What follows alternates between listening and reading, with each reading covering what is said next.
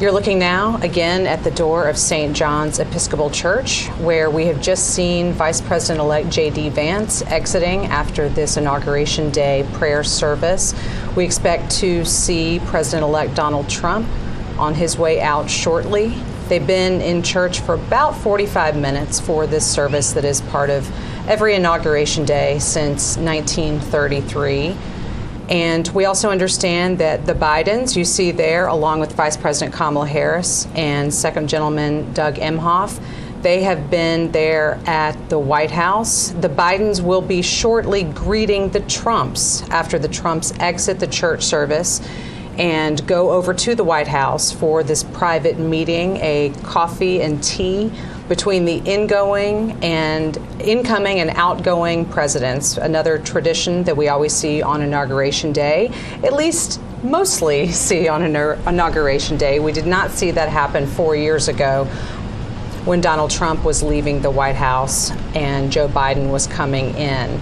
But we are now looking again at St. John's Episcopal Church. Again, that is where we expect any moment to see President-elect Donald Trump exiting the church, which is just across Lafayette Park from the White House here in Washington, and heading over to the White House to see Joe Biden and Jill Biden for one of their last official acts there in the White House as the President and First Lady.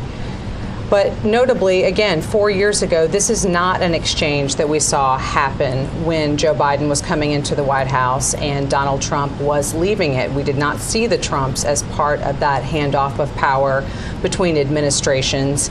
And so to have this moment and to have several weeks ago see that moment between Trump meeting with Joe Biden at the White House, as we typically do see after an election with an incoming and outgoing president to have their private meeting, which they did. That happened several weeks ago at the White House there in the Oval Office.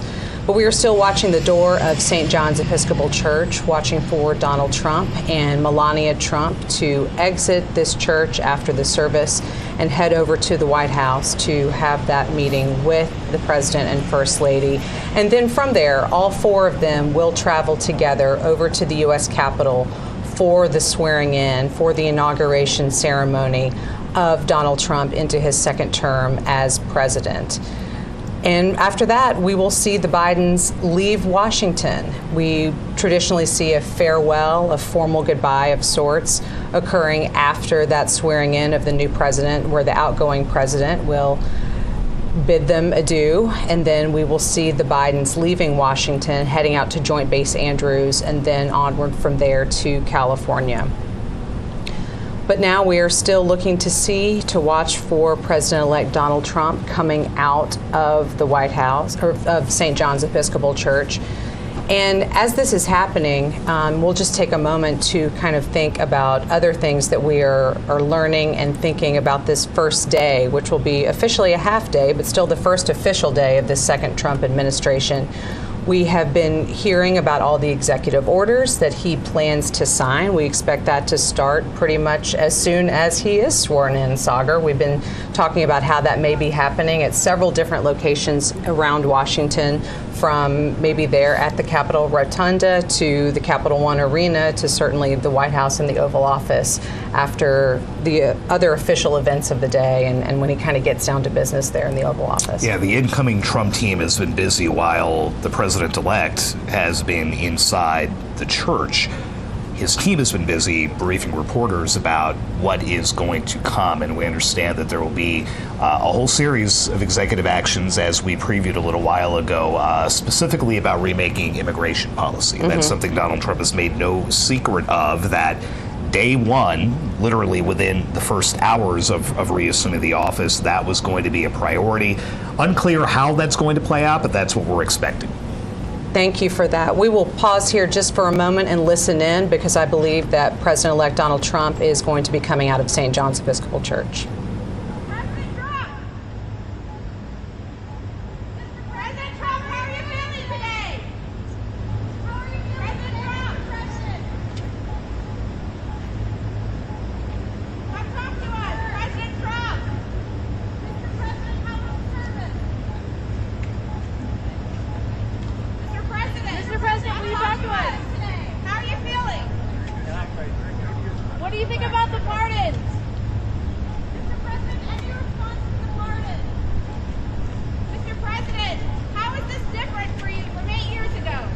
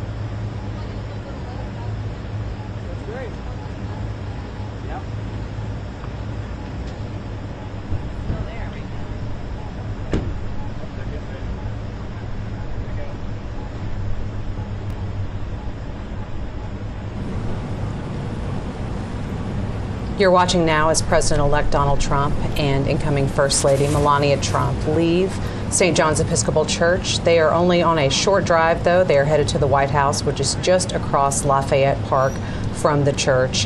When they get to the White House, they will be greeted by President Joe Biden and First Lady Jill Biden, again for the traditional changeover of sorts, a coffee and tea gathering with the outgoing and incoming president and president's spouse. So we are watching there at the White House, where we anticipate shortly we will see President-elect Donald Trump rolling up. And again, the next time that he comes back to the White House after this gathering, he will be entering it as the President of the United States, not as President-elect. So again, this is one of those moments on Inauguration Day that we typically see and watch for, but we didn't see 4 years ago when it was Donald Trump's turn to exit the White House and Joe Biden's turn to come into it. But we are back on schedule, at least in terms of some parts of this Inauguration Day. It is awfully cold, so we won't see the traditional view on the west front of the Capitol for the swearing-in ceremony. That will be happening inside the U.S. Capitol Rotunda, with a much smaller audience. Only about 600 people can fit in there, according to what organizers have told us, instead of the hundreds of thousands who perhaps would have been on the National Mall to watch the swearing in. But that will be the next stop after this one. Again, we are watching the White House here, where President-elect Donald Trump and Melania Trump will be shortly arriving for their meeting with President Joe Biden and First Lady Jill Biden. This is a tradition on Inauguration Day. It's not one that we saw 4 years ago, but it is something that we are watching for today, for the outgoing and incoming presidents to have an informal handoff of power before they ride together to the U.S. Capitol for the formal handoff of power, for the swearing in of the new president and the farewell of the outgoing president. That's what we'll see for Joe Biden and Jill Biden after the official swearing-in ceremony, when they depart the Capitol grounds, headed for Joint Base Andrews, and then on from there to Santa Ynez, California, for some respite and time away after their time in the White House has ended. So, Sagar, we are still sitting here and watching the White House. So after this, where will we see these outgoing and incoming presidents head? Where do they go next? They will make the traditional ride together, the outgoing president, the incoming president, on that 3-mile drive to the Capitol. Instead of taking that traditional walk down on the West Front, they'll be walking into the Capitol Rotunda for the oath. Notable that it was just 2 weeks ago that much of official Washington also gathered in the Rotunda. That's where Jimmy Carter's body was lying in state. And now 2 weeks later, the public will again be focused on what happens underneath the Capitol dome. That ride together is always fascinating. We've seen images from the early 1900s of open vehicles, and you have names like William Howard Taft and Warren Harding and others riding. And now, obviously not an open top, but you should have Joe Biden and Donald Trump riding together in a armored limousine up to the Capitol, where Donald Trump will go from being the 45th president and an ex-president to now being the 47th president. Seeing there some of the Trump family members exiting the church, purportedly also getting ready to start making their way over to the Capitol for the swearing in, which will be happening in just over 2 hours from now.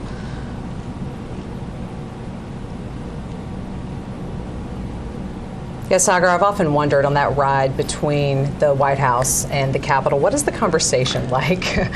Obviously, these two, it would be very interesting to know, but I mean, Donald Trump's been there before. He might not have any requests for tips, which another incoming president might have. I think the thought is, especially with this relationship and that fraught relationship Donald Trump has had publicly with his predecessors, that it would be contentious or that there would be nothing at all. But if you remember, during Jimmy Carter's state funeral at the National Cathedral, Donald Trump and Barack Obama sat next to each other, and and were just looked like they were joking and laughing. Lots of conversation. And having fun. Would love to know what it is they were talking about, but they both looked very at ease and almost friendly. And we know that is not, again, at least publicly, the relationship that has been described. So is this going to be Joe Biden giving Donald Trump some final tidbits about the state of affairs? We're going to find out. All right, we see now images of the motorcade arriving at the White House. Not a very long drive, but especially not, I guess, when you're president-elect. A lot of streets do get shut down for you. But now we see the Vice President Kamala Harris and Second Gentleman Doug Emhoff standing there to receive official guests on their last day, also as part of the outgoing Biden and Harris administration. So let's listen in for a moment.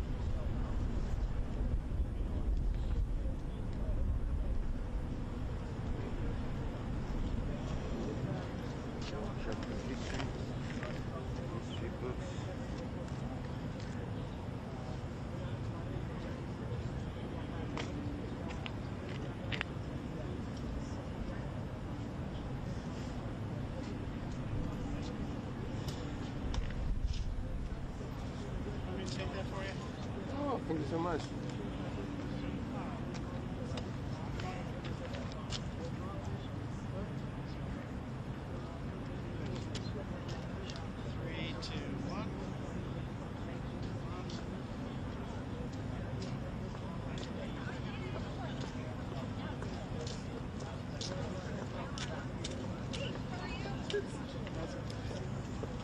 Nice. I like the effort. Thanks, mate. Appreciate it. Thank you very much. Here's a look inside the U.S. Capitol Rotunda, where we are seeing some musical selections being performed. Again, that is where President-elect Donald Trump will be taking the oath of office about 2 hours from now. Inside, because it is very cold here in Washington, and official events have been moved from the west front of the Capitol to inside the Rotunda. So let's listen in to this musical performance.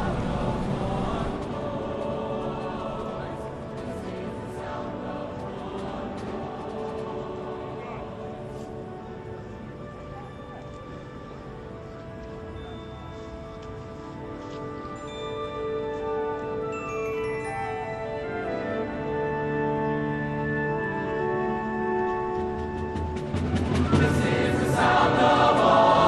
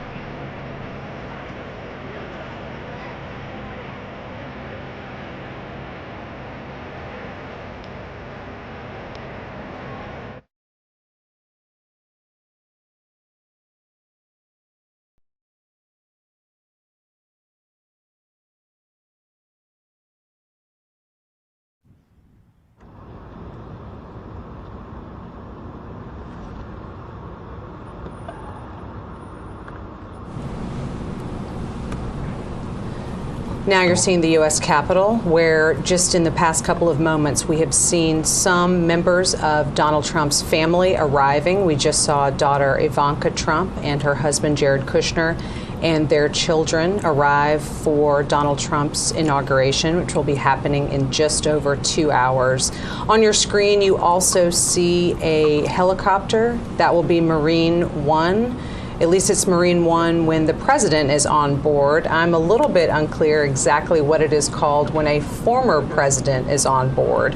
And that will be the case when we see Joe Biden and Jill Biden departing the Capitol after the swearing in of Donald Trump. Then he will be the former president. They will be leaving the Capitol grounds, headed to Joint Base Andrews, and flying on to California from there. So there's the shot of the U.S. Capitol, and now there's the Capital One Arena. Again, that is also a location here in Washington playing a role in part of our inauguration of the next president. That is where Donald Trump will be going after he is sworn in for an event that is standing in for what would have been the inaugural parade throughout Washington, but instead will now be kind of a new sort of event with some of the same parties taking place. We expect to see a lot of music. We also expect that Trump, who will then be the president, may sign some of those executive orders that he has promised he will be enacting today as among his first official acts on becoming president for a second term. So there is also another shot of the U.S. Capitol down Pennsylvania Avenue. That is the traditional parade route where we would have anticipated seeing Donald Trump travel between the Capitol and the White House. He may be driving along that route, but it won't be lined with the tens of thousands of people who ordinarily would have been out there to see him make that very traditional inaugural trip. It is very cold, so officials have told people to stay inside to observe these official proceedings from elsewhere and not gather in large numbers outside. Here in Washington, it is currently about 24 degrees, and it is not anticipated to be much warmer than that at noon, which is when Donald Trump will officially be the next president of the United States. We are still waiting on the Trumps to arrive here at the White House for their tea and coffee private gathering with President Joe Biden and Jill Biden. But we will continue to watch for Donald Trump and Melania Trump to make that trip over to the White House, their last, before they officially become president and first lady.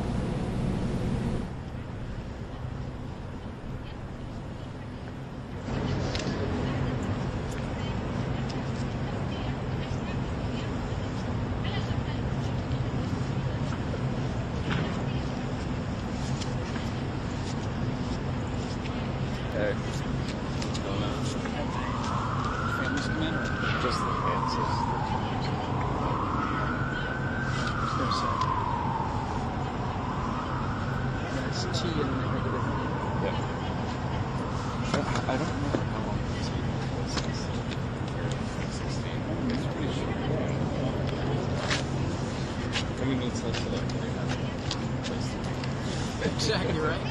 they do. So yeah, 20 minutes worth of tea and snacks and then I'll be going. Yeah, well, that's going to be on the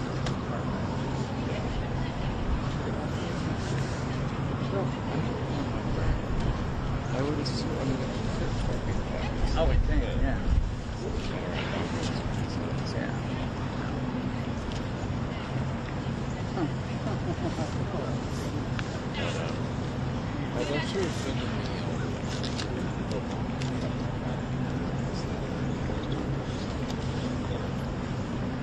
You missed a good time for the congregation.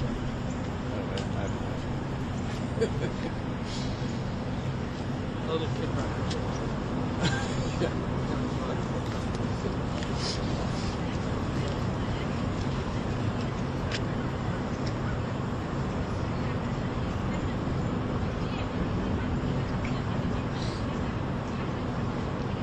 Sure. Thank you.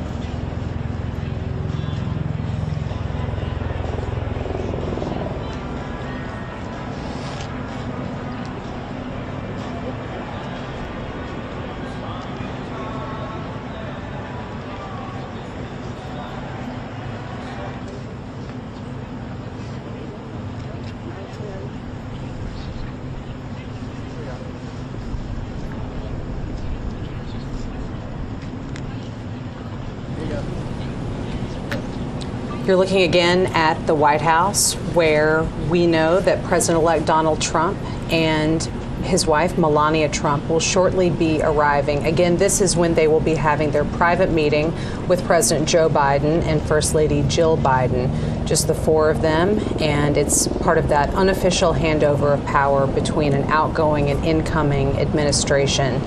It's not something that we saw happening 4 years ago when Donald Trump was leaving the White House and Joe Biden was coming into it, but it is something that we anticipate seeing today. As we wait for them to roll up, one important note to point out is we did see Vice President Kamala Harris and her husband, Second Gentleman Doug Emhoff, welcome incoming Vice President J.D. Vance and his wife, Usha Vance, just moments ago when they entered the White House.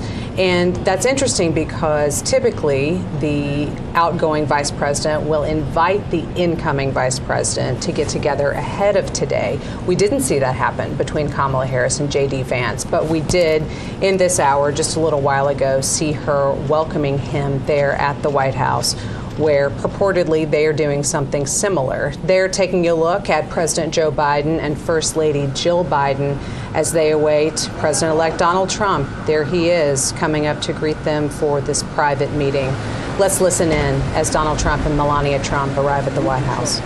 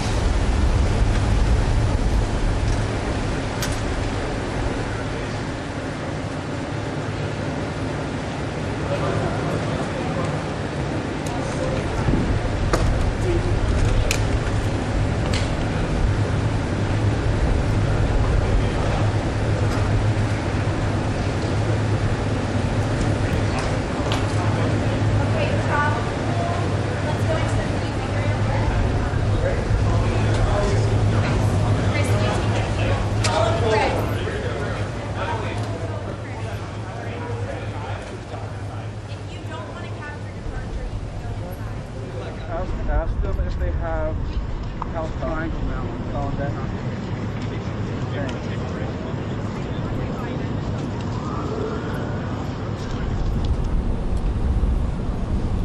You're seeing there again a shot of the White House where President Joe Biden and First Lady Jill Biden have just welcomed the Trumps, Donald Trump and Melania Trump, in for their private gathering. On the left, though, you see the Capitol, as well as the helicopter that will take the Bidens away from Washington as the former president and former First Lady in just a couple of hours from now. And this may be a good opportunity for us, Sagar, to kind of talk a little bit about Joe Biden's final actions as president. This is the last day that he will be the current president of the United States. But it has been a pretty active day in terms of official things that he can do in the final hours of his administration. So let's talk a little bit about what are some of those things that we have seen coming out of the Biden White House in these last moments. The thing that has gotten the most attention that happened, about two and a half hours ago now, a lot of pardons and commutations from the president in previous days. Some very big names being preemptively pardoned this morning. The president has issued pardons to Dr. Anthony Fauci, the former head of infectious disease research for the United States, General Mark Milley, the former chairman of the Joint Chiefs of Staff, and the members of the House panel that investigated the January 6th attacks. This is after Trump had basically throughout his campaign vowed retribution against those that he perceived tried to hurt him, tried to hurt the nation. He has long gone after General Milley, whom, again, he handpicked as his senior military advisor to be in charge of America's military. Long at odds with Anthony Fauci over the handling of the COVID-19 pandemic. And then, of course, the January 6th riot, where the president-elect has already said he wants to pardon the rioters. President Biden has now preemptively moved to shield those officials from anything that might happen. He says this is not an admission of guilt or wrongdoing or a thought that they may face prosecution, but I couldn't not do something about this. Both General Milley and Dr. Fauci have come out and said that they appreciate it, that they did not want to have to fight back against what someone, in this case Donald Trump, perceived as some type of slight. Tony Fauci flat says, I have not committed any crimes. I have spent my entire career trying to keep the American people healthy, but I appreciate the president's move. So this is something that had been discussed within the White House for months now. Is the president going to preemptively move to keep these folks out of harm's way, for lack of a better phrase? And that's exactly what he did this morning. It's an extraordinary use of presidential authority and could set the tone for Trump and others to then take actions like this immediately before they leave office. Right. It's a large action to take, but also literally in the closing hours of an administration. I guess, there's less time for it to be analyzed while that presidency is still ongoing, because the news cycle will move on necessarily to this next administration. I'm not attempting to analyze exactly why the timing was put like that, but it is something that those of us who cover this have been wondering for a long time. Is this going to happen? And now that it finally has happened in these very closing hours. It is customary for citizens who've been, in the president's case, convicted of drug crimes and things to receive clemency, but to do it in this kind of untested way with this type of name, Tony Fauci, Mark Milley, Benny Thompson, Liz Cheney, right down the row, incredibly unusual. And, as we talk about the peaceful transfer of power and, they smiled and shook hands at the White House, and what are they going to chat about in the limousine? This is directly from President Biden to his successor, hey, you've said you're going to do this, I'm not going to let you do it. So here you go. Hours before you have the office, it's still my job. I can do whatever I want. Just pretty stark to see it come out this morning. Certainly. And then again, that limo ride between where they are right now, you see on your screen in the White House, to where you see on the left-hand side, the U.S. Capitol building. That is something I would love to be a fly on the wall just to hear what is discussed and what goes on in that conversation. You're seeing now other images of Washington. On the left-hand side, the U.S. Capitol down Pennsylvania Avenue, that traditional parade route where we expect Donald Trump to be traveling, but perhaps not officially in the parade that ordinarily would take place on an inauguration. That all has been called off and rescheduled to an event you see on the right-hand side in the Capital One Arena here in Washington, where there will be, it's still being called a parade, but we're not exactly sure that it will have the same sort of format, certainly not the marching down Pennsylvania Avenue, but that's where Donald Trump will be going after he is sworn in as president here in just a few hours. And we expect also to see him sign some of those executive orders that Sagar and I have been talking about, some actions that he can take as president and has promised to do, and said right there in Capital One Arena last night that he felt his supporters would be very pleased with the type of executive orders that he would be signing today. So we will keep an eye on all of those spots, but right now, the Trumps and the Bidens continue their coffee and tea private gathering there in the White House on the upper right part of your screen.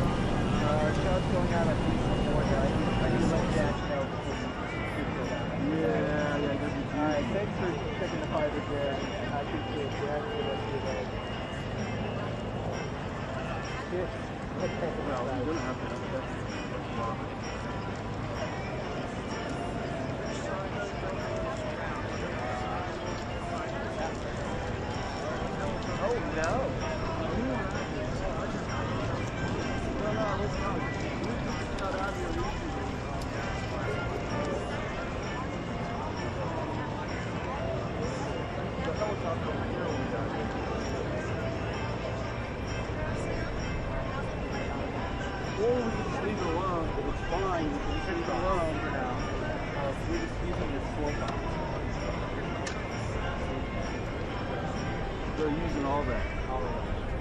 Yeah, so what you do is you got a piece of tape. Okay, I have zip ties. Hold that there. I got actually everything there.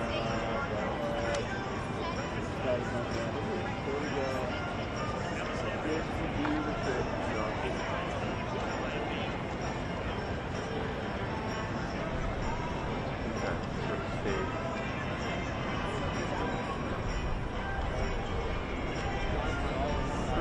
Coming straight out, not like pinching off to the side or some shit like that. Okay, so you should be pretty good. You got some slack there. You're all good. Move this up close to your food, and you can see this okay. I would have touched it a little bit. Not sure if I can bring it down a little bit. But not too far down. Yes. So this is good.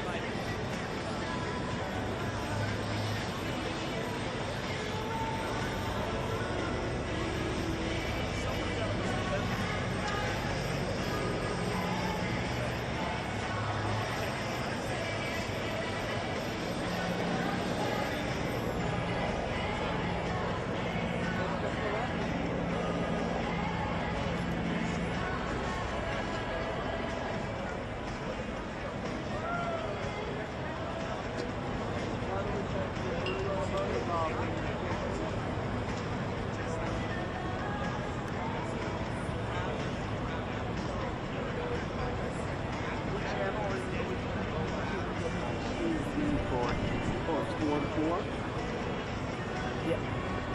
Yeah.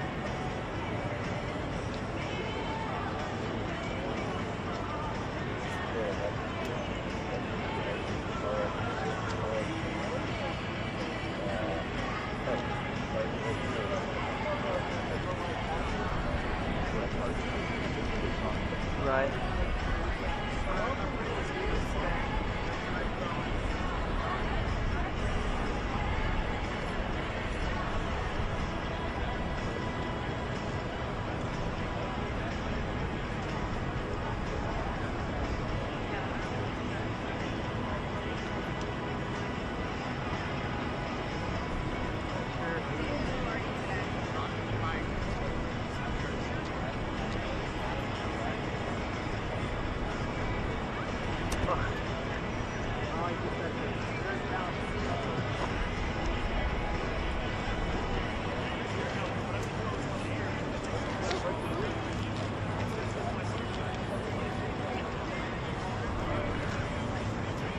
Stay there. Good.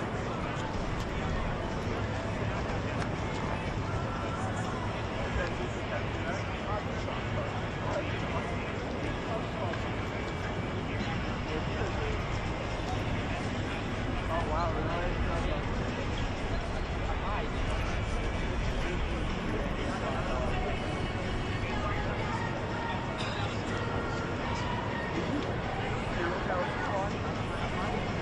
one thing I forgot, but I got stabbed. Okay, sounds good. Got my right now. Where's that? Some of these other cats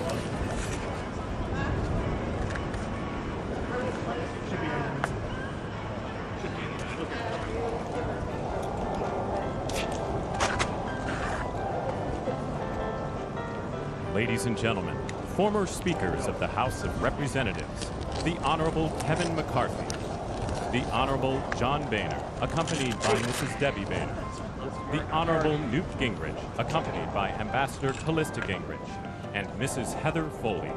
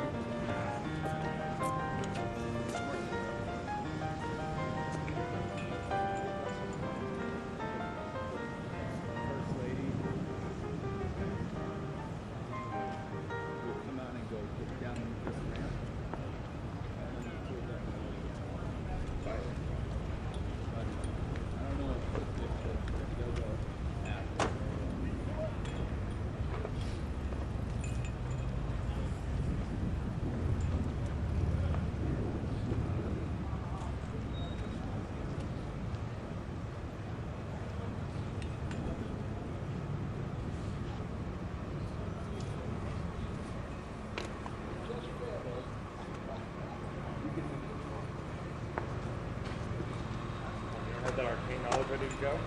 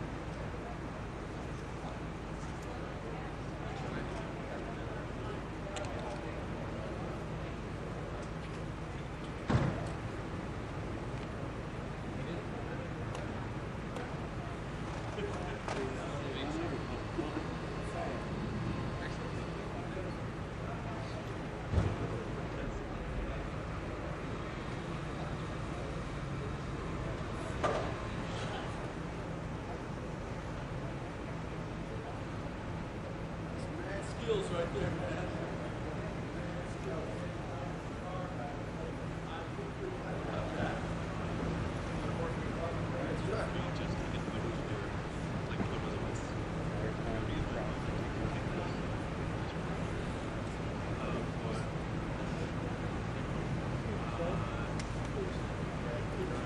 Party going to go separately, but they're going to go be in the door into the windows right here. Yes.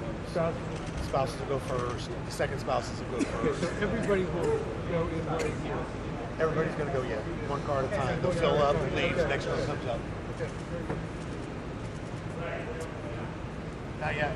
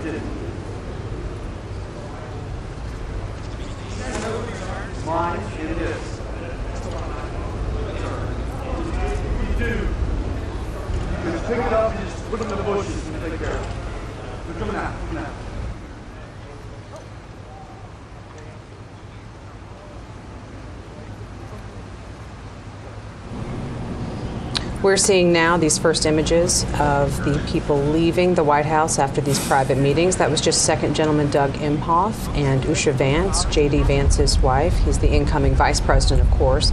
And they are the first to be set up in the official limousines to be departing the White House, heading over to the U.S. Capitol for the swearing-in ceremony, which will be happening in just under 2 hours from now if we're sticking to the official schedule of events here in Washington. There you see one of 4 limousines now, at least, that are lined up there at the portico of the White House.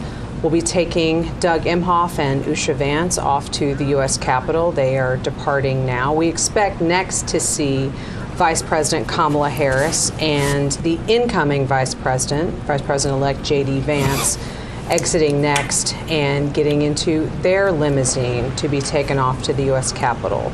Of course, J.D. Vance, here in just a little over an hour and a half from now, will be the Vice President of the United States, being sworn in by Supreme Court Associate Justice Brett Kavanaugh, one of his longtime friends, as we're all reading up on history of all of the characters involved with this Inauguration Day.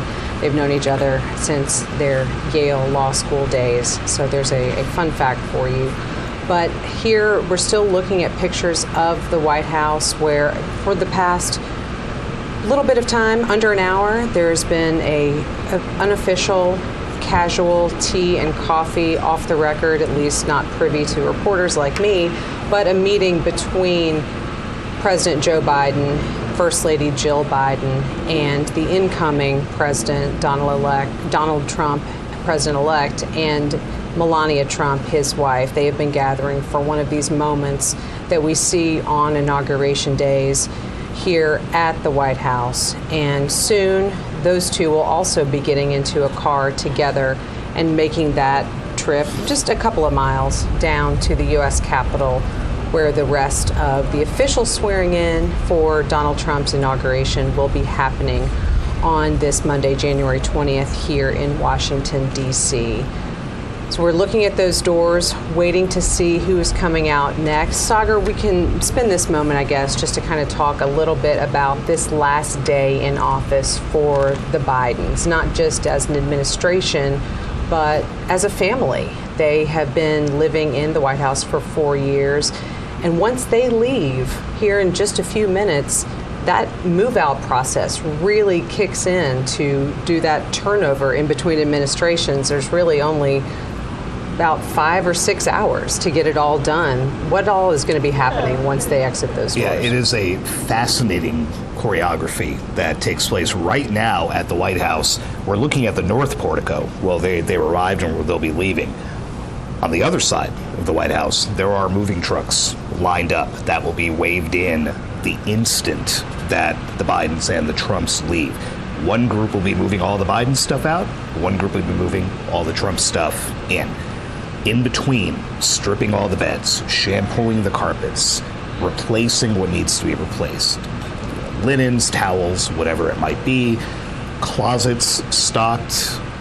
The White House usher's office would have been in touch with the Trumps for the last few months about where certain things go, what are the favorite foods and snacks that we need to have in the various kitchens, in the residence, and elsewhere. We know all about Donald Trump and his penchant for Diet Cokes. You can rest assured that there is a lot of Diet Coke on hand, at least on the White House driveway right now. So, yeah, they've got about 4 or 5 hours of controlled chaos, as one former White House official put it, to get all the old First Family stuff out and make sure that when the new First Family comes in, they're good to go. They're not having to root through boxes like the rest of us when we move into a new place and, you know, where is that stuff for the kitchen, or where did we put the bike pump, whatever it is. That's all laid out in the mansion. Donald Trump's not going to have to be looking for any of that. Yeah, moving day is always a stressful time. Try not to think about that, because it's just, you're living in those boxes for months, but not when you're living in the White House, because there are plenty of folks to take care of that. And then there's the personal part of just leaving where you've lived for 4 years, a place that in Joe Biden's case, he tried so hard for so long to get into, and now has to leave 4 years later. And on his, perhaps his final tweet under the @POTUS account on X, it's a selfie with the president and the first lady with a snow-covered rose garden behind them in the Oval Office just on the other side. One more selfie for the road. We love you, America. So you can almost picture them stepping out onto the colonnade on this horribly cold D.C. day to say, hey, let's take a quick selfie. I mean, I've done that, walking along that when we're, you know, out covering White House events. But for the president and first lady to get to do that one last time, because as you said, when those doors open again and they walk out, that's it. They're boarding what would be known as Marine One and heading out. And that is the end of the Biden presidency. Yeah, it's just so interesting to think about, you know, what you were just mentioning about that personal side of things. What we're watching are all of these official events, and what we know always is part of the TikTok of a day, like Inauguration Day. There are set pieces. There are even specific times assigned to a lot of this, especially that noontime when it is according to the way that things are set out. You know, it's not just we picked this time. It's like that is the official time. Now we're seeing those doors at the North Portico of the White House open again. We see First Lady Jill Biden and incoming First Lady Melania Trump exiting and getting into their own limousine, where they will be taken over to the U.S. Capitol.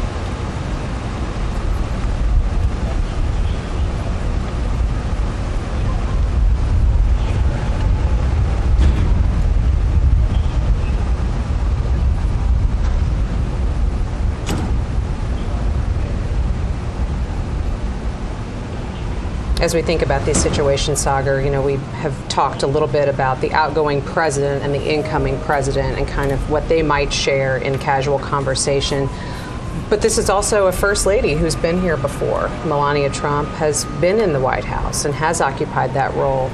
And I wonder she's at the end of this next term, she will have been first lady for longer than Jill Biden was. She will have more experience, but I just wonder what their conversations are like too, in terms of what they hope to accomplish or what Melania is thinking about in this next 4 years. And Melania recently told Fox that it's easier this time around. She's lived there. She knows what the space is like. She knows what they want. She knows which furniture they want to bring in. The incoming first family gets to redecorate the residence with things pulled from White House stocks and bring things from home that are sentimental or what have you. And she said, since we've been here, and I know what it looks like, we were kind of coming in blind last time, although Michelle Obama did invite her into the residence and gave her the tour 8 years ago. Again, a courtesy that Melania Trump did not extend Jill Biden 4 years ago. But she didn't need that this time. And in fact, she skipped Donald Trump's visit here after the election. She knew what it was about, and she knew what she was getting into, and she seemed visibly more comfortable in this interview with the prospect of, moving away from Trump Tower and moving away from these big gilded residences that they have in Florida and elsewhere, and moving into the White House. And taking pains to note that Barron Trump will have a bedroom in the White House for when he comes home to visit from college. He's not the little kid he was during the first Trump administration. He's now about, I think, taller than his father. Now it's a little bit jarring to see, frankly. He has definitely grown up and attending colleges in New York City. Now we see Vice President Kamala Harris and incoming Vice President J.D. Vance making their exit. Let's listen in as they depart for the U.S. Capitol.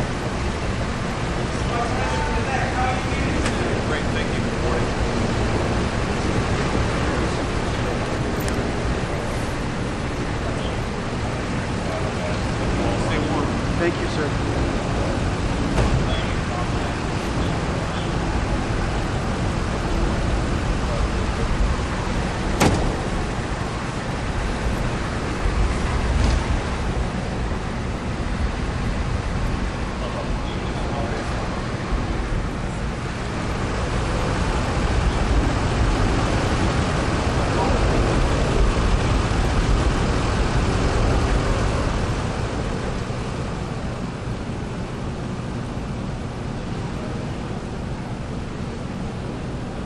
So there's just one pair left in terms of who we anticipate to be departing the White House and heading to the U.S. Capitol. That will be President Joe Biden and President-elect Donald Trump, who will be getting into what you see there, that limousine that's pulling up here at the north portico of the White House to take them to the U.S. Capitol for Donald Trump's second inauguration. President Biden confirmed as President-elect Trump arrived this morning that he did, in fact, continue a tradition dating back to Ronald Reagan, now in 1989, of leaving his successor a handwritten note inside the Oval Office. There had been a little bit of question about whether that was going to happen. Donald Trump left Joe Biden a note. Remember, he did not concede the race, still has not conceded it, but he did leave Joe Biden a note. President Biden has refused to divulge what was in that, except he called it shockingly gracious. And Trump himself said that he spent a few days mulling over what to put in it. So President Biden's not saying what is in the note, but he is now the first president to receive a note from the person for whom he then had to write a note. We're full of presidential history and tidbits today, and that's absolutely. It's just one of those circumstances. That's another one that wasn't on the list for this morning, but there it is. Thank you for that. I guess I'm just a nerd, but I do really enjoy learning more about this presidential history. And this is one of those days where we all kind of get good reminders of a lot of different inauguration-related tidbits, particularly. So much rich history here. We would note that when the Trumps arrived, President Biden made it a point to say welcome home to Donald Trump as they approach. So I think the facial expressions will tell us something when they walk out those doors. A lot of smiles and handshakes on the way in. and now the reality of making that final walk out that door and that trip to Capitol Hill. It is kind of interesting to think about this in the context of what we just saw a few weeks ago with former President Jimmy Carter's funeral, where we had the current president and several former presidents and their wives in attendance, seated together, greeting each other kind of backstage before they all came out.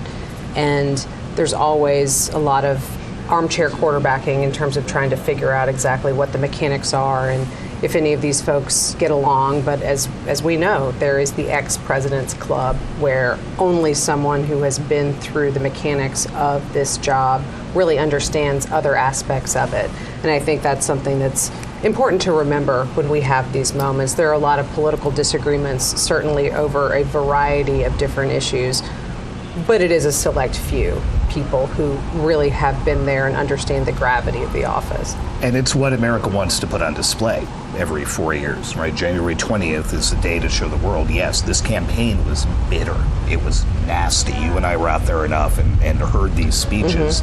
But when it comes time and the election happens, more often than not, the loser says, you know what, I lost. And the people made their choice. Now we move ahead. Now you make the change.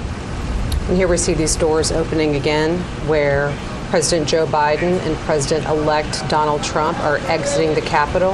They're preceded by Senator Amy Klobuchar, a Democrat from Minnesota.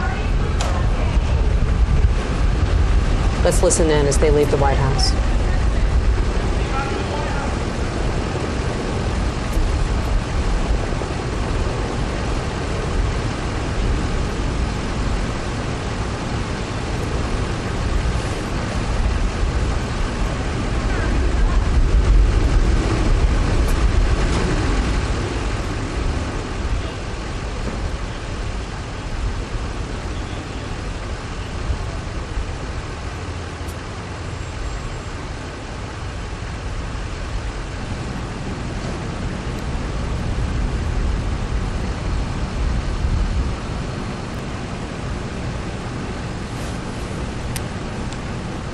We're seeing Joe Biden and Donald Trump pulling away from the White House. Again, this is Joe Biden's last time exiting the White House as the President of the United States, and the last time that Donald Trump will make that same trip until he is president later on this afternoon. They're making their way over to the U.S. Capitol now. And as they make that relatively short trip, Sagar, I thought we could talk a little bit about some inauguration history. Clearly, America has been swearing presidents into office since 1789, but it hasn't always happened in Washington. Where was George Washington first sworn in? Yeah, where did that take place? It didn't happen until 1801 here in Washington, because in 1789, New York City was the U.S. Capitol. So George Washington had to go all the way from Mount Vernon in Virginia, get all the way up to New York City in bad weather. And so the swearing in didn't happen until, well, it then used to be March 4th was the date. It didn't happen until April 30th. And so George Washington took the oath of office there. I walk on untrodden ground was one of the lines that he uttered. 4 years later, he took it in Philadelphia, which, again, at the time was the capital. It wasn't until Thomas Jefferson that the first oath was taken here. It has been taken here every time since, whether that was in the Capitol, whether the oath was in the White House, like Ronald Reagan was forced to take it 40 years ago. You have had the exceptions due to tragedy. You had Lyndon Johnson take the oath aboard Air Force One on the tarmac at Love Field in Dallas after John F. Kennedy was assassinated. Calvin Coolidge, the vice president, was at his family farm in Vermont. No running water, no power. Warren Harding dies. A courier had to be sent to the Coolidge farm to tell the vice president that he was now the president. His father was a notary public. Oh, convenient. And standing in the family farmhouse with a kerosene lamp, gave his son the oath of office. Calvin Coolidge, of course, returned to Washington to then do that. But it's taken a few different forms over the years, but the oath stays the same. For now on, the date stays the same. And everything else is just kind of part of the fabric of Washington. That's fascinating. We're seeing the motorcade now make that turn onto Pennsylvania Avenue as they proceed from the White House down to the U.S. Capitol. At the Capitol, we've seen various dignitaries making their way into the Rotunda. We've had former speakers of the U.S. House and others who are getting into what is a relatively small space, all things considered, for an entire swearing-in ceremony to be happening. Ordinarily, we'd be out on the west front of the U.S. Capitol, but due to weather, everything is moved inside the Capitol Rotunda, where there are a number of seats arranged, but there's really only space for a small fraction of who would ordinarily be watching this all take place out of doors on the west front of the Capitol.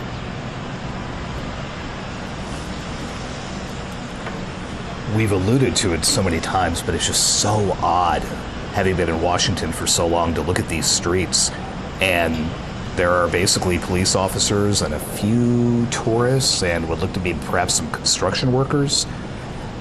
That's it. I mean, we would ordinarily have tens of thousands of people lining this route to get a look at that. And we've been in a lot of motorcades. That's quite a motorcade, even for Washington. With that look, heading up toward the United States Capitol, decked out in flags, and you can see those flags lining the street to give you a sense of just how cold it is here in Washington. That's the wind whipping those flags. And we saw the wind so intense there at the White House on the North Portico that I saw one of the flags kind of knock one of the Marines' caps backwards when they were holding the doors open for everyone. And it is extremely cold, but also blustery out there. So I'm glad you and I are inside. Yeah, I think we've spent enough time outside for these events to appreciate being inside. But again, that's what has upended years of planning, and kind of sent the district into a bit of a tailspin, trying to figure out security and again the ticketing at Capital One Arena. 250,000 people had tickets to watch this happen from the Capitol grounds. That arena sits 20,000. The math is not very good. No, and all those tickets now are considered to be commemorative tickets because they didn't get you access to the Capital One Arena if you had one of those Capitol tickets initially. And I'm sure there are a lot of disappointed people who had come to town hoping to get that viewpoint, but there is the event at Capital One Arena. I'm sure that there are a lot of places around Washington where folks have gathered to watch what is history. Regardless of party, it is still a historic moment to watch a new president taking the oath, and it will look different. I mean, this hasn't happened from inside the Rotunda in 40 years, so a lot of people who would have been paying attention to all the coverage today maybe weren't so much 40 years ago. So that it'll look different, but it's still part of history. As we said, 600 people fit inside the Rotunda. So, for example, the only former lawmakers that have been physically allowed inside the Rotunda, are 3 former Republican House Speakers. Newt Gingrich is there, John Boehner is there, Kevin McCarthy, not a good Trump ally, but he is there. And the House came into session this morning, quickly recessed so that members could make their way over, but that traditional roster of so many folks is not going to be in place this time. Though we do know that a lot of these tech billionaires that Donald Trump has allied himself with, who have flocked to Washington, not just today, but in the weeks since the inauguration, have also scored some prime seating near where the president-elect will take his oath. It's always important in these sorts of circumstances to look and see who is in there and then try to telegraph as much as we can what that signifies. And I think we already know in the incoming Trump administration the sort of relationships that he has been working to build with some of those that we're going to be seeing in there. The motorcade is now going to be approaching the U.S. Capitol, where we will see all the people who just loaded up at the White House, then arriving at the Capitol. For in about an hour, we will be seeing that swearing in take place for Donald Trump. Again, there on your screen, you see the U.S. helicopter. It would be Marine One when a president is on board, but otherwise, That is what Joe Biden will be boarding after Donald Trump is inaugurated. That is what will take then the former president and former first lady off to Joint Base Andrews, where they will begin a trip out to California, purportedly a vacation, an opportunity to kind of reset after their time in the White House has concluded. But for the next hour and change, Joe Biden will still be president, and he will be arriving here at the U.S. Capitol with the incoming president, President-elect Donald Trump, who has been part of this motorcade for the last couple of minutes, coming from the White House. Down there is that shot you see of Pennsylvania Avenue leading up to the U.S. Capitol. Not outside, but inside. He will soon be inaugurated for his second term in office. Here we see some of those shots of the motorcade as they make their way up to the area where all of the parties will be getting out of their limousines and walking into the Capitol. Awaiting them in the rotunda already, you have Congress's top officials. You have House Speaker Mike Johnson, a Republican, who has very closely allied himself with the incoming president, saying to him, it's bright, sunny outside and bright in our heart. Then you have the Senate's top Democrat, Chuck Schumer, who walked in carrying a royal blue cap, and when asked how he feels today, said, feel great about the Bills. Now, that comes after the Buffalo Bills. Schumer, of course, from New York, beat the Baltimore Ravens last night to advance to the AFC Championship. So it was a way for Chuck Schumer to get in a plug for a home state team on the day after a big NFL playoff weekend.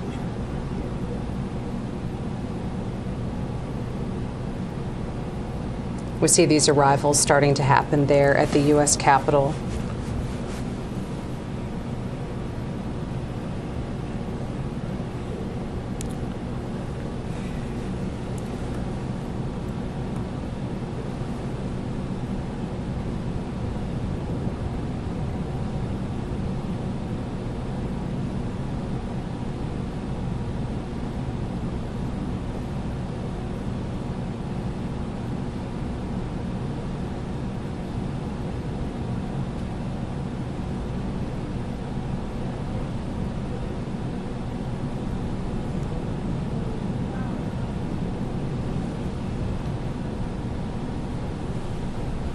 We understand there were some other officials there in the motorcade with the president and president-elect as they were making their way into the U.S. Capitol.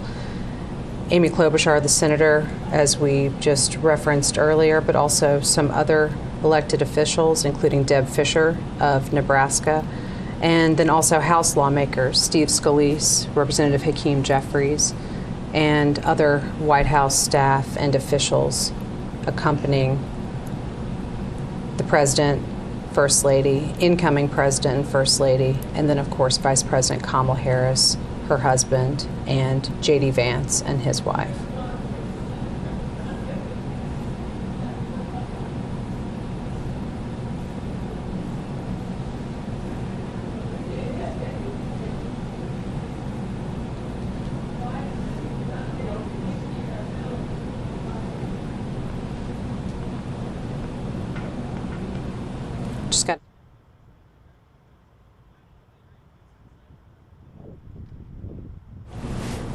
We just saw J.D. Vance and Usha Vance exiting their limousine, walking into the White House or to the U.S. Capitol.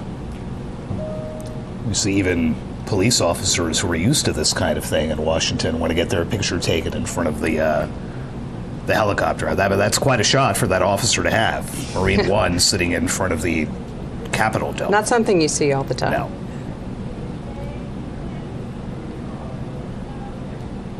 And you would note the flags. That one flag you can see flying in front of the Capitol dome back up at full staff after they had been lowered for the Jimmy Carter warning. We see now people from that motorcade have been making their way into the Capitol. That includes President-elect Donald Trump. We're looking now inside the Capitol Rotunda. There you see Elon Musk, one of those businessmen who are invited to be part of this very small, relatively speaking, swearing-in ceremony. There's Melania Trump.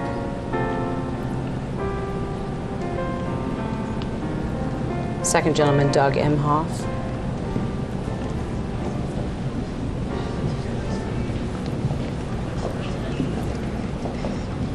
Good morning, Mr. Vice President. How do you feel? There's J.D. Vance and his wife, Risha.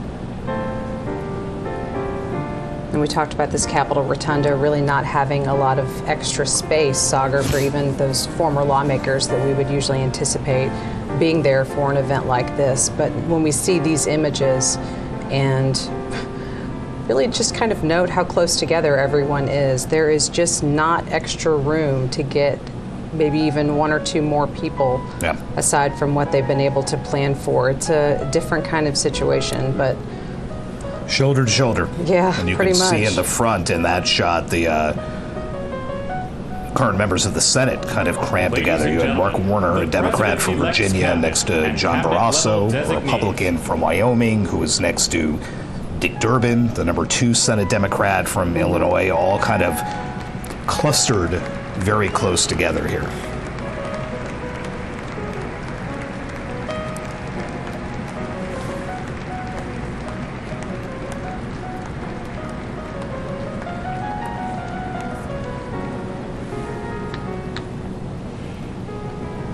Talked earlier about Brett Kavanaugh being the one who will administer the oath to J.D. Vance. Vance is only 40.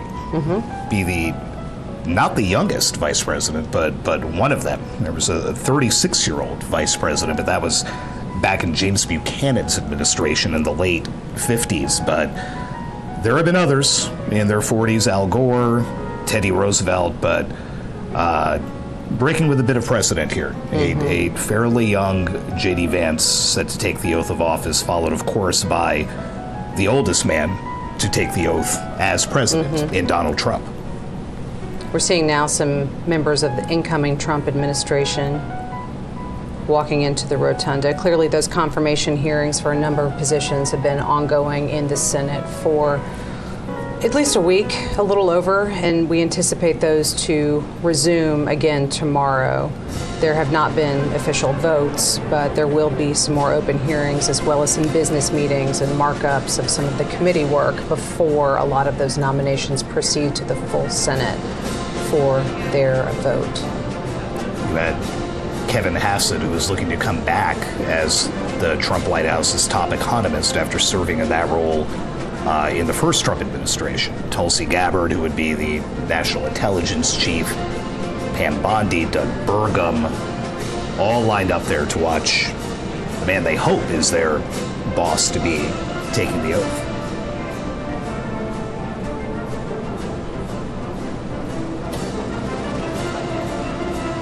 Susie Wiles, White House Chief of Staff.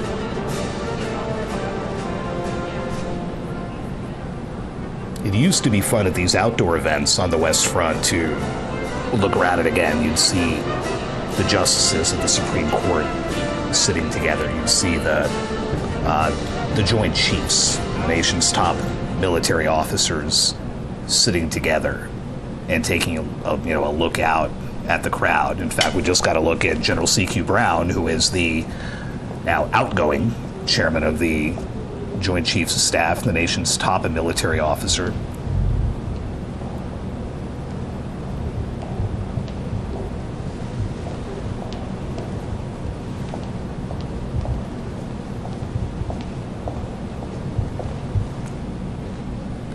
Former Vice President Dan Quayle and Marilyn Quayle making their way inside the rotunda. We don't get a lot of Dan Quayle sightings in Washington lately, but that's now 2 in 2 weeks after he was here for Jimmy Carter's funeral. Indeed. We talk about young vice presidents like J.D. Vance. Dan Quayle, basically an unknown congressman when George H.W. Bush tapped him to be vice president in 1989.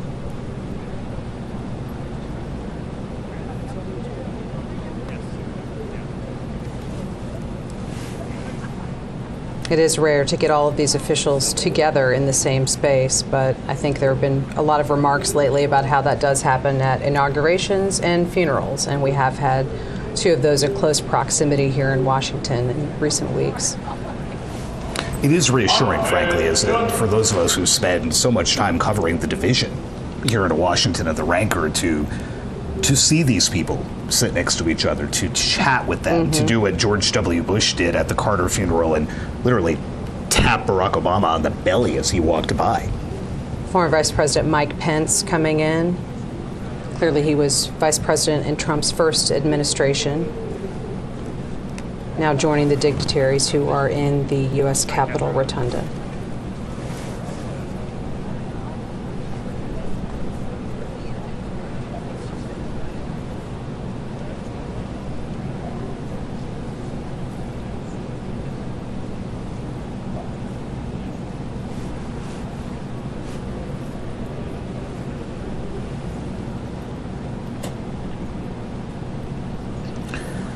To see a lot of Elon Musk today. He will be speaking at the parade of sorts inside Capital One Arena later today. Has been almost a constant by the president-elect's side since the last time you and I were in this room in November for the election. And up until then, he had stumped so heavily for Trump on the campaign trail, particularly in Pennsylvania, which was one of those major areas of focus. But yes, was part of the events at Capital One Arena last night with his son X, who actually joined him on stage with Donald Trump and didn't make his own remarks, but certainly was part of his father's remarks. But now we see Musk there again in the Capitol Rotunda and will be the incoming head of the Department of Government Efficiency, not an official government agency, but intended to cut costs throughout the government, something that Donald Trump has asked Elon Musk to be in charge of. So we will see what that agency or what that department accomplishes. A new agency to cut back on the other agencies. With Vivek Ramaswamy, who we saw earlier, he's there somewhere. There's nowhere really to hide in the rotunda. No, so we'll see him pop back up. Not a lot of space.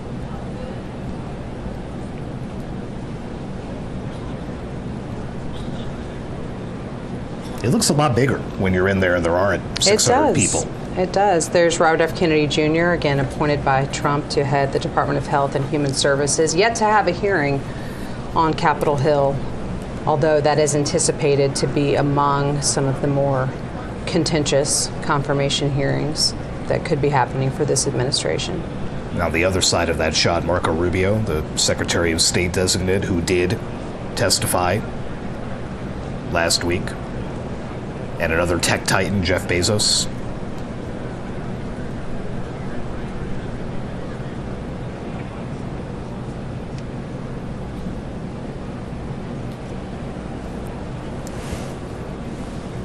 We talked earlier about what's in the Constitution about the inauguration. There's nothing about a parade, there's nothing about balls, there's nothing about how you get to and from the Capitol. It's the date and it's the oath. That's it. Everything else has kind of evolved organically. In this case, evolved due to the weather. But all it prescribes is that by noon, that oath has to be taken. We are just over an hour away from that and should be approximately 55 minutes, let's say, from Donald Trump reciting those 35 words for a second time.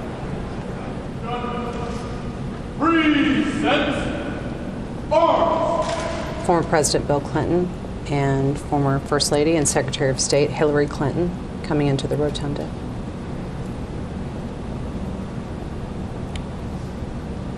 Hillary Clinton said watching Donald Trump take the oath 8 years ago after he beat her in that election was one of the hardest days of her life, but she felt a duty to be there and again to be here today with her husband, the former president.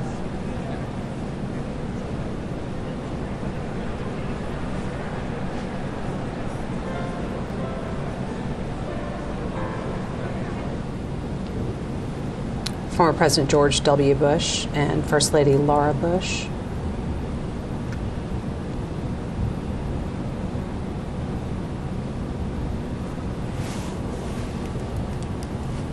We lamented that the indoors are going to rob us of one of the great visuals from inaugurations past. George W. Bush sitting there in his clear poncho. Yeah, almost looked to be a homemade rain cover of sorts. Yeah, with this being inside, we really don't get to see that winter weather gear, unfortunately. There's former President Barack Obama also coming in.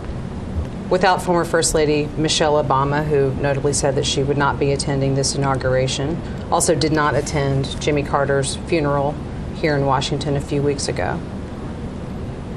Obama's office did not say why the former First Lady would not be here today. They did say she had a prior engagement during the Carter funeral, but again, pointedly, did not offer a reason for her absence today.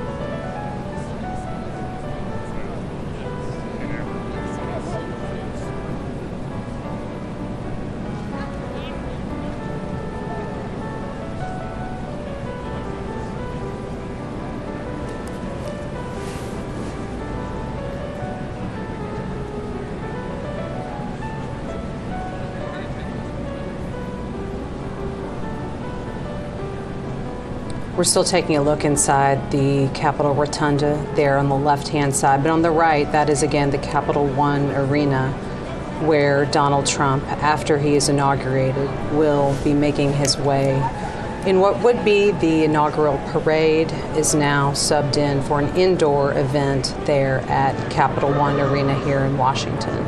People have been gathering there for hours, and they will be still waiting for some hours before the new president arrives. But these are a lot of his strong supporters, and assuredly they will still be there by the time he shows up. And as they watched the images from the rotunda on the big screen inside the arena, some boos as Mike Pence walked in, and then a lot more boos as Bill and Hillary Clinton were shown on there. Ladies and gentlemen, at this time, please take your seats.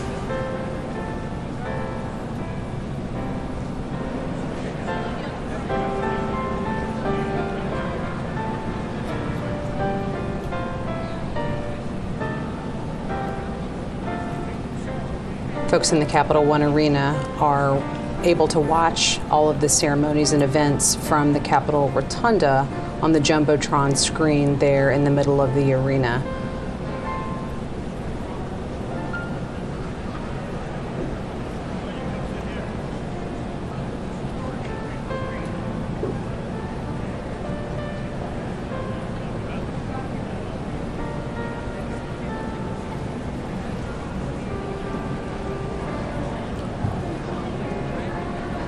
Ladies and gentlemen, at this time, please be seated.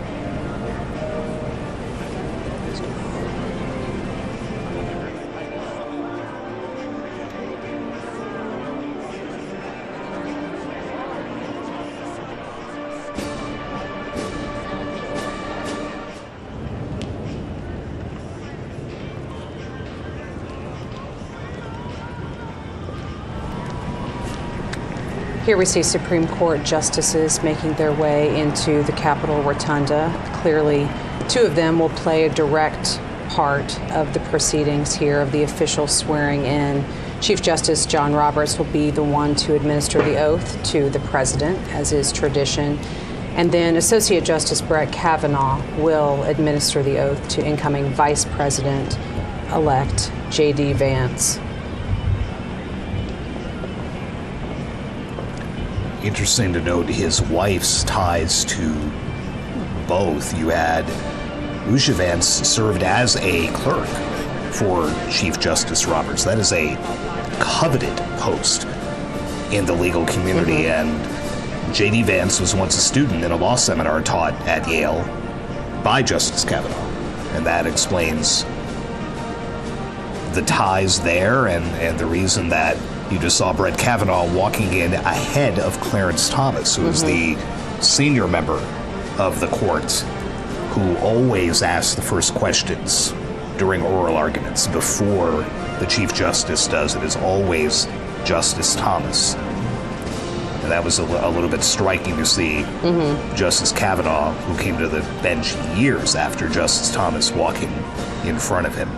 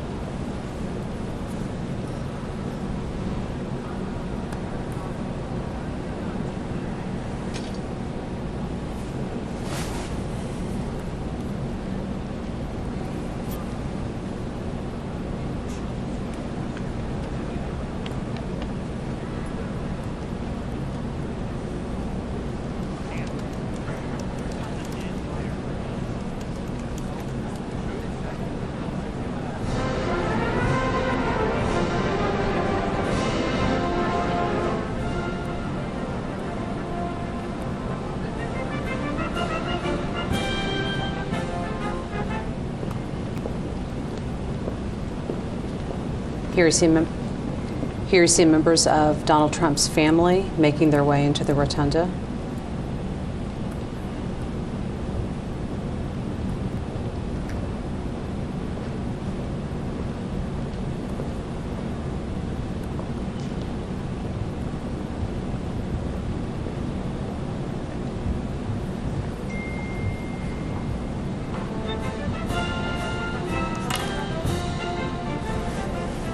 Joked about Barron Trump earlier, but that shot of him with the slicked back hair a little bit there is very much looks like a late 70s, early 80s Donald Trump.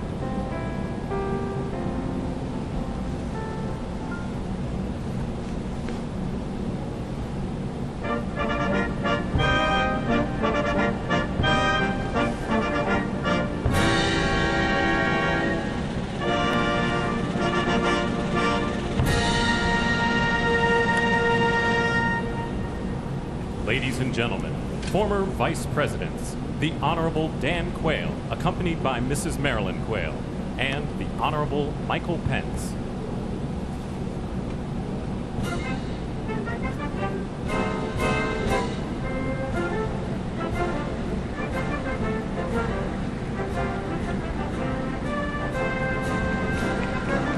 Standing ovation for those former Republican vice presidents who have just entered, Dan Quayle and now Mike Pence, who was Donald Trump's first vice president in his first term in office.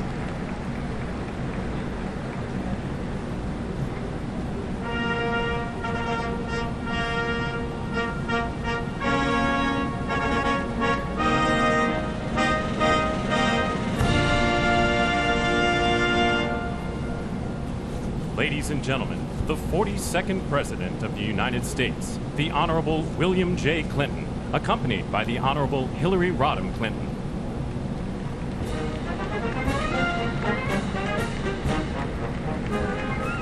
Now the former presidents start to make their entrances into the rotunda. First, former President Bill Clinton and former First Lady and Secretary of State Hillary Clinton.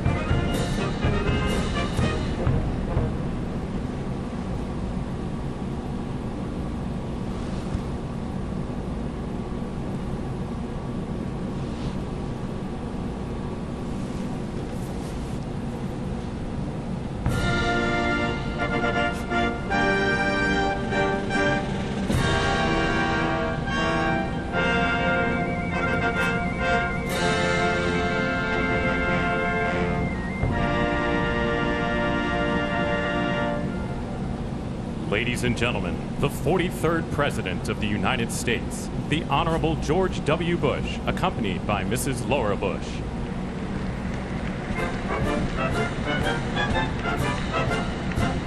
Former President George W. Bush and former First Lady Laura Bush.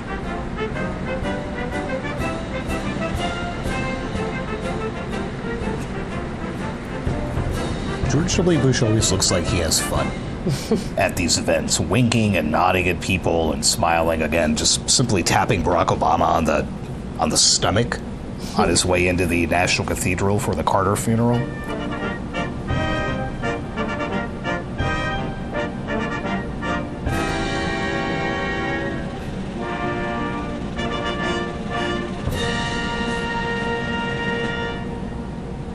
Ladies and gentlemen, the 44th President of the United States, the Honorable Barack H. Obama.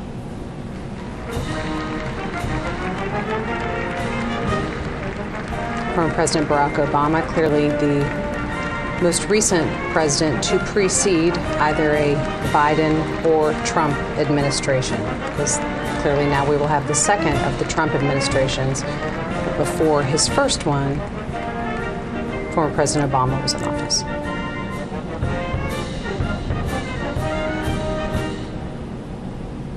I can't believe we haven't mentioned Grover Cleveland yet. How is that? How is that possible? Let me just get that part out of the way. Donald Trump will be the first president to serve non-consecutive terms since Grover Cleveland, late in the 19th century. There you go. Sorry, that was I couldn't let that go. That had to be mentioned States, here at some point. The Honorable John G. Roberts Jr. and the Associate Justices of the Supreme Court of the United States. The Supreme Court justices officially coming into the rotunda. As we noted earlier, John Roberts, the Chief Justice, will administer the presidential oath, and he was immediately followed by Associate Justice Brett Kavanaugh, who will be swearing in J.D. Vance as Vice President. And you note at the end of that line, retired Justice David Breyer, right, joining some of his former colleagues. Of course, Ketanji Brown Jackson and Amy Coney Barrett on the end, the two newest justices.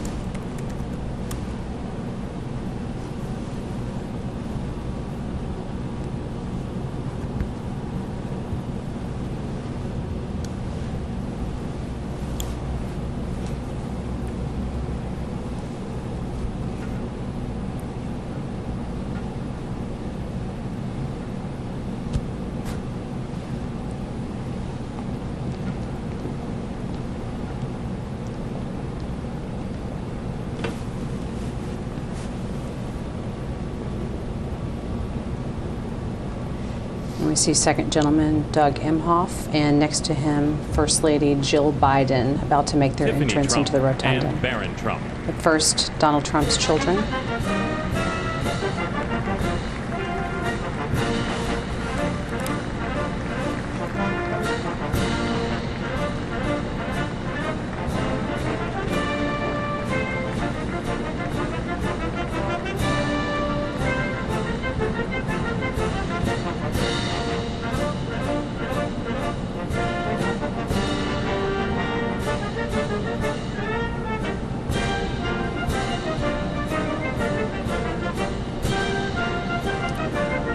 Talk about those good seats that the tech titans have. I mean, they are all lined up immediately behind the president-elect's children. So, you know, something went into that seating chart. And we saw Jared Kushner earlier shaking hands with Tim Cook from Apple and Sundar Pichai of Google, right on down the road, Mark Zuckerberg.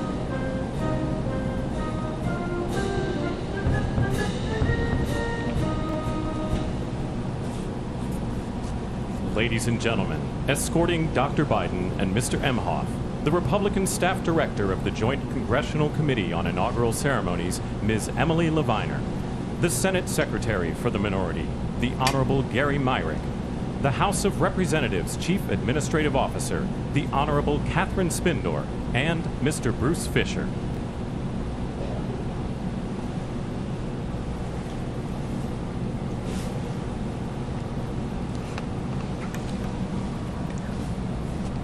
Ladies and gentlemen, Dr. Jill Biden and Mr. Douglas Emhoff. Now, First Lady Jill Biden and Second Gentleman Doug Emhoff officially making their entrance into the rotunda.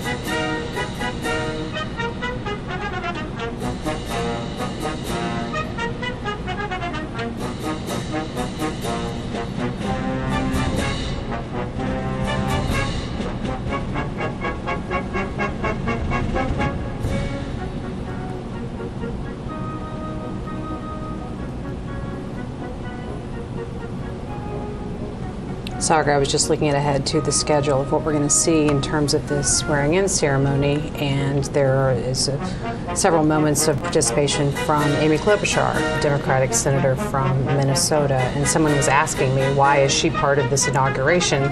She was not a supporter of Donald Trump, but she is part of the committee that organized this entire inauguration. So it's an official role for her today, in addition to being a member of the U.S. Senate. Someone whose world was upended on Friday after all that work on getting this event together outdoors ended, and here we are inside the Rotunda. But a spot where at least Amy Klobuchar is well familiar from her time in the Senate.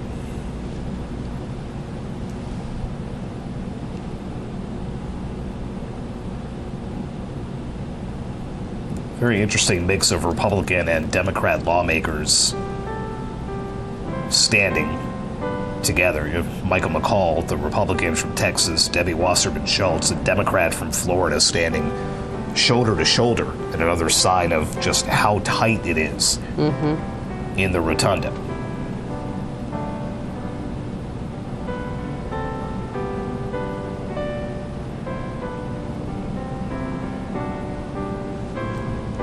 See Melania Trump's father standing in front of Elon Musk and next to Barron Trump.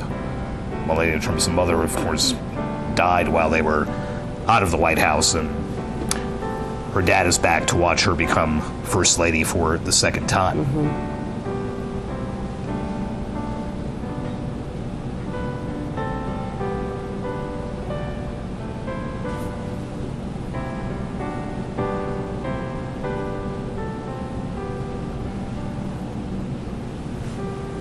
According to the schedule that they had put out, and things in Washington rarely, if ever, happen on schedule, except things like the inauguration, we should be seeing J.D. Vance take his oath as vice president in about 10 minutes from now. As Brett Kavanaugh awaits actually administering that oath.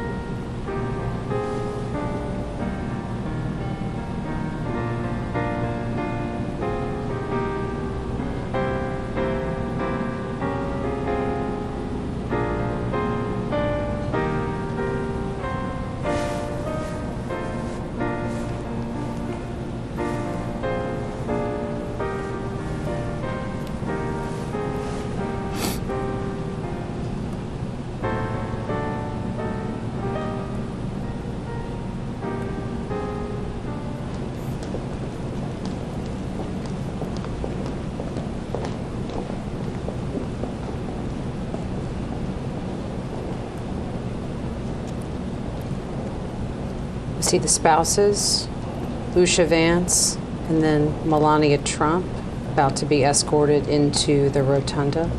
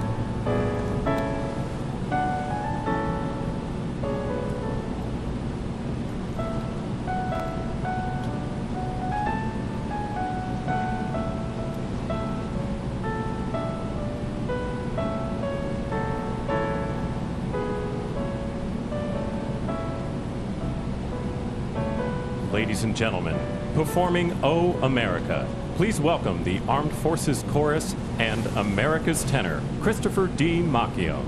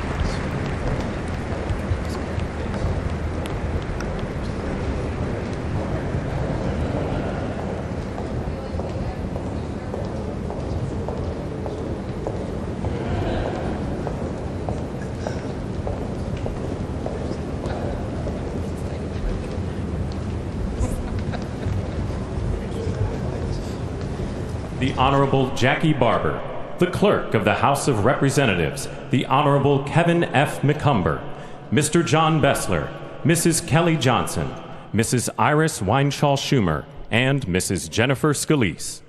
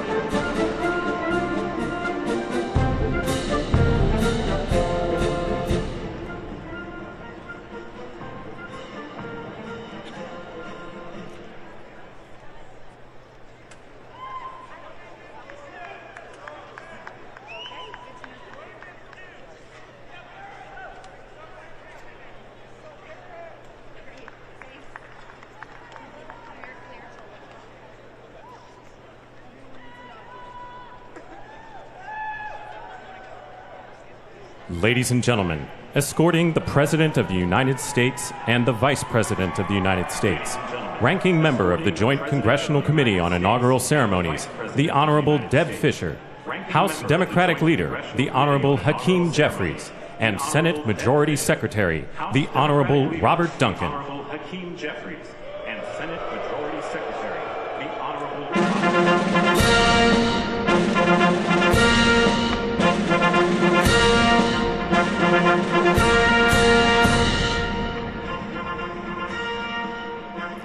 Ladies and gentlemen, the President of the United States, the Honorable Joseph R. Biden Jr., and Vice President of the United States, the Honorable Kamala Devi Harris.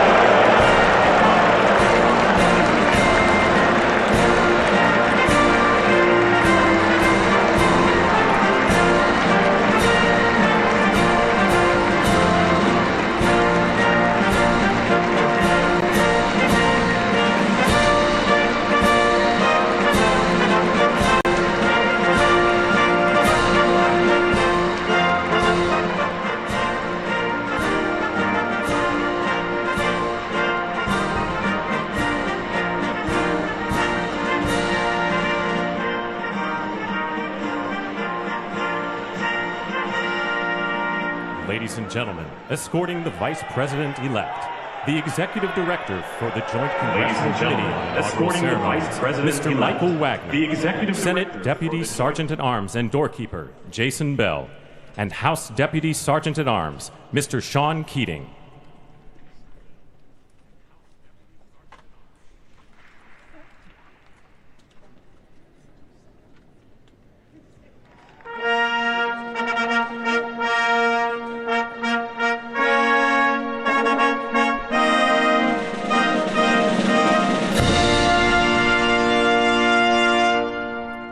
Ladies and gentlemen, the Vice President-elect of the United States, the Honorable J.D. Vance. The Vice President-elect of the United States.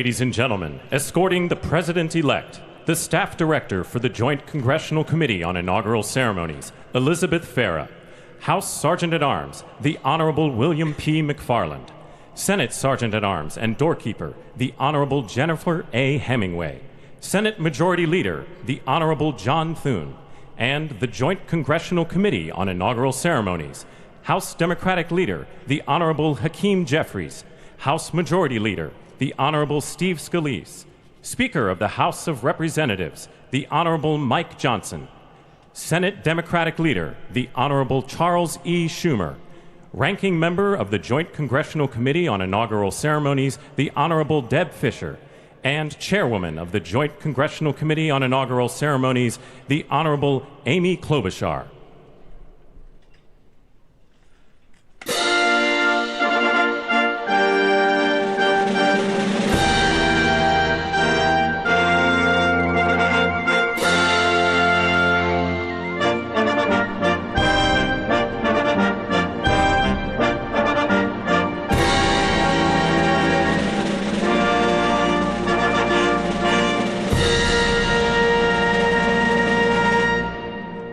Ladies and gentlemen, the President-elect of the United States, the Honorable Donald John Trump. The President-elect of the United States, the Honorable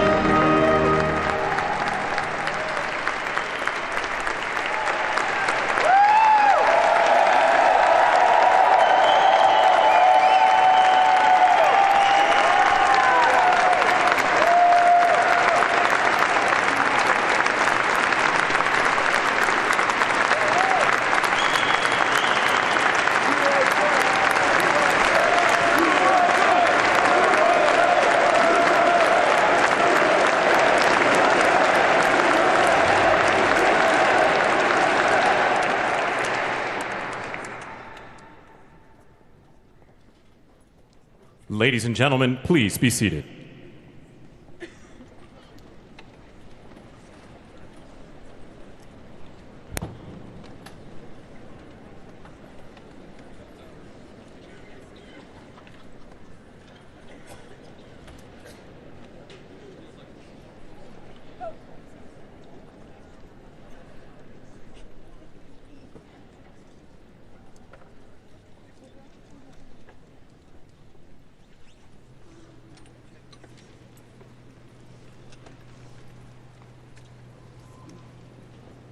Please welcome the Chairwoman of the Joint Congressional Committee on Inaugural Ceremonies, the Honorable Amy Klobuchar.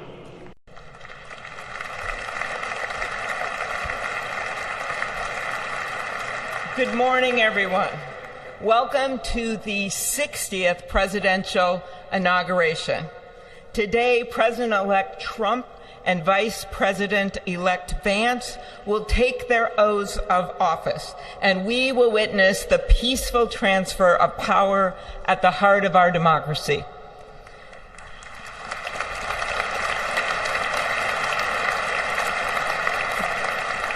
For the past year, I've chaired the Inaugural Ceremony Committee, which includes the leadership of Congress from both parties. We thank the committee and Capitol staff and law enforcement who worked so hard over the last year, and especially the last 3 days. You've done a beautiful job, and you have shown grace under pressure.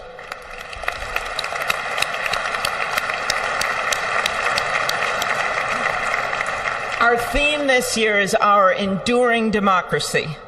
The presence of so many presidents and vice presidents here today is truly a testament to that endurance. We welcome President Biden and Dr. Biden. We welcome Vice President Harris and Doug Emhoff, President Obama, President Clinton and Secretary Clinton, President Bush and Laura Bush, Vice President Pence, Vice President Quayle and Marilyn Quayle. The justices of the United States Supreme Court are with us, all 9 of them I counted, and of course the Trump and Vance families. This ceremony marks what will soon be 250 years of our democracy. It is the moment when leaders, elevated by the will of the people, promise to be faithful to our Constitution, to cherish and defend it. It is the moment when they become, as we all should be, the guardians of our country. Through war and peace, through adversity and prosperity, we hold this inauguration every 4 years, and today it falls on Martin Luther King Day. A further reminder that we must strive to uphold the values enshrined in our Constitution, the freedoms, the liberties, and, as is inscribed on the entrance of the United States Supreme Court, equal justice under law.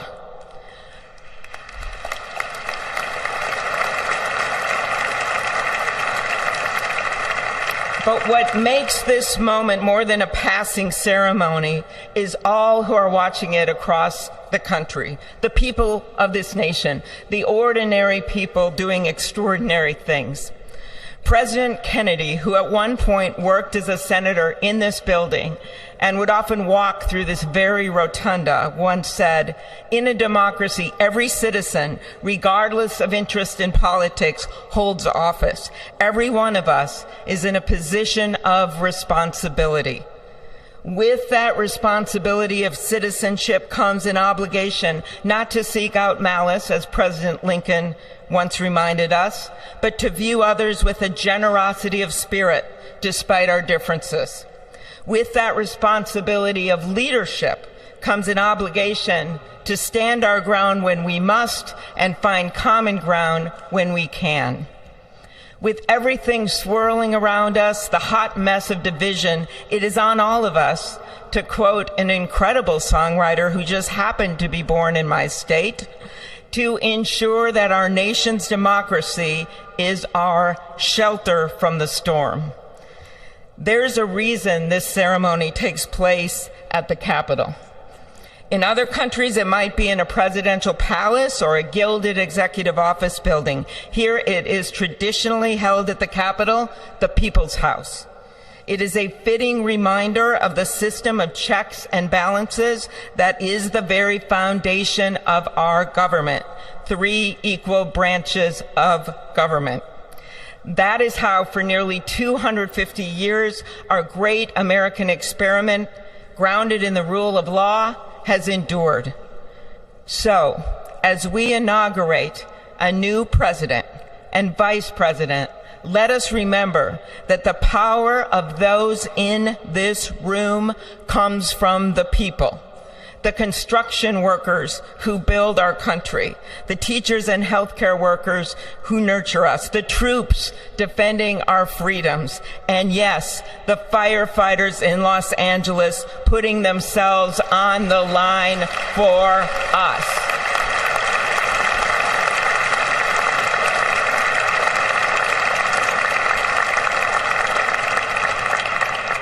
Our democracy's strength and grit must match theirs. May God bless our nation. Thank you.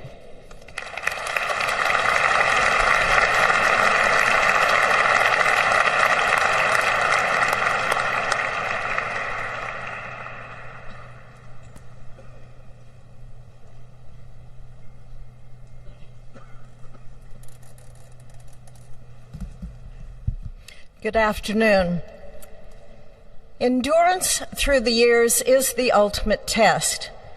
To persevere through time is the truest measure of an idea, an institution, and a nation. Our founders wrote the Constitution so that America could withstand all the twists and turns of time. They wrote it to guide us and to preserve forever our right of life, liberty, and the pursuit of happiness. But as much as the truths and principles enshrined in our Constitution remain the same, our democracy promises the American people the power to change, to chart their own destiny. That's the beauty. That is the importance of democracy. It allows the endurance, the permanence of a nation through change. It allows nations like our United States both to avoid the obstacles and to seize the opportunities God has placed before us, all while staying true to our founding principles. Today is our country's 60th inauguration ceremony. Like all the others before it, it is a celebration of our right to set our uniquely American course. The past several years have been trying at times for many, many Americans, and also for the nations of the free world that we humbly strive to lead. In November, Americans chose again to steer this nation towards greatness, the secure, safe, and prosperous future that our founders envisioned for all of us. And today, we celebrate not only their decision to do so, but also the simple right and wisdom of a free people to make their own choice so that their nation might endure.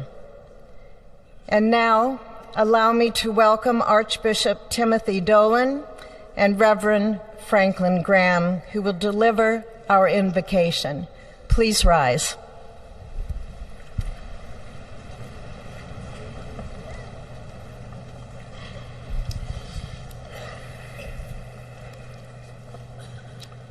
Be still and know that I am God, supreme among the nations, supreme on the earth.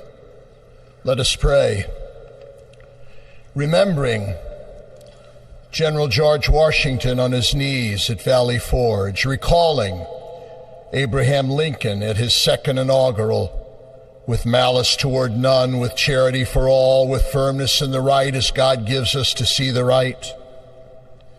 Remembering General George Patton's instructions to his soldiers as they began the Battle of the Bulge 8 decades ago. Pray. Pray when fighting. Pray alone. Pray with others. Pray by night. Pray by day. Observing the birthday of the Reverend Martin Luther King, who warned, without God, our efforts turn to ashes. We, blessed citizens of this one nation under God, humbled by our claim that in God we trust, gather indeed this Inauguration Day to pray for our President Donald J. Trump, his family, his advisors, his cabinet, his aspirations, his vice president, for the Lord's blessings upon Joseph Biden, for our men and women in uniform, for each other whose hopes are stoked this new year, this Inauguration Day. We cannot err in relying upon that prayer from the Bible, upon which our president will soon place his hand in oath, as we make our own the supplications of King Solomon for wisdom as he began his governance. God of our fathers, in your wisdom you set man to govern your creatures, to govern in holiness and justice, to render justice with integrity. Give our leader wisdom, for he is your servant, aware of his own weakness and brevity of life. If wisdom which comes not from you be not with him, he shall be held in no esteem. Send wisdom from heavens that she may be with him, that he may know your designs. Please, God, bless America. Please, mend her every flaw. You are the God in whom we trust, who lives and reigns forever and ever. Amen.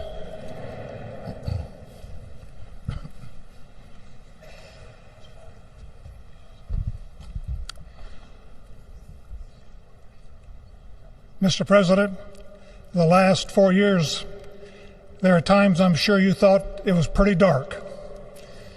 But look what God has done. We praise him and give him glory.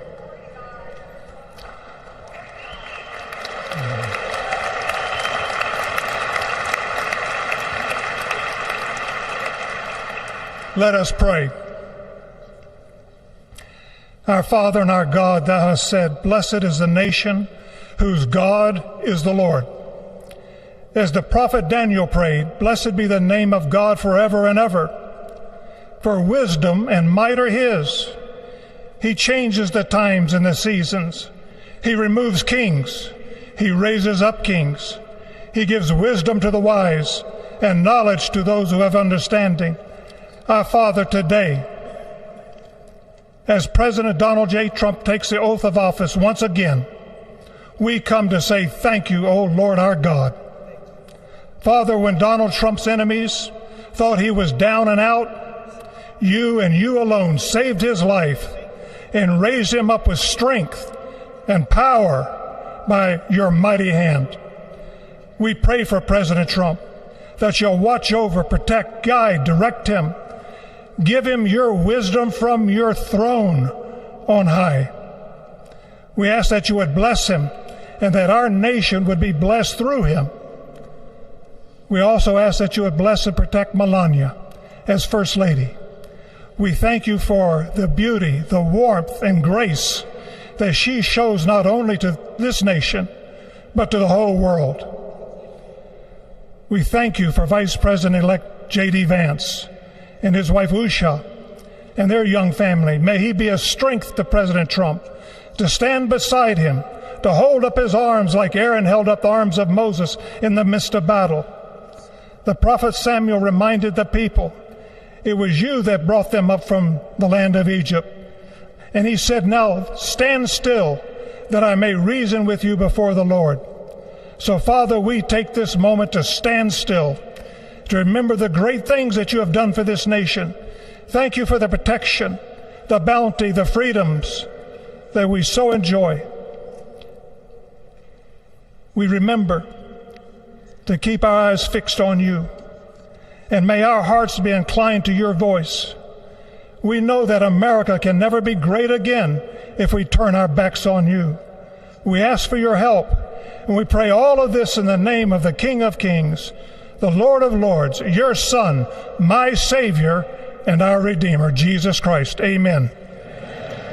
Ladies and gentlemen, please welcome Associate Justice Kavanaugh to administer the Vice Presidential Oath of Office.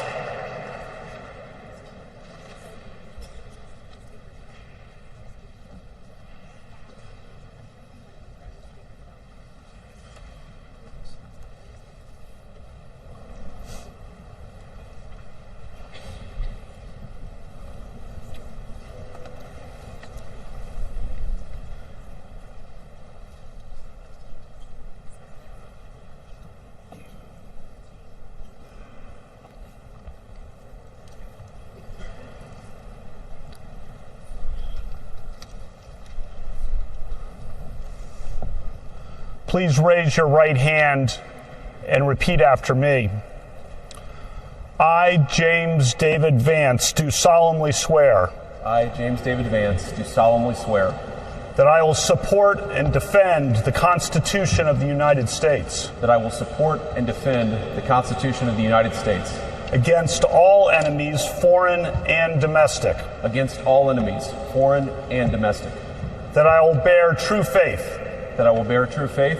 And allegiance to the same. And allegiance to the same. That I take this obligation freely. That I take this obligation freely. Without any mental reservation. Without any mental reservation. Or purpose of evasion. Or purpose of evasion. And that I will well and faithfully discharge. And that I will well and faithfully discharge. The duties of the office. The duties of the office. On which I am about to enter. On which I am about to enter. So help me God. So help me God. Congratulations, Mr. Vice President.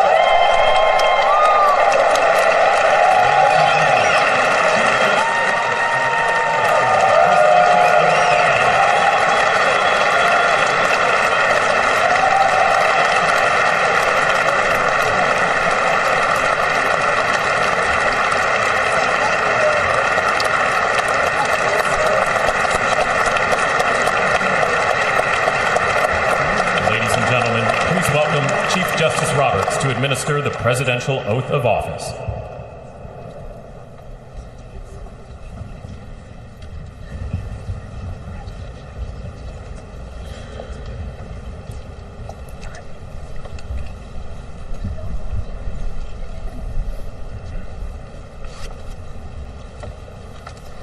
Please raise your right hand and repeat after me. I, Donald John Trump, do solemnly swear. I, Donald John Trump, do solemnly swear. That I will faithfully execute. That I will faithfully execute. The office of President of the United States. The office of President of the United States. And will, to the best of my ability. And will, to the best of my ability. Preserve, protect, and defend. Preserve, protect, and defend. The Constitution of the United States. The Constitution of the United States. So help me God. So help me God. Congratulations, Mr. President.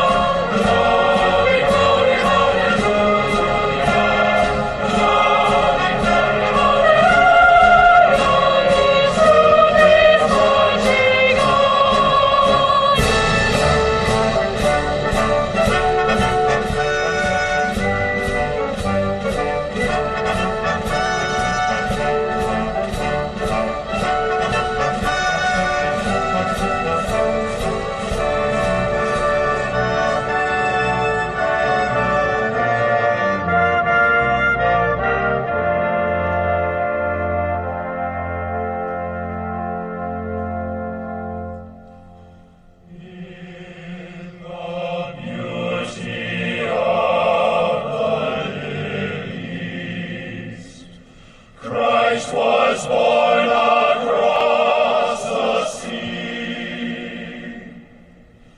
With our glory in his bosom that transfigures you and me.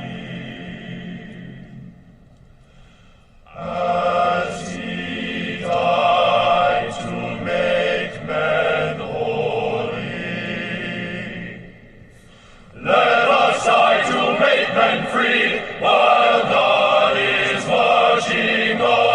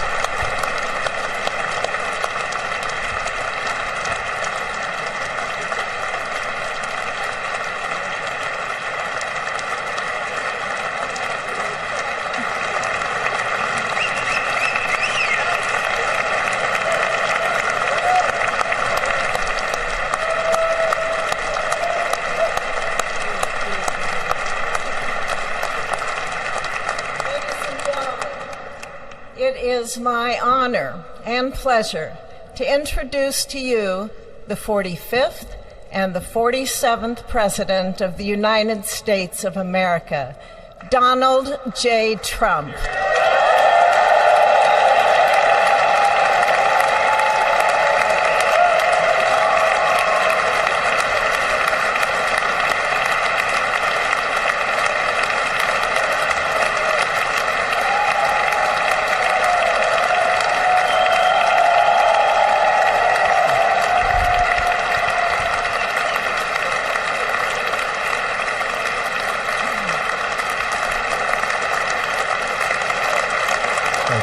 Thank you very much, everybody. Well, thank you very, very much. Vice President Vance, Speaker Johnson, Senator Thune, Chief Justice Roberts, Justices of the United States Supreme Court, President Clinton, President Bush, President Obama, President Biden, Vice President Harris, and my fellow citizens. The golden age of America begins right now.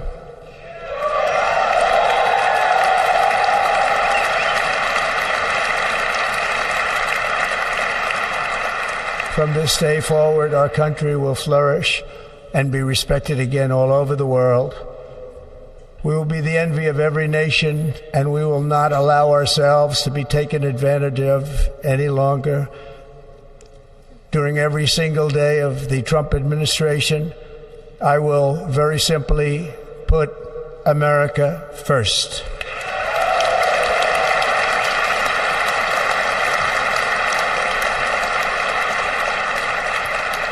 Our sovereignty will be reclaimed. Our safety will be restored. The scales of justice will be rebalanced. The vicious, violent, and unfair weaponization of the Justice Department and our government will end.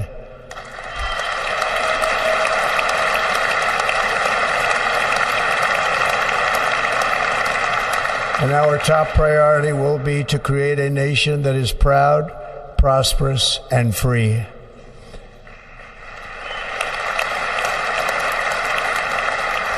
America will soon be greater, stronger, and far more exceptional than ever before.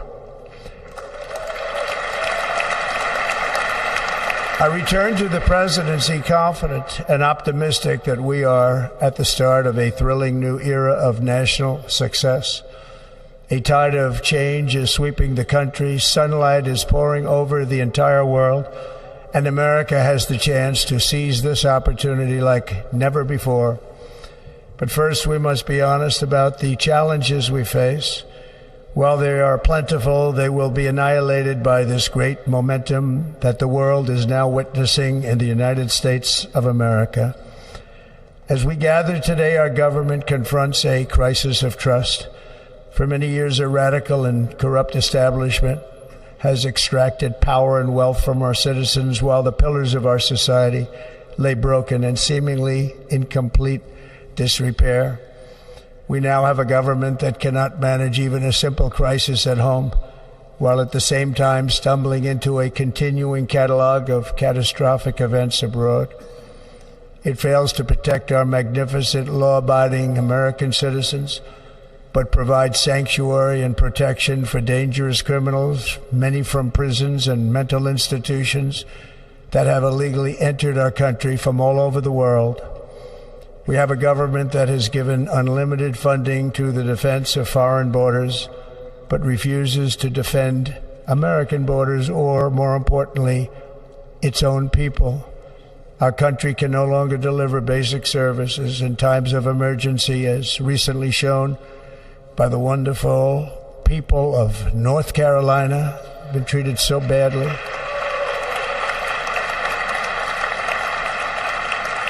And other states who are still suffering from a hurricane that took place many months ago.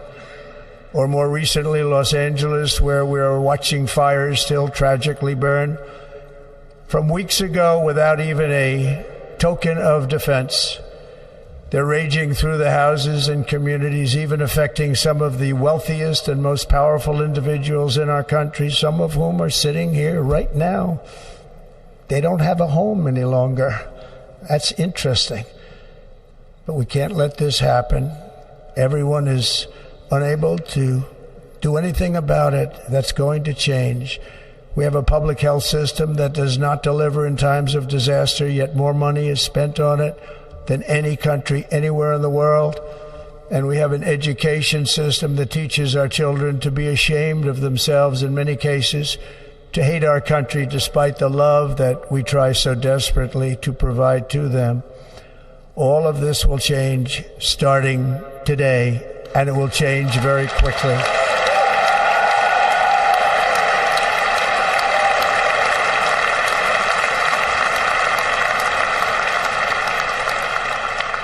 My recent election is a mandate to completely and totally reverse a horrible betrayal and all of these many betrayals that have taken place, and to give the people back their faith, their wealth, their democracy, and indeed their freedom. From this moment on, America's decline is over.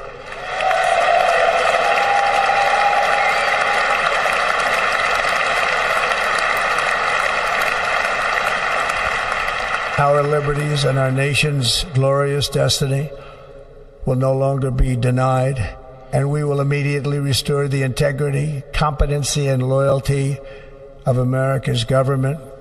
Over the past 8 years, I have been tested and challenged more than any president in our 250-year history, and I've learned a lot along the way. The journey to reclaim our republic has not been an easy one, that I can tell you. Those who wish to stop our cause have tried to take my freedom and indeed to take my life. Just a few months ago in a beautiful Pennsylvania field, an assassin's bullet ripped through my ear. But I felt then, and believe even more so now, that my life was saved for a reason. I was saved by God to make America great again.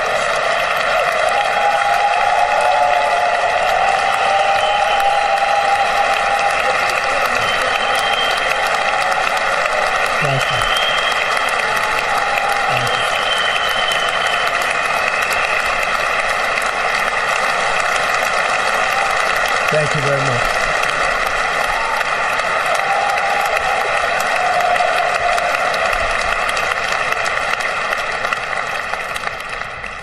That is why each day under our administration of American patriots, we will be working to meet every crisis with dignity and power and strength.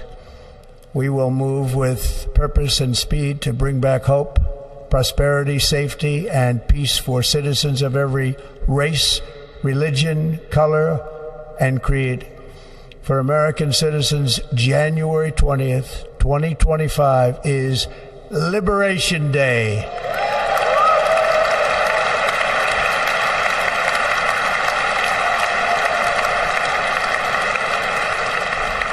It is my hope that our recent presidential election will be remembered as the greatest and most consequential election in the history of our country.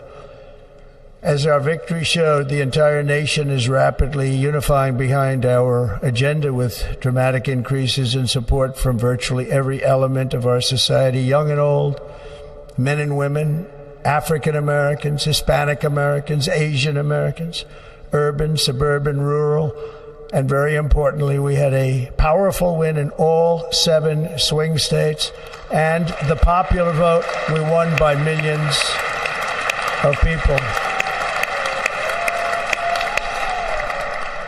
To the Black and Hispanic communities, I want to thank you for the tremendous outpouring of love and trust that you have shown me with your vote. We set records, and I will not forget it. I've heard your voices in the campaign, and I look forward to working with you in the years to come. Today is Martin Luther King Day, and his honor, this will be a great honor, but in his honor we will strive together to make his dream a reality. We will make his dream come true.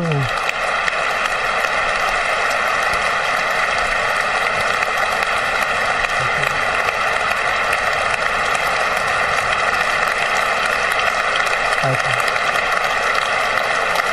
Thank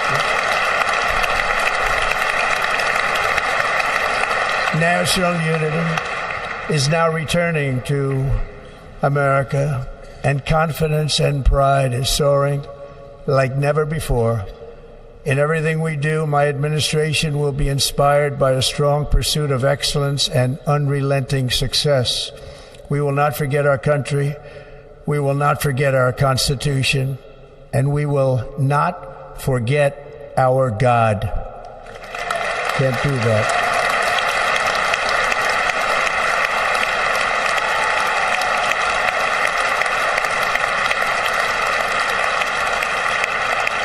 Today I will sign a series of historic executive orders. With these actions, we will begin the complete restoration of America and the revolution of common sense. It's all about common sense. First, I will declare a national emergency at our southern border.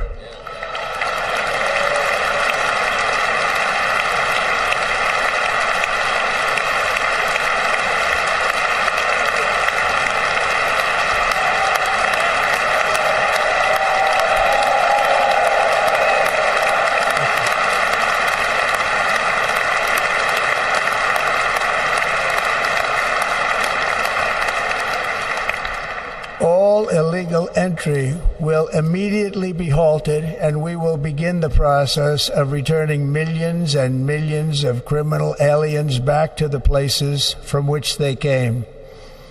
We will reinstate my Remain in Mexico policy.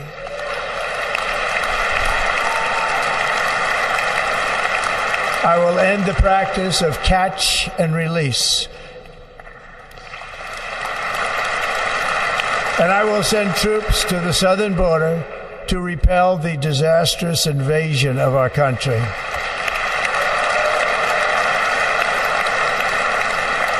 Under the orders I signed today, we will also be designating the cartels as foreign terrorist organizations.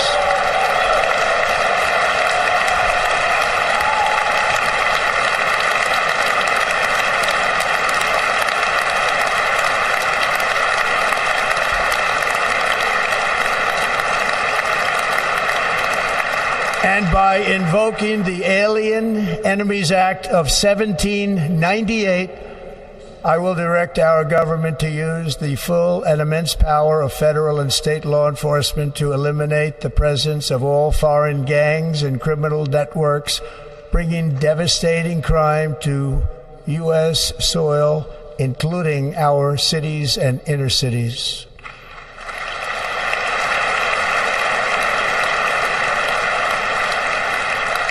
As Commander-in-Chief, I have no higher responsibility than to defend our country from threats and invasions, and that is exactly what I am going to do. We will do it at a level that nobody's ever seen before.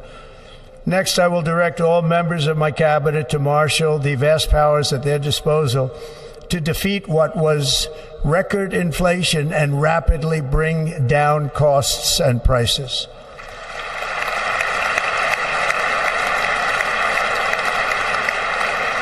The inflation crisis was caused by massive overspending and escalating energy prices, and that is why today I will also declare a national energy emergency. We will drill, baby, drill.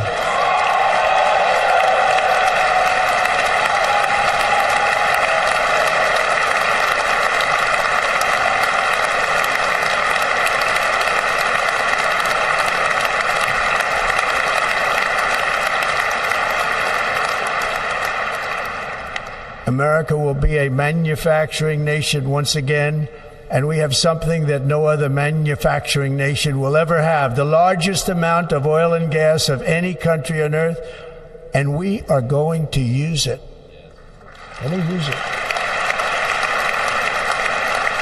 We will bring prices down, fill our strategic reserves up again, right to the top, and export American energy all over the world. We will be a rich nation again, and it is that liquid gold under our feet that will help to do it. With my actions today, we will end the Green New Deal, and we will revoke the electric vehicle mandate, saving our auto industry and keeping my sacred pledge to our great American auto workers.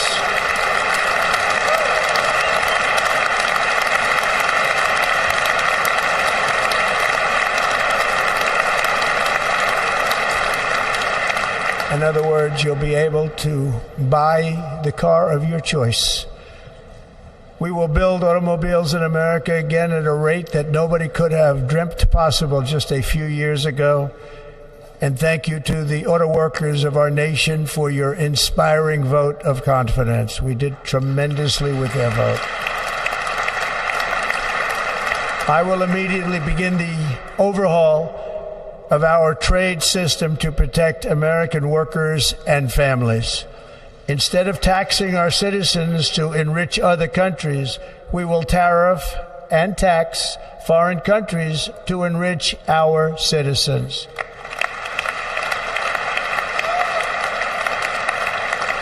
For this purpose, we are establishing the External Revenue Service to collect all tariffs, duties, and revenues. It will be massive amounts of money pouring into our treasury, coming from foreign sources. The American dream will soon be back and thriving like never before to restore competence and effectiveness to our federal government.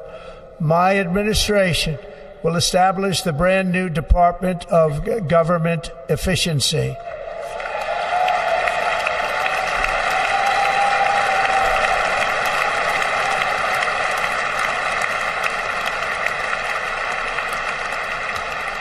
After years and years of illegal and unconstitutional federal efforts to restrict free expression, I will also sign an executive order to immediately stop all government censorship and bring back free speech to America.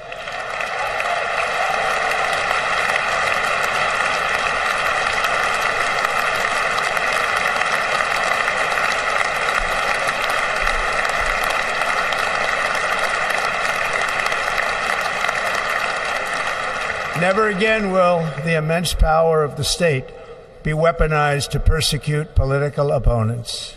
Something I know something about. We will not allow that to happen. It will not happen again. Under my leadership, we will restore fair, equal, and impartial justice under the constitutional rule of law.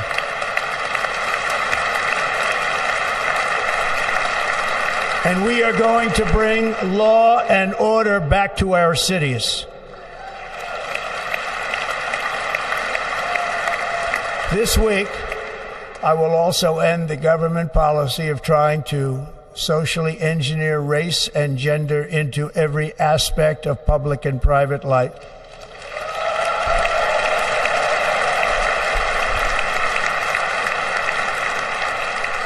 We will forge a society that is colorblind and merit-based.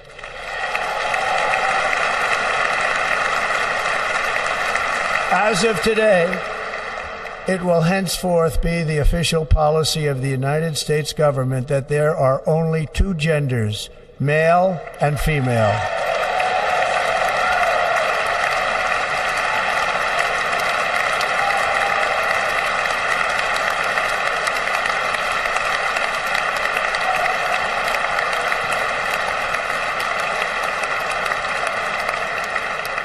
This week, I will reinstate any service members who were unjustly expelled from our military for objecting to the COVID vaccine mandate with full back pay.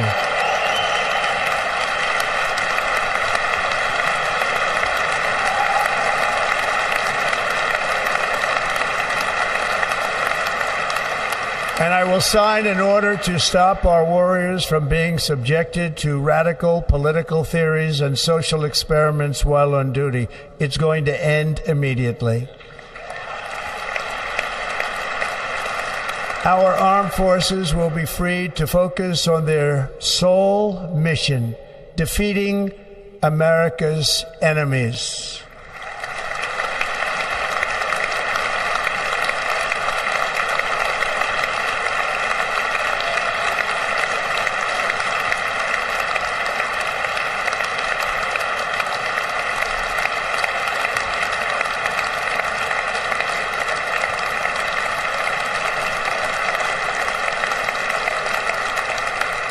Like in 2017, we will again build the strongest military the world has ever seen.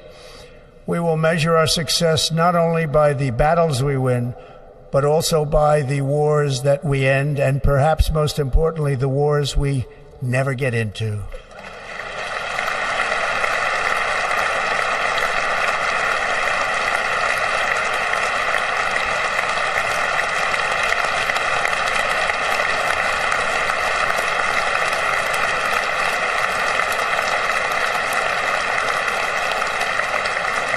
My proudest legacy will be that of a peacemaker and unifier. That's what I want to be, a peacemaker and a unifier. I'm pleased to say that as of yesterday, one day before I assumed office, the hostages in the Middle East are coming back home to their families.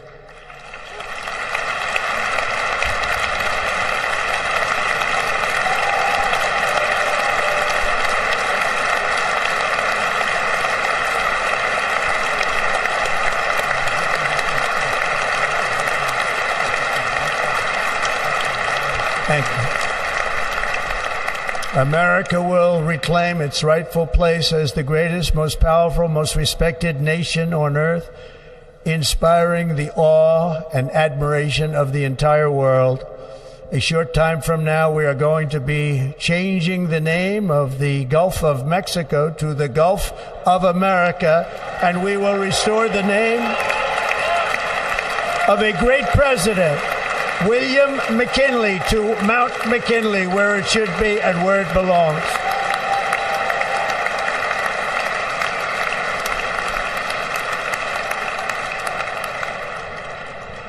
President McKinley made our country very rich through tariffs and through talent. He was a natural businessman and gave Teddy Roosevelt the money for many of the great things he did, including the Panama Canal, which has foolishly been given to the country of Panama after the United States.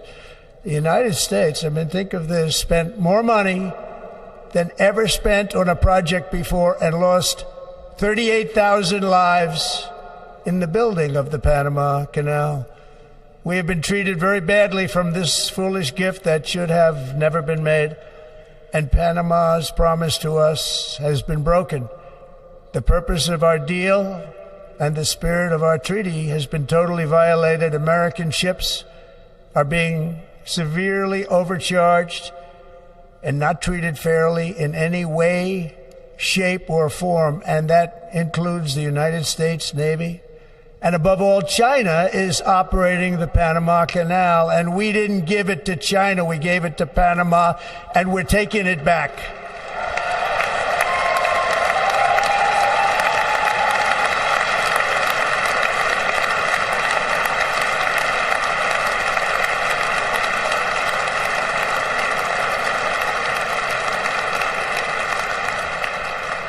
Above all, my message to Americans today is that it is time for us to once again act with courage, vigor, and the vitality of history's greatest civilization. So as we liberate our nation, we will lead it to new heights of victory and success. We will not be deterred. Together we will end the chronic disease epidemic and keep our children safe, healthy, and disease-free. The United States will once again consider itself a growing nation, one that increases our wealth, expands our territory, builds our cities, raises our expectations, and carries our flag into new and beautiful horizons. And we will pursue our manifest destiny into the stars, launching American astronauts to plant the stars and stripes on the planet Mars.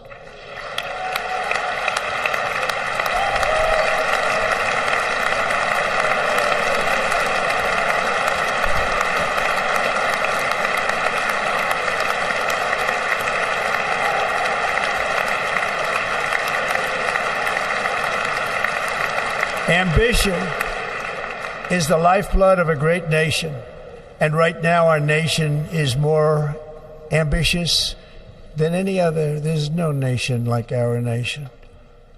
Americans are explorers, builders, innovators, entrepreneurs, and pioneers. The spirit of the frontier is written into our hearts. The call of the next great adventure resounds from within our souls. Our American ancestors turned a small group of colonies on the edge of a vast continent into a mighty republic of the most extraordinary citizens on earth. No one comes close. Americans pushed thousands of miles through a rugged land of untamed wilderness. They crossed deserts, scaled mountains, braved untold dangers, won the Wild West, ended slavery, rescued millions from tyranny, lifted billions from poverty, harnessed electricity, split the atom, launched mankind into the heavens, and put the universe of human knowledge into the palm of the human hand. If we work together, there is nothing we cannot do and no dream we cannot achieve. Many people thought it was impossible for me to stage such a historic political comeback. But as you see today, here I am. The American people have spoken.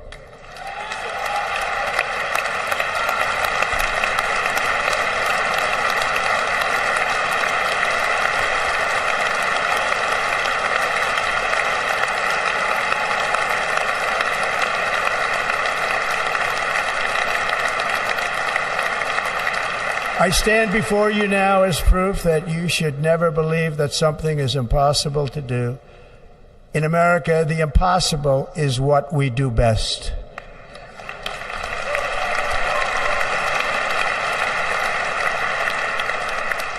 From New York to Los Angeles, from Philadelphia to Phoenix, from Chicago to Miami, from Houston to right here in Washington, D.C., our country was forged and built by the generations of patriots who gave everything they had for our rights and for our freedom. They were farmers and soldiers, cowboys and factory workers, steel workers and coal miners, police officers and pioneers who pushed onward, marched forward, and let no obstacle defeat their spirit or their pride. Together they laid down the railroads, raised up the skyscrapers, built great highways, won 2 world wars, defeated fascism and communism, and triumphed over every single challenge that they faced. After all we have been through together, we stand on the verge of the 4 greatest years in American history. With your help, we will restore America, promise, and we will rebuild the nation that we love, and we love it so much. We are one people, one family, and one glorious nation under God. So to every parent who dreams for their child, and every child who dreams for their future, I am with you, I will fight for you, and I will win for you. We're going to win like never before.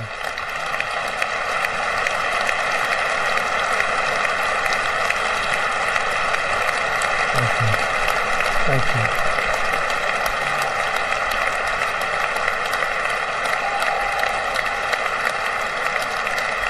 Thank you. Thank you. In recent years, our nation has suffered greatly, but we are going to bring it back and make it great again, greater than ever before. We will be a nation like no other, full of compassion, courage, and exceptionalism. Our power will stop all wars and bring a new spirit of unity to a world that has been angry, violent, and totally unpredictable. America will be respected again and admired again, including by people of religion, faith, and goodwill. We will be prosperous. We will be proud. We will be strong, and we will win like never before. We will not be conquered. We will not be intimidated. We will not be broken, and we will not fail. From this day on, the United States of America will be a free, sovereign, and independent nation. We will stand bravely. We will live proudly. We will dream boldly, and nothing will stand in our way because we are Americans. The future is ours, and our golden age has just begun. Thank you. God bless America. Thank you all. Thank you. Thank you very much. Thank you very much. Thank you.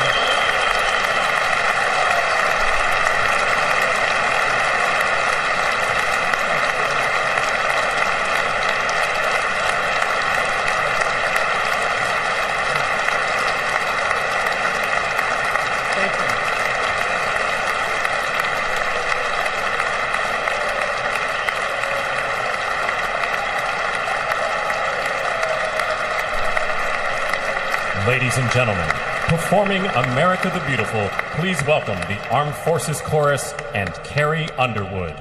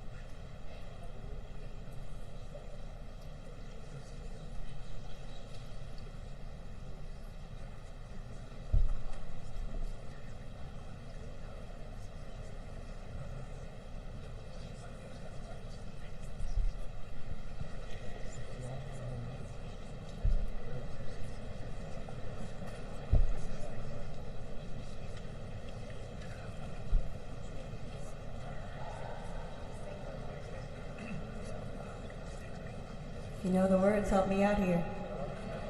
Oh, beautiful for spacious skies, for amber waves of grain, for purple mountain majesties above the fruited plain. America, America,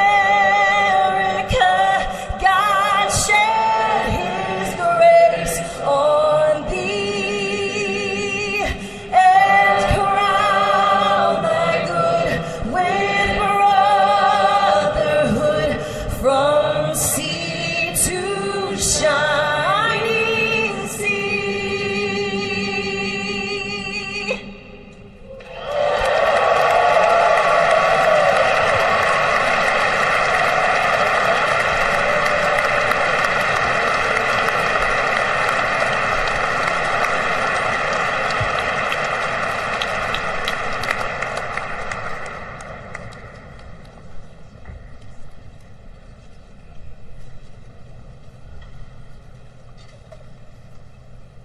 Ladies and gentlemen, Senator Fisher will now introduce the benediction clergy. I now call on Rabbi Ari Berman, Pastor Lorenzo Sewell, and Reverend Frank Mund to provide prayers of benediction.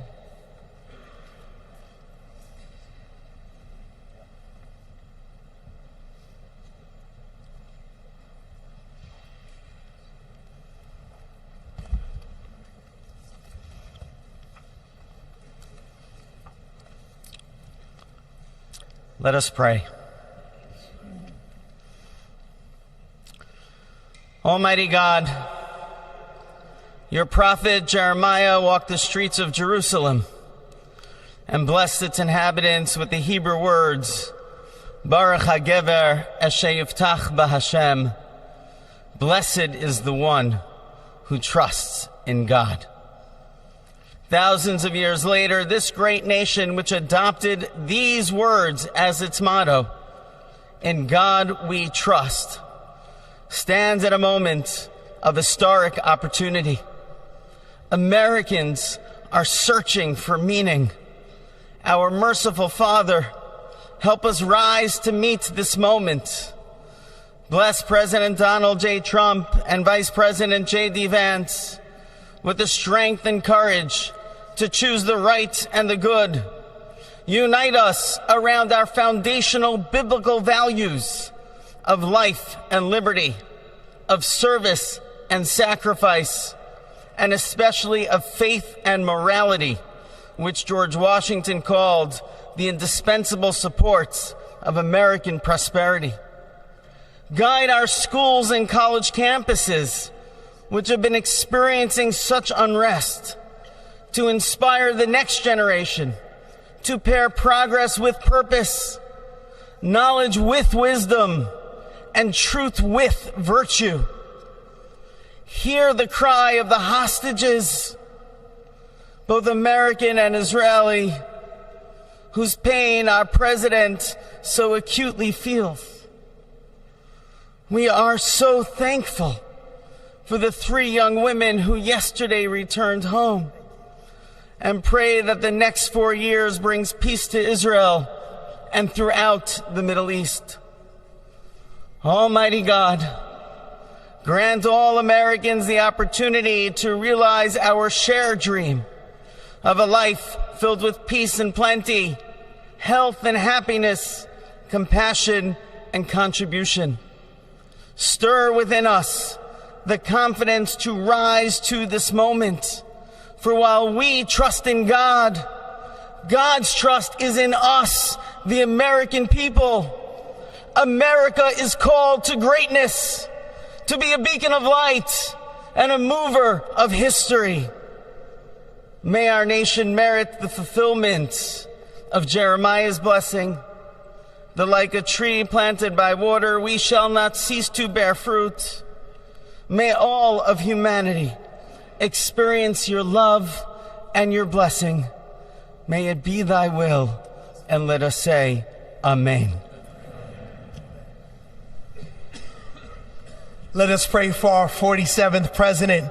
Heavenly Father, we're so grateful that you gave our 45th and now our 47th president a millimeter miracle. We are grateful that you are the one that have called him for such a time as this, that America would begin to dream again. We pray that we would fulfill the true meaning of our creed, that we hold these truths to be self-evident, that all men are created equal.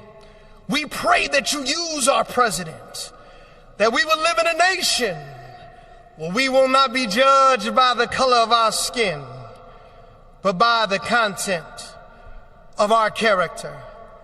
Heavenly Father, in the name of Jesus, we are so grateful today that you will use our 47th president so we would sing with new meaning, my country, 'tis of thee. Sweet land of liberty, of thee I sing. Land where my fathers died, land of the pilgrim's pride, from every mountainside. Let freedom ring, and because America is called to be a great nation, we believe that you will make this come true. So let freedom ring. From the prodigious hilltops of New Hampshire, let freedom ring. From the mighty mountains of New York, let freedom ring. From the heightening Alleghenies of Pennsylvania, let freedom ring. From the snow-capped Rockies of Colorado, let freedom ring. From the curvaceous hilltops of California, but God, we're asking you not only that, let freedom ring from Stone Mountain, Georgia. Let freedom ring from Lookout Mountain of Tennessee. Let freedom ring from every hill and every molehill in Mississippi, from every state, every city, every village, and every hamlet. And when we let freedom ring, we will be able to speed up that day where all of your children, black men and white men, Protestant and Catholic, Jew and Gentile, will be able to sing in the meaning of that old Negro spiritual, free at last, free at last. Thank you, God Almighty. We are free at last. If you believe where the Spirit of the Lord is, there is liberty. Come on, put your hands together and give your great God great glory.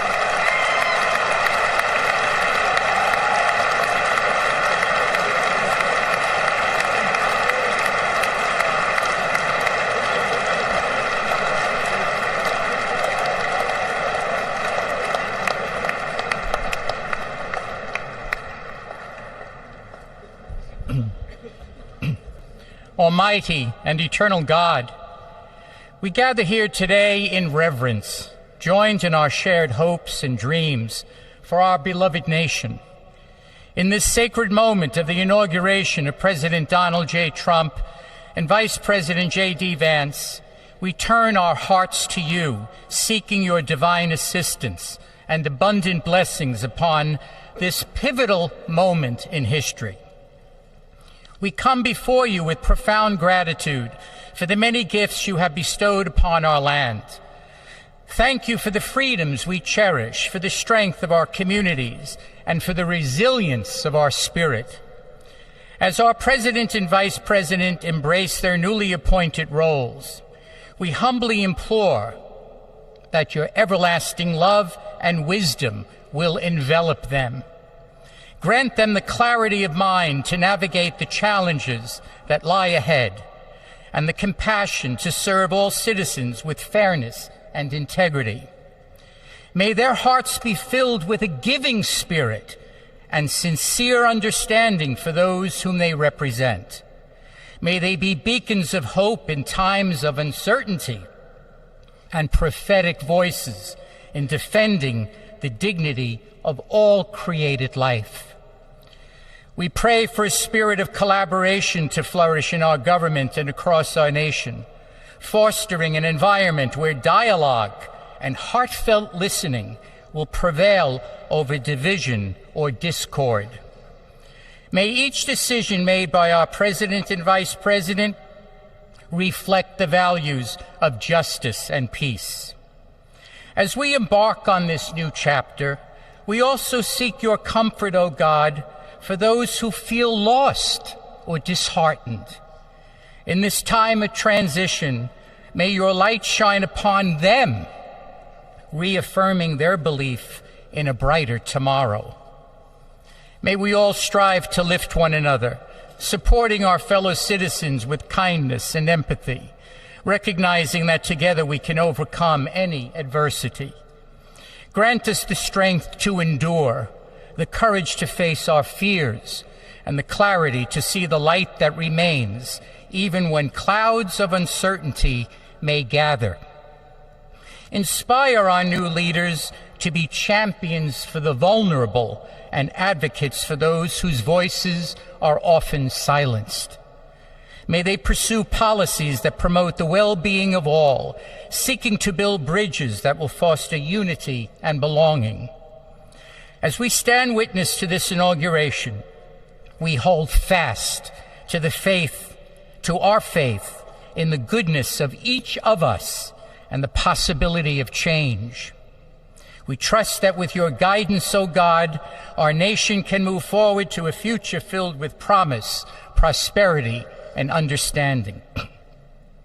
And finally, we lift our hearts in gratitude for the beloved parents of President Trump. Without Mary and Fred Trump, this day would never be the miracle that has just begun. From their place in heaven, may they shield their son from all harm by their loving protection, and give him the strength to guide our nation along the path that will make America great again. Let us go forth now with these words of President Trump's emblazoned on our hearts. As long as we have pride in our beliefs, courage in our convictions, and faith in our God, then we will not fail. We stand tall, we stand proud, because we are Americans, and Americans kneel to God, and to God alone. Amen. Ladies and gentlemen, please remain standing for our national anthem.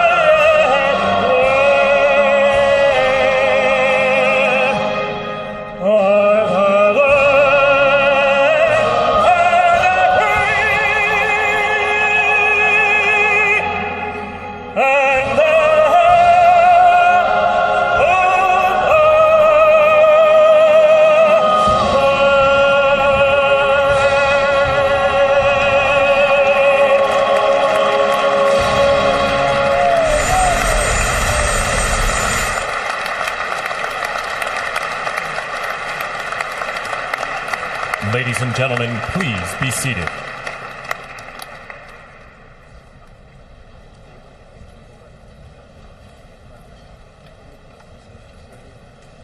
Ladies and gentlemen, please remain at your seats while the President and official party depart the platform.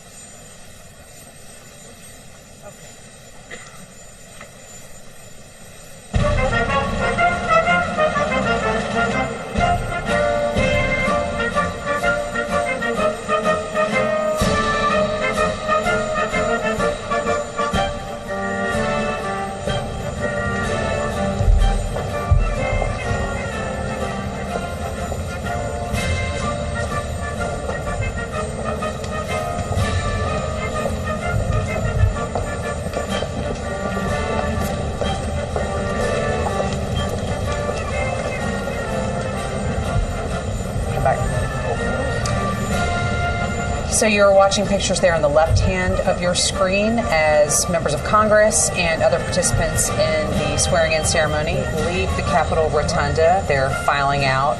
As those proceedings are now over, on the right side of your screen, we are watching a door elsewhere in the Capitol where we expect that we will see President Donald Trump and First Lady Melania Trump and former President Joe Biden and former First Lady Jill Biden walking out. This is another one of those set pieces that occur on inauguration days where an outgoing president is bade farewell from the current president. So earlier, remember, we were looking and seeing those pictures of the helicopter there on the Capitol grounds that is waiting to take the Bidens from this part of their journey onward to Joint Base Andrews and then California.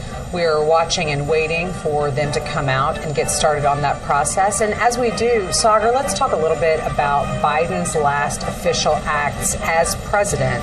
In the minutes, basically, before Donald Trump was sworn in and took the oath, what did we see coming out of the Biden administration? Yeah, we had mentioned earlier this morning that he had issued some high-profile, preemptive pardons to Dr. Anthony Fauci, to General Mark Milley, to members of the January 6th committee.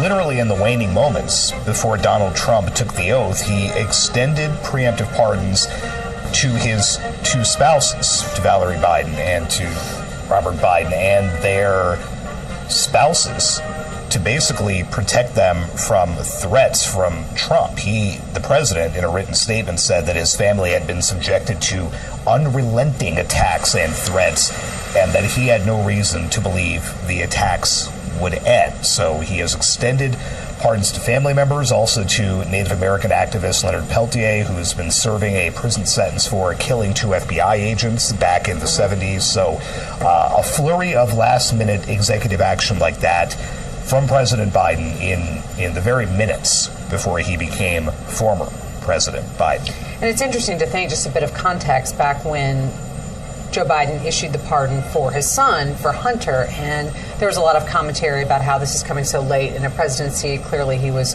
trying to kind of wait as long as possible so there wouldn't be any blowback or opportunity for people to be critical of the administration. That was nothing in terms of last minute compared to what we just saw today from what you were just running through. Right, and an AP Norwick Center for Public Affairs research poll at the time found that the Hunter Biden pardon was very unpopular, not something people were really pleased that the president was doing, essentially using the power of his office to make sure that his surviving son was immune from prosecution.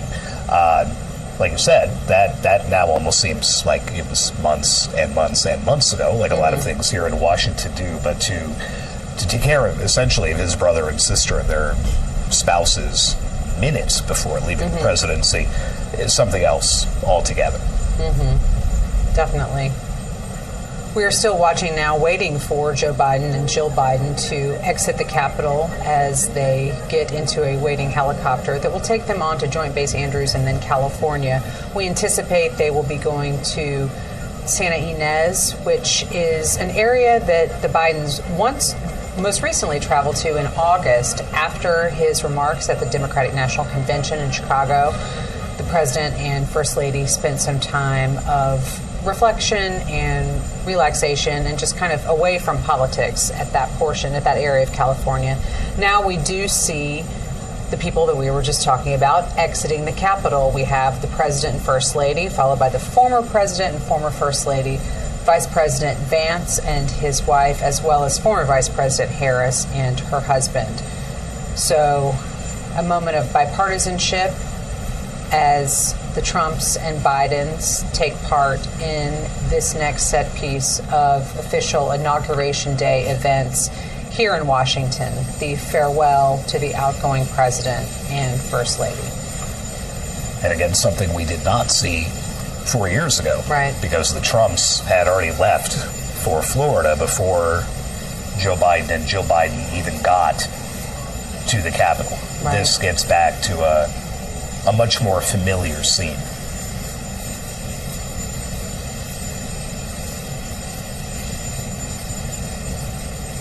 It's been striking how much engagement now former President Biden has had with Melania Trump, with Donald Trump. He made it a point to speak to one of J.D. Vance's young children right after his father took the oath, had a big smile on his face and leaned down and spoke with the boy, shook hands with Carrie Underwood after she performed, very quickly shook hands with Donald Trump after he took the oath. He's had a pretty big smile on his face for a lot of what we've seen today.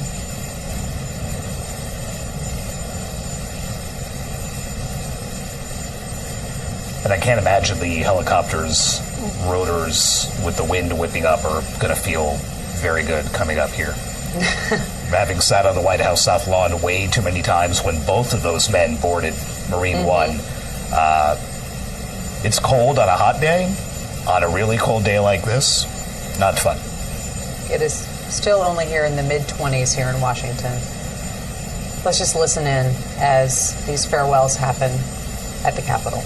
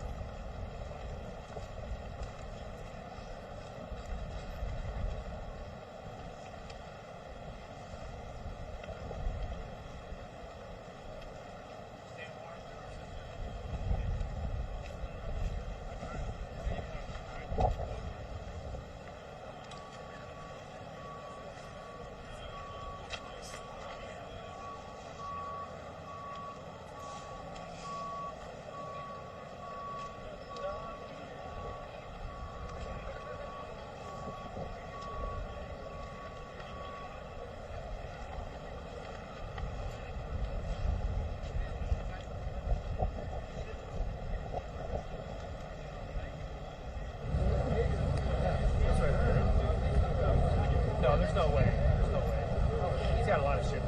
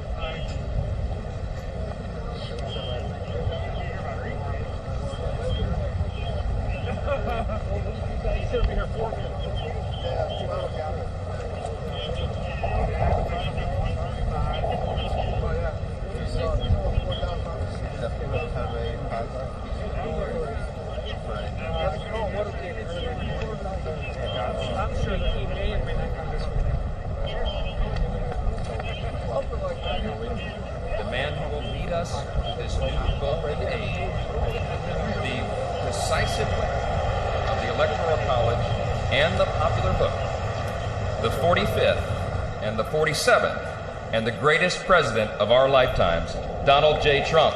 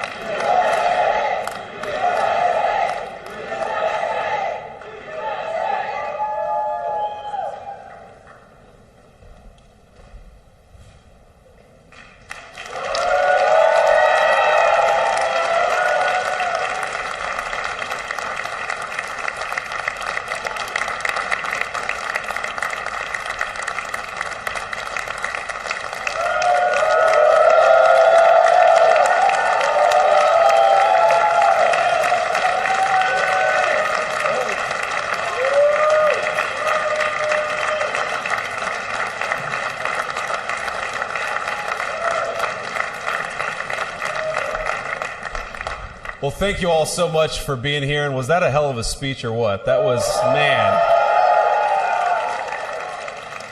That was a good way to start it off. You know, I didn't know exactly what the president would put in that speech, and I hoped to myself that he wasn't going to hold back, and sir, you didn't hold back. That was a hell of a way to start the next 4 years. But I just want to say from the bottom of my heart, and I know I speak for the president and for all of us, thank you, thank you, thank you for making this possible. We love you. We wouldn't be here without you, and we're going to make America great again together for the next 4 years.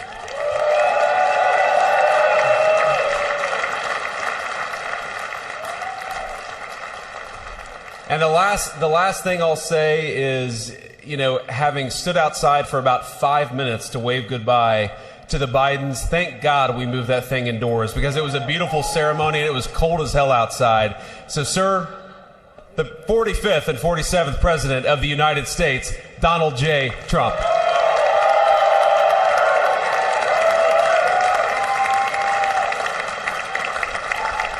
No, he's right. I looked, I said, oh, look at this beautiful sunny day. We blew it, and then I went outside and we were freezing. You would have been very unhappy. The sun was very deceptive, I will tell you. It is cold out. And I'm sort of saying, that was so beautiful today. Maybe they should do it there every 4 years. Does that make sense? I don't know. Because, the outdoor thing is really good, but it gets a little cold around this time of the year, as some people have noticed. And a lot of times they suffer through it. There was no suffering in that room. It was 72 degrees. It was perfect with the best acoustics I think I've ever heard in a room. This is not so bad either. But I just want to say, you're a younger, far more beautiful audience that I just spoke to. And I want to keep it off the record.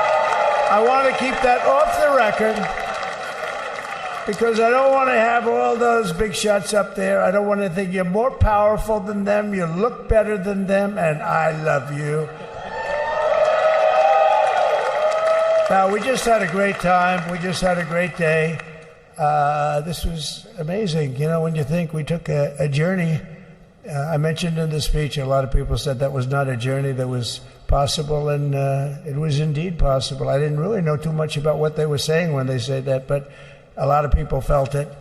And we hooked up with J.D. very early. I watched J.D. over a period of time. I endorsed him in Ohio. He was a great senator and very, very smart. The only one smarter than him was his wife. That was I would have chosen her, but somehow the line of succession didn't work that way, right?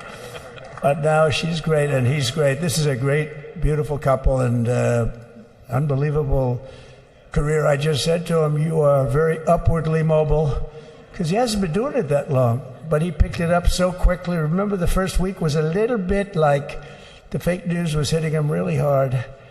And I said, oh, this may be tough, but after that, it was smooth sailing for him. He took on everybody. He took on the meanest.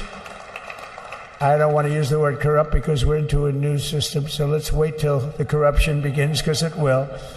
But he took on some pretty mean people, and he handled it well. I want to also congratulate Mike Johnson for the job that he's doing.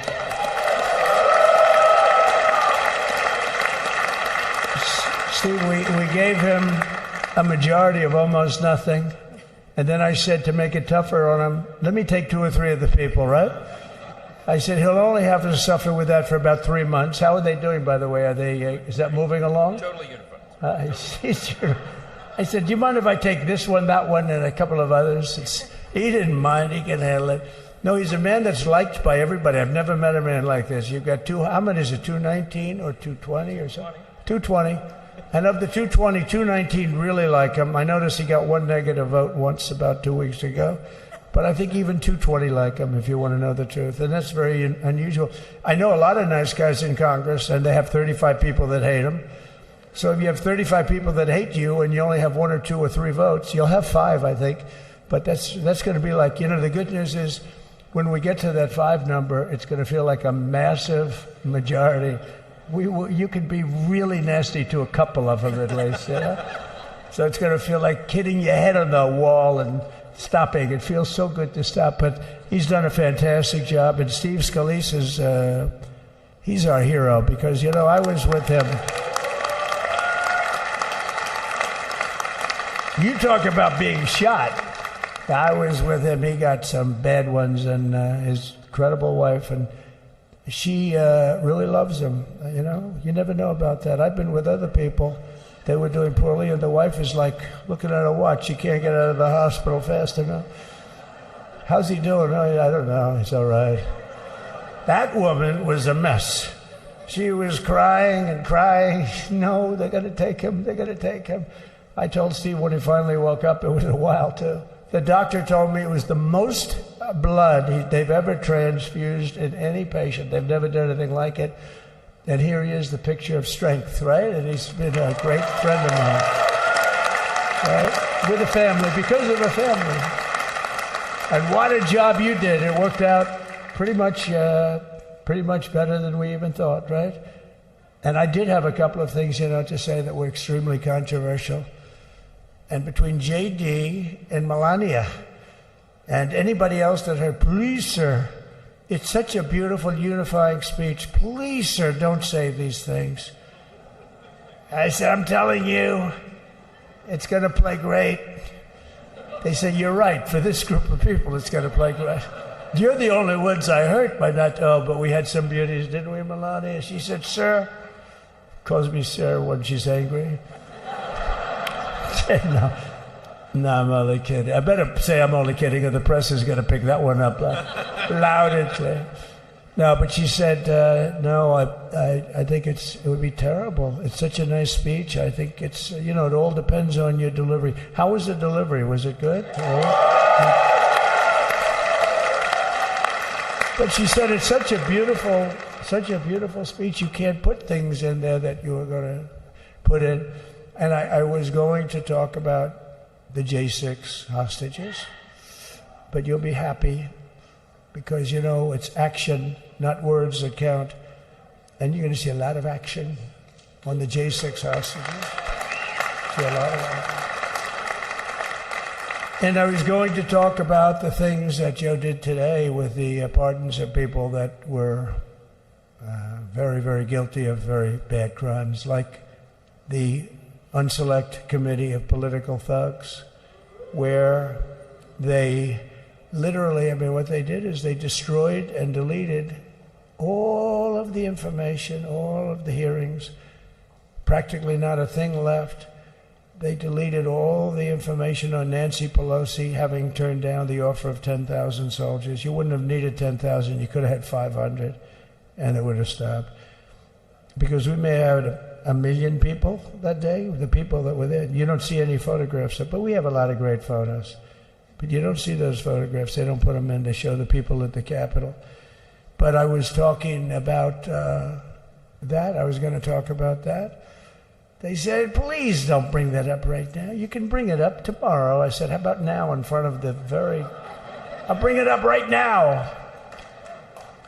This little time delay is good because we're getting great reviews on the speech. Now watch. They'll take the speech and say, I didn't like it because he left there and he's talked to people. But we're giving you a little more information than we gave upstairs. But no, they pardoned a lot of people. They pardoned, before we even get to today, they pardoned, 33 murderers, absolute murderers, the worst murderers. When you get the death sentence in the United States, you have to be bad because they don't give it much. And he pardoned almost everybody having a death sentence. And if you went through the crimes that were committed, you wouldn't even believe them. The level of violence, the people that were killed, the innocence of people that were killed and children killed by these people. And he pardoned them for whatever reason. He spared them, but they didn't spare the people that they killed. And, who knows what happens in the future. It's one of the worst because a lot of times they let them out early after that. They say you're going to be in for life, but then all of a sudden they get let out for good behavior, and then they go on a rampage. It's one of those little things, right? But I was going to talk about that.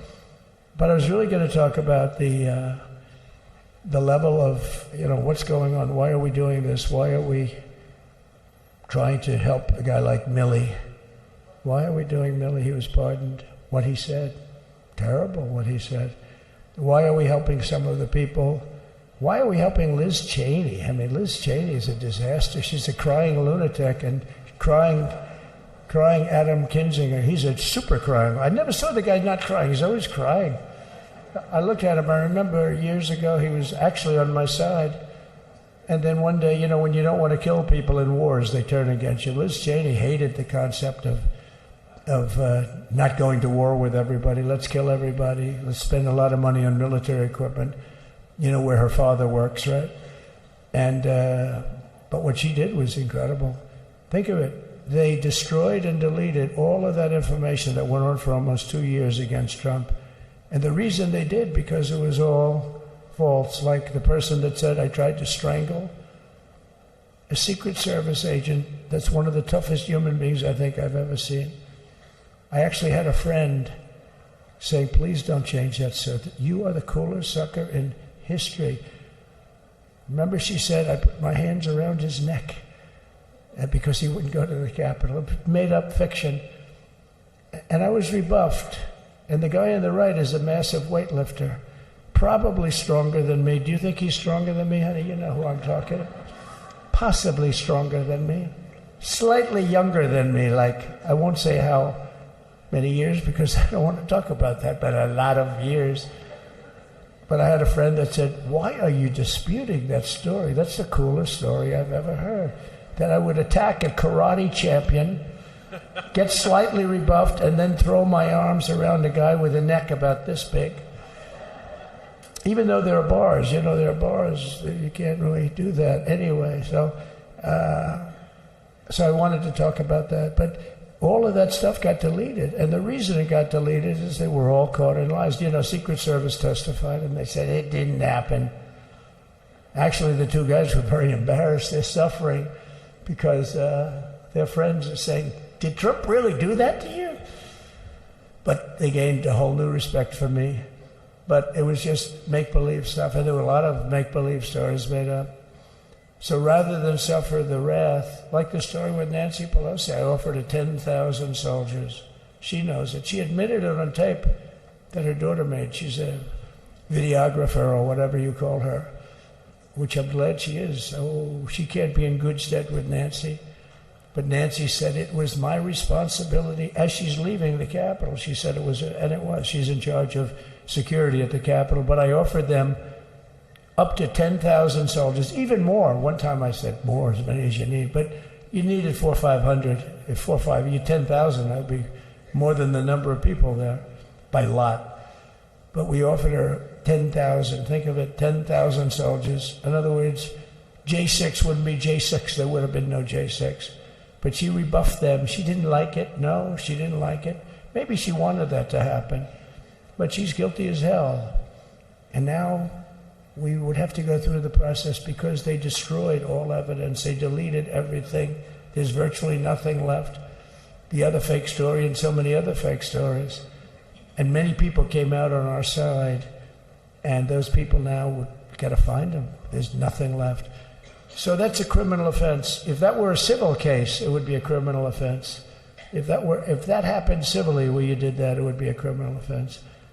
So I decided I'm not going to make this speech complicated. I'm going to make it beautiful. I'm going to make it a unifying speech. And then when they said we have a group of people that are serious Trump fans, I said, this is the time to tell those stories.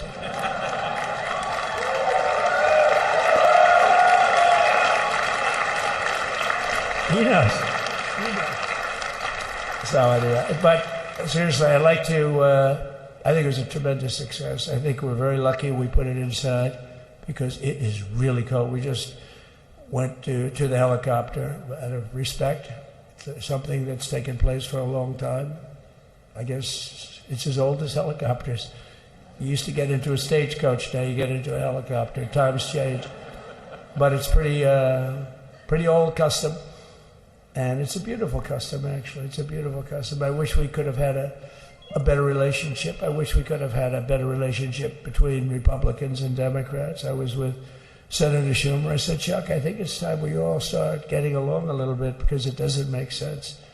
I mean, we literally never get a Democrat vote. They never get a Republican vote, almost. And although there is a bill coming up very shortly that we have a lot of Democrat votes, right? That's going to be a very beautiful bill. We're going to have a deciding, I would say, within a week or so, I think. And it's going to be a very good bill.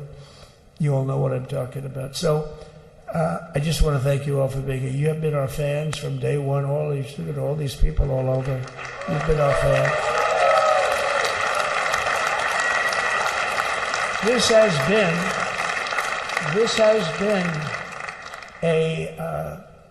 never been anything like it. There's never been anything like it. This has been a movement like no movement ever in history for probably any country, let alone this country. You know, if somebody's running for president, and if they go out and they announce they're going to Arizona, they're going to Nevada, they're going to someplace, if you have 200 or 300 people, that would be standard. Ronald Reagan would go out. I mean, outside of the last couple of days where people get a little excited, but even then you have a couple of thousand people. But if you're going to go someplace, any place, any one of the swing states, any one of the Other states, I mean, how about the non-swing states? We won Alabama by 48 points. We won Tennessee by massive numbers. Wyoming, we won by numbers that are, nobody's ever seen numbers like that. And, you know, places like California, we did great, but when they send out like 38 million ballots, nobody knows where the hell they're sending them, and then they come pouring back, the whole thing. You know, they passed a law in California that if you work in an election bureau, and if you so much as ask for a voter ID, if you say, sir, ma'am, could I please look at your voter ID? They have the right to put you in jail. You're a criminal. Can you believe that? There's only one reason that happens. They want to cheat. So they had it where voter ID wasn't accepted.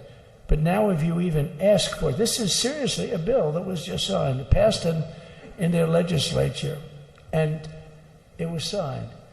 And I think when we get things cleaned up and we get back to a little bit of normalcy, I'm going to ask the Speaker to really get involved, because I think we would have won the state of California, because, you know, if you look at my numbers with Hispanic, we're at 56%.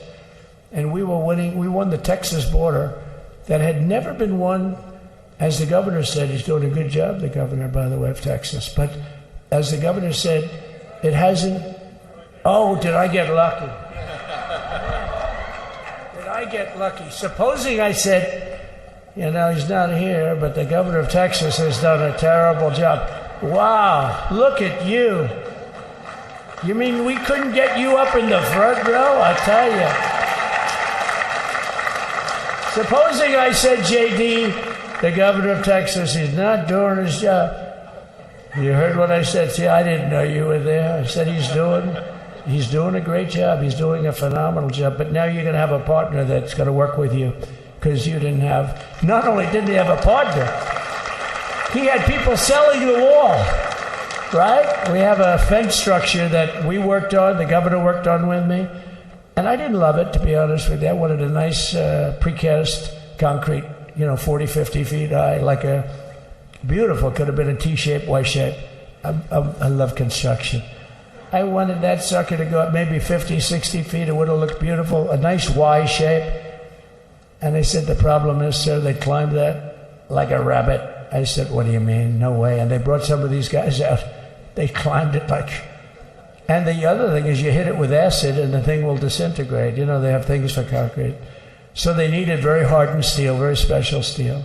And then they needed 7,000-pound concrete inside that steel, inside that steel. And then they have a rebar that's the toughest steel made. Very hard to cut. So this is why very little is cut. I mean, it's right. And then they put a anti-climb panel on top. I hated it. I said, it's so unattractive. And I said, why would that work? I don't believe it works. And I went to watch the Border Patrol, gave a display. We had actually two sets of climbers. The guys that climb up walls with drugs on their back, I mean, they got like 60, 70 pounds of drug, and they go as fast as you can walk. They go bip, bip, bip. Or we have Mount Everest type climbers. And honestly, the drug guys were much better. I couldn't believe it. The drug guys blew them away, right? But it's true, the anti-climb panel, they couldn't get around it. They just couldn't. You didn't have it. So sometimes you sacrifice beauty for efficiency, and we did. So we built this wall, and we built over 500 miles of wall. That's why we had such good numbers. The famous chart that came down, very thankfully, the chart that came down on my right, Governor. Had I not looked over there, I'm not speaking right now. You might be speaking here. You want to know the truth? You, JD, have got a lot of great people in this party, but I got very lucky, but we had the best numbers we've ever had. But I bought, what happens is when you fill it up, it's like water. You fill it up. Now we have 571 miles of wall. And they would always say, when we renovated a wall, so there'd be like a piece of plywood sitting there for 60 years, or a 2x4 sitting for 60 years on the ground and rotting. Because, and they'll say, you didn't build a new wall. Here we're building 50 feet up in the air with 30 feet sections, 50-foot sections, all steel, all concrete, all everything. And all, by the way, they don't even want me to say this, but what the hell, doesn't take that long time. They're all wired for all of the equipment. We put wires in everything so they can easily wire for all the different types of equipment. And if there's a doubt, we have to wire.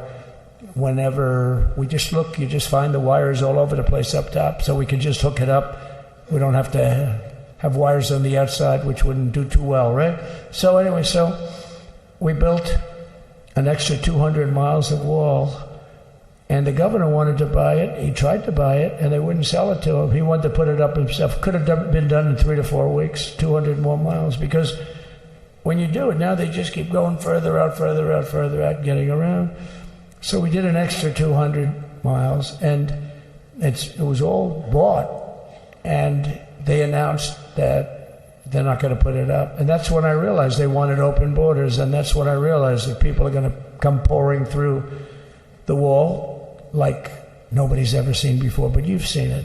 A lot of you are here because of that. I made it my number one issue. They all said inflation was the number one issue. I said I disagree. I think people coming into our country from prisons and from mental institutions is a bigger issue for the people that I know. And I made it my number one. I talked about inflation too, but you know, how many times can you say that an apple has doubled in cost? I'd say it, and I'd hit it hard, but then I go back to the fact that we don't want criminals coming into our country. We don't want the jails of every country in the world virtually being deposited into the United States, and that man had to suffer with it, and he did an unbelievable job. I'll tell you, he was a very popular governor, but now he's like an unbeatable governor because of your border policies. He was fantastic, and he really was. Governor Abbott he's a great man, great leader, and but it did make him did you do it? You didn't do that for politics. You did it because you wanted to do the right thing, but I'll tell you, it sure as hell worked for politics too. It's self-preservation, that's right. But no, because the people are demanding it. The people of Texas are demanding it. The people are demanding it all over. So anyway, so we built it, and they wouldn't let us use it. They wouldn't let the governor use it. And other governors, they wouldn't let him use it. But he was the leader of the pack and did a great job. And then we heard about a month ago that not only wouldn't they let us use it, they were selling it. They were going to sell it for 5 cents on the dollar. Now, 5 cents on the dollar then, but today it would cost more than twice as much to build because we bought it like 6 years ago. And it was just sitting on the ground, and that does not do well for the whole thing. But it was just sitting on the ground, and I heard about it, and I called the governor, and I called a lot of people, your attorney general. And here's the story. They were going to buy it, and these are great business people. They were going to buy it for 5 cents on the dollar or less, and they were calling us up, we'll sell it to you for 200 cents on the dollar. In other words, it will cost you twice as much, so it's 200 cents on the dollar. I said, can somebody explain that to a judge? I mean, how corrupt is that? You'd think they'd say, maybe we'll sell it to you for 20 cents, 30 cents, but not 200 cents. So they were going to buy something for 5 cents, and they were going to sell it to us for a fortune. They were going to make they'd have it down that in Fortune magazine, they'd put it of the deal of the year, okay? You buy something like that. But it was so corrupt and so horrible. And when we told that to the administration, they didn't care. They just kept going forward. They couldn't care less. And they kept going forward. They knew that they were trying to sell it back to us. They would have sold it back to us. You would have ended up buying it. You would have paid probably 50, 60 cents. Who knows? But they were going to use it for scrap metal, but then they made a much better deal. They could just buy it and sell it to us for 15, 20 times what they paid. 20 times, think of it, like 20 times what they paid. And we wouldn't let it happen. And the governor with his attorney general, Ken Paxton, they made a fantastic, they're a good lawyer. He's pushed around pretty good by people, right? I said, you got a great attorney general. They should leave him alone. He was with me. But Ken and the governor went to court, and a judge actually became incensed and actually called for an investigation. How could a thing like this happen? So he stopped it. So we're waiting to put that wall up. And now that you have a new president, that wall will go up so fast. The governor will complain, sir. This is Greg Abbott, sir. Please, the wall is going up too fast. Please don't do that. You know the story about winning. No, we're going to win too much. We're winning too much. Please, so stop. People always love that one. We'll do this with the wall. Governor Abbott calls, "Sir, the wall is going up too fast. We can't take it. We just can't take it." No, I think you'll be very happy if the wall goes up too fast, right? But we'll get that dude and we'll work with you on that. But it was a great decision by a great Texas judge, right? And it was beautiful to watch. He stopped them right in their track. I mean, they were literally loading the stuff onto trucks. It was terrible. Honestly, it was terrible. And he wouldn't take it. So I'm so glad I mentioned that they have a really good governor in Texas. And I swear, I didn't know he was here. I swear to you, it sounds like a setup. I didn't know you would end. Did I get lucky? I said the right thing. Because there have been moments when I wasn't so happy with him, you know? But not too many, I can tell you that. So anyway, it's good to see you too, Governor. Great. But I just want to thank everybody. You've been incredible. I recognize so many of you. It's so crazy. But this has been a long journey. This was a journey that started in 2015, probably started 20 years before that. People used to say, "You're going to run for president? You're going to run?"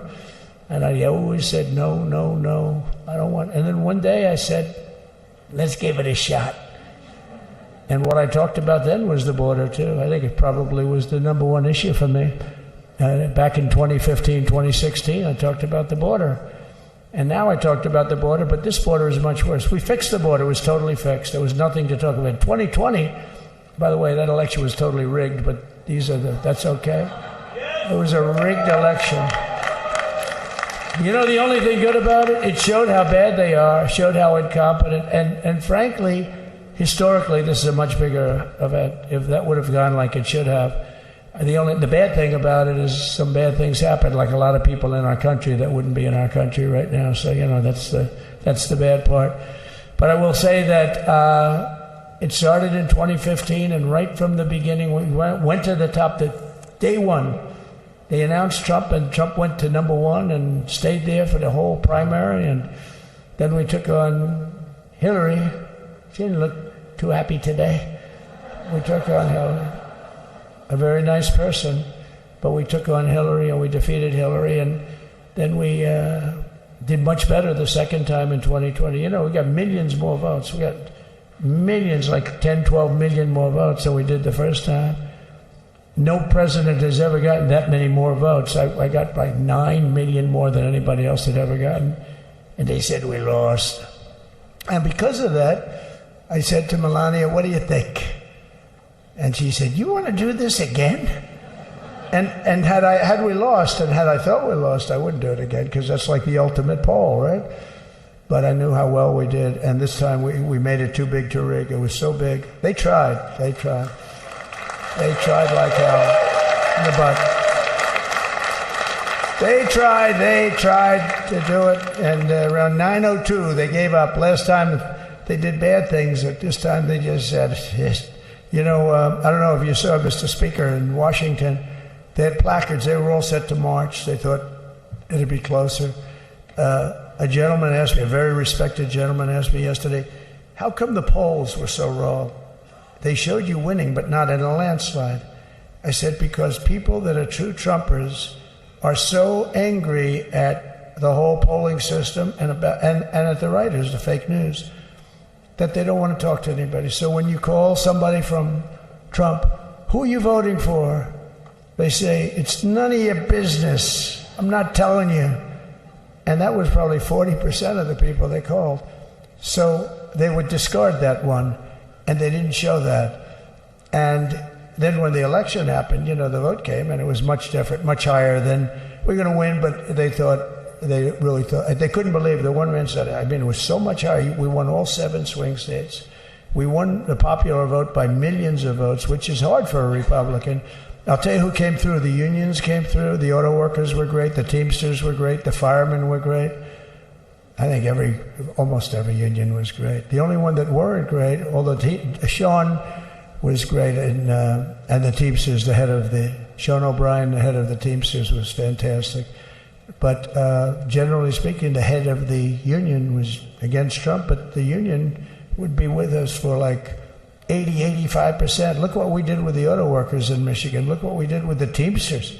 The Teamsters were unbelievable. They were a solid Democrat vote, and they voted for Trump. So we had a great experience. This has been, now we have to go to work and get it done because we have to do something that's going to be great. We're going to turn our country around, and we're going to turn it around fast. And I think this was a better speech than the one I made upstairs, okay? I think this was better, JD. I think this was much better, and I got to see my friend. So, Governor, take care of yourself. You call me, we'll start working. You know what that means with him. He's going to be calling me tomorrow morning at about 6. And I said, how about next week? You call me and we're going to get it started real fast. We'll really help you a lot. You've done a fantastic job protecting something which is, it's not supposed to be for the states.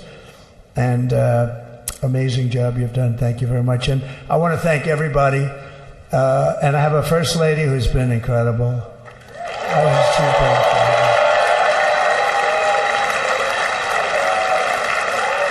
I shouldn't say this.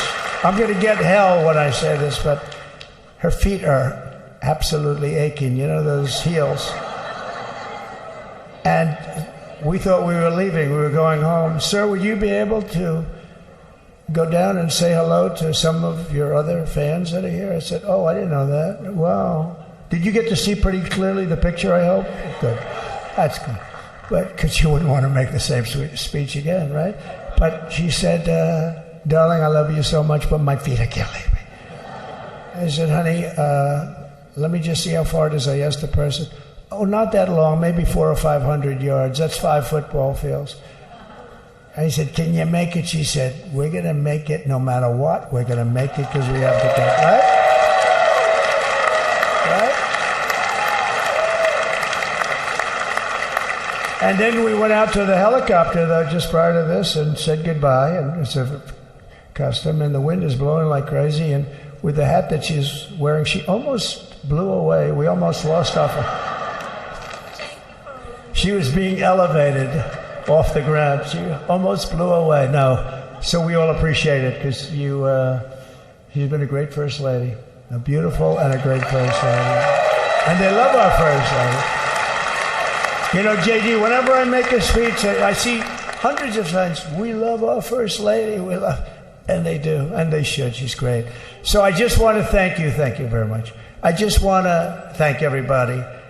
And I felt that, I said to JD, should we give him the A treatment, the B treatment, the C, the D, or the F? You know what the F is? Hello, everybody. Thank you for being here. Bye-bye. I gave you the A+ treatment. Thank you. Thank you all. Thank you, Governor. Thank you all very much. Appreciate it.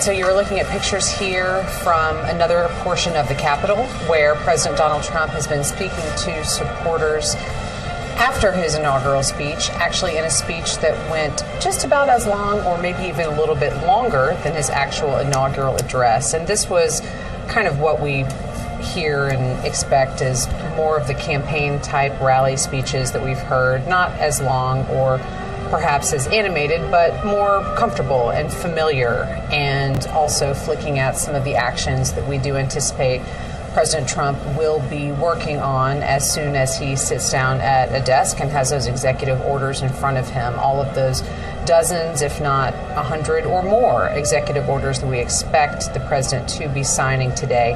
But he spent a large portion of these remarks talking about security along the U.S.-Mexico border. Again, his signature campaign issue, one that we have heard about a lot in all of his presidential campaigns. and certainly something that he has signaled will be a hallmark of this second administration.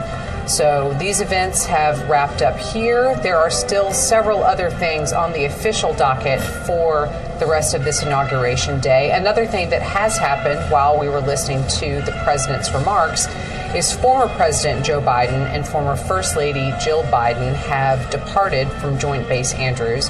They have taken off on their trip to California. And Sagar, I think you can help walk me through a little bit of the nomenclature about some of these aircraft that we've been looking at today. I know I mentioned earlier, I know it's Marine One, the helicopter when the president is on board, but I didn't know what to call it when there is someone other than the president on board. So talk to me about that helicopter that the Bidens used to get to Joint Base Andrews, and then the aircraft that they're on to fly on to California. So you have that familiar color scheme on these.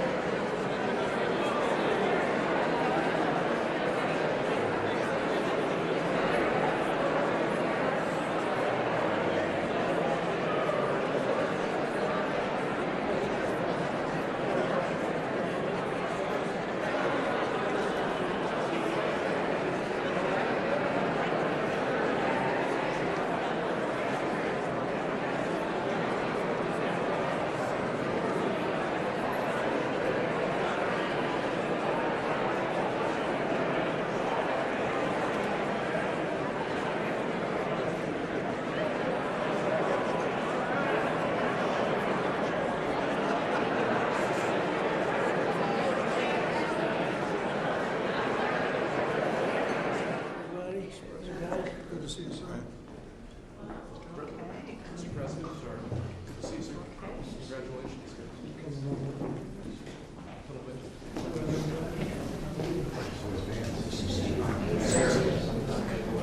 You have a number of documents. Mr. President, yeah, you're. Excuse me. It was a great event. We went to the helicopter. It was freezing. The sun is a little deceptive. Yes, it is. So what would you like us to do? Sign your orders. Official documents. Okay, I assume they're going to be happy with these documents? Yeah, they're Try. We might not be here. It's the next step. It's a tradition. Sir, the first is 22 cabinet and cabinet level appointments for your signature. Okay.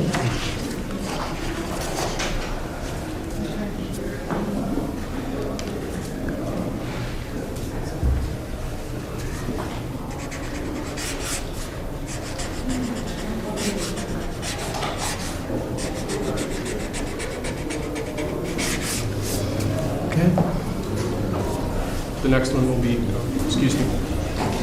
Next one will be 47 sub-cabinet level appointments, sir. But you don't have to sign 47 times.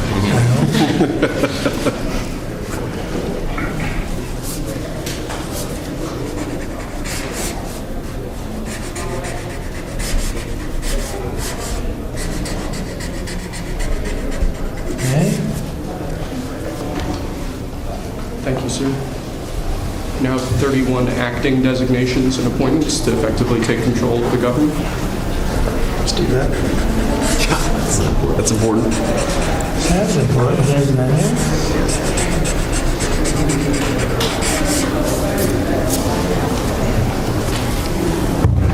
And we have 15 commission chairman and acting chairman appointments. Send him. Commission chairman and acting chairman.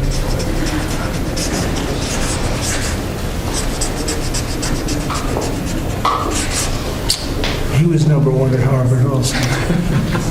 You know that? Good counsel. They have something in common. Thank you, sir. Lastly, we have a proclamation ordering that on all future inauguration days, including this inauguration day, that flags shall be flown at full mast. Very important.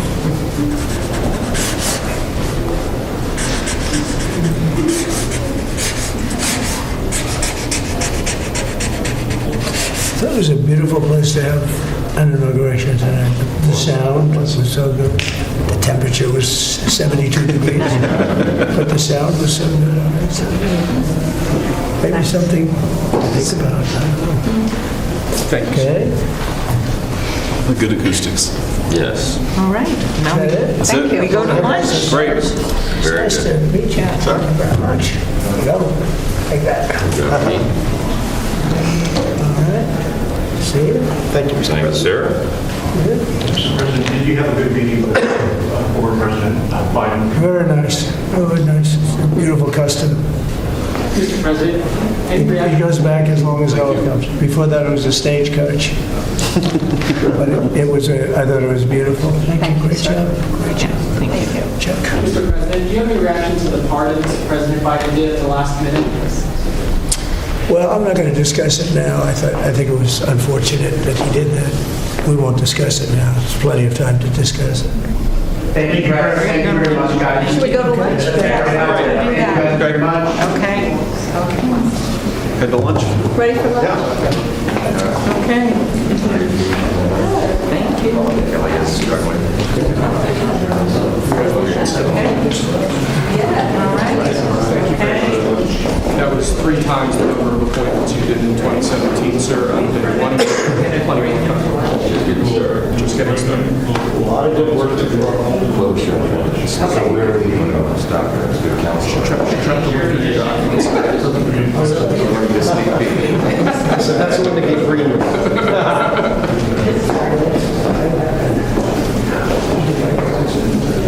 Thank you. That was great. That was great. That was great. Standing ovation. I liked it.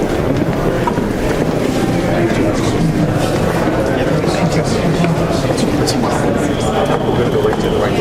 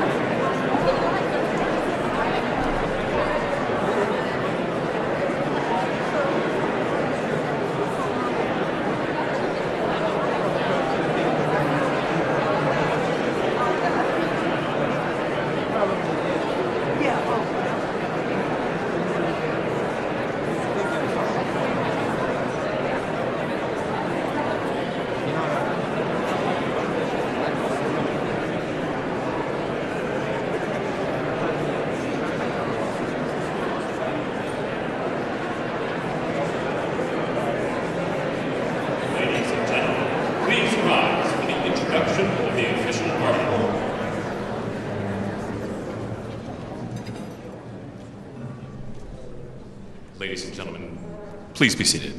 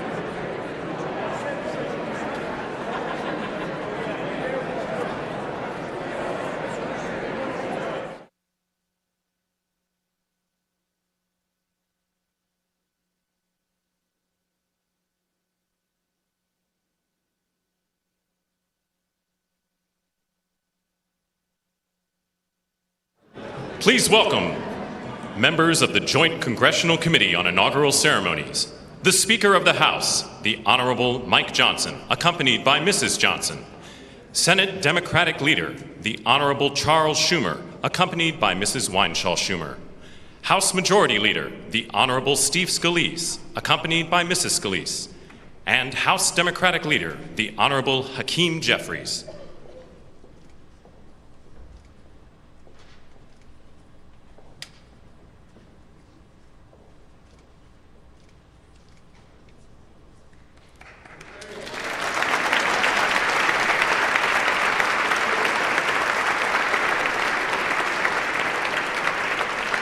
Please remain standing for the honors and the invocation.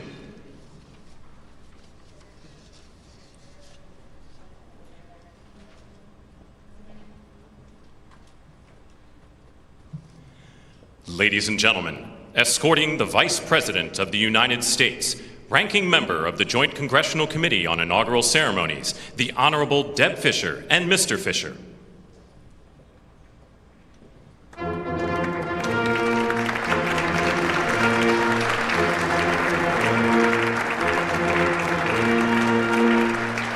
Ladies and gentlemen, the Vice President of the United States, the Honorable J.D. Vance, accompanied by Mrs. Vance.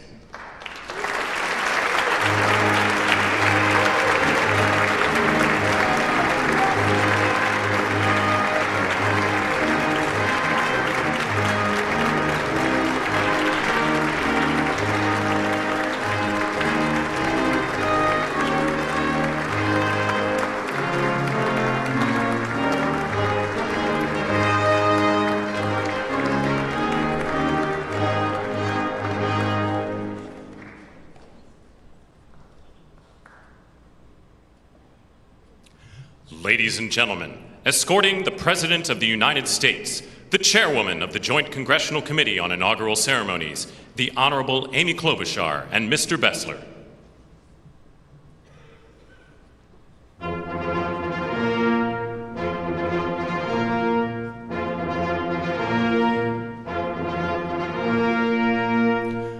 Ladies and gentlemen, the President of the United States, the Honorable Donald John Trump and Mrs. Trump.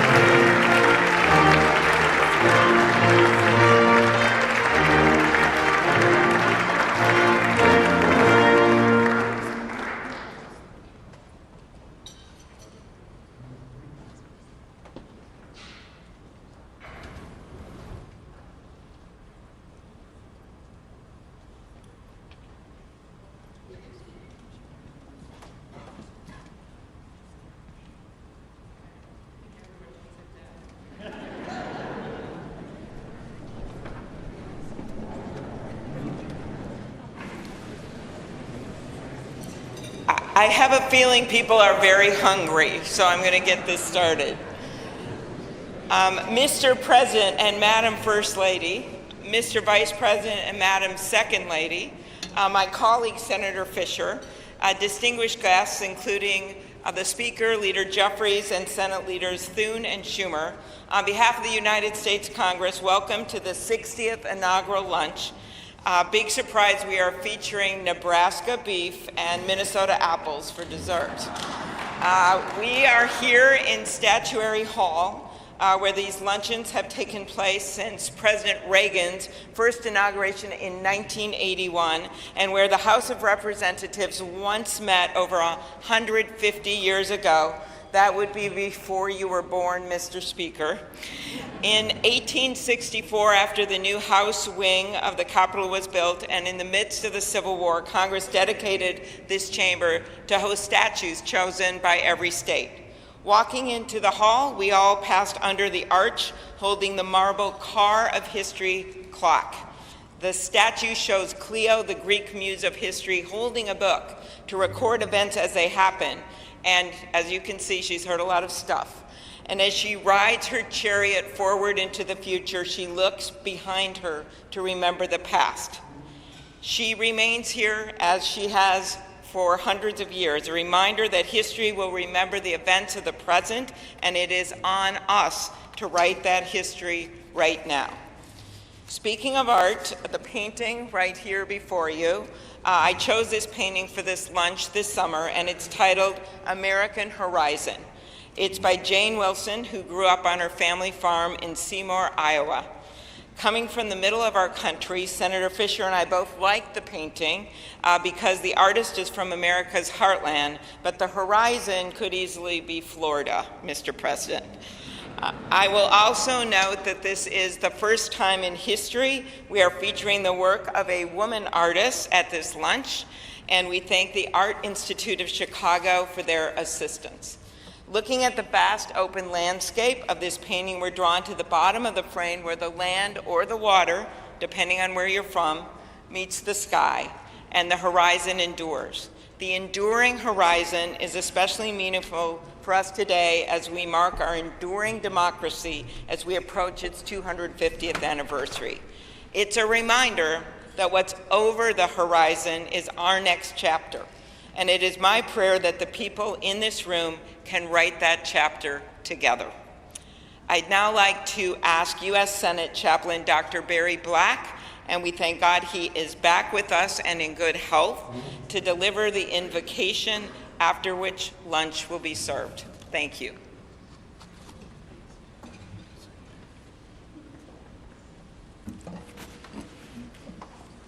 Let us pray. King of kings and Lord of lords, whose kingdom is above all earthly kingdoms, and who judges all lesser sovereignties, look with favor upon President Donald John Trump and Vice President James David Vance. Empower them with the wisdom and courage needed for our times. Protect them from the vicissitudes and challenges that obstruct the making of a world of justice, peace, and righteousness. Lord, give them a deep desire to do their best for our country and world, and a determination to act in ways pleasing to you. Preserve their families in health and strength by your grace and power. Bless now this luncheon as each of us finds your grace sufficient for every need. We pray in your sovereign name. Amen.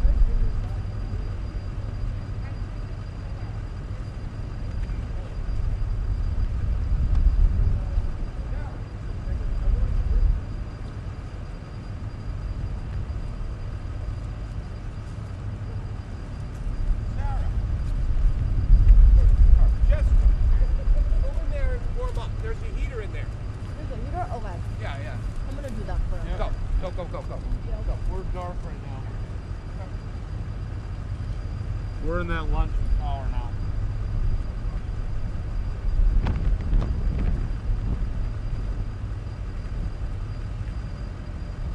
People imaginable. Our best days are ahead.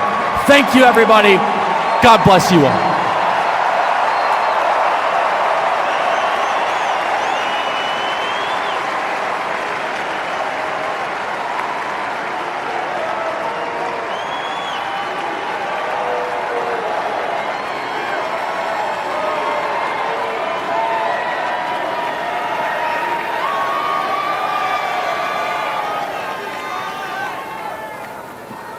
Ladies and gentlemen, please welcome to the stage the next Secretary of Commerce, Howard Lutnik.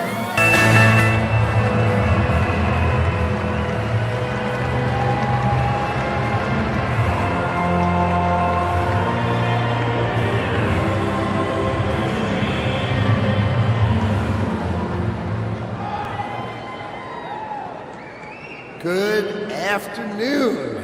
On the greatest Inauguration Day ever.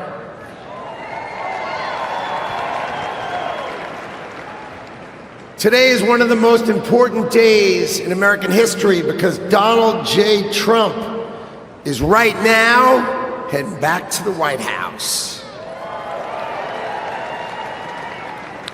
I could not be prouder to be standing before you because 77 million Americans voted for Donald Trump to make sure that it is always America first. So I want to tell you some stories because no president, Donald Trump is now the oldest president to take office, but no president has ever had his work ethic, his energy, or his intuition. So when the president sees a problem, he calls it out. You know it, right? He's the one who said fake news. He's the one who said the swamp. He's the one who said the deep state. We've all heard him say it, and now we all know it's true. And his intuition is always right, so he starts talking about bad trade deals. That's what he thinks. So let me tell you a story about the last day on the campaign trail. So I went to meet the president in North Carolina, okay? He gets up in the morning at 8 o'clock. We get in the motorcade, he gives a speech. He goes to 3 states, 4 rallies, an hour and a half each rally, finishes midnight. We start 8 a.m., he finishes midnight, gets on the stage midnight in Grand Rapids, Michigan, speaks for 2 hours. 2 hours, never takes a nap, and when he's on the stage, he's never taken a sip of water. The man is power. He is power.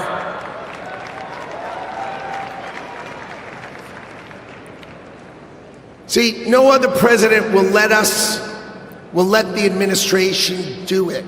He's going to help us fix America.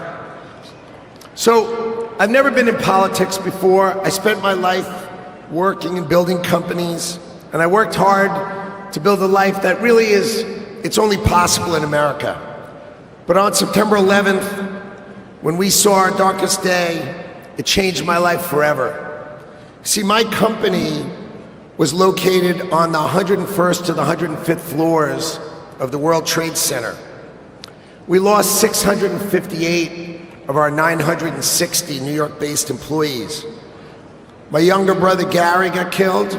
He was 36. My best friend Doug, 39. 658 of my friends and colleagues got killed. So 9/11 could have broken us, but we Americans, we're strong. We don't break. So we all, my employees and I, we dedicated ourselves to rebuilding the company so we could take care of the 658 families that we lost.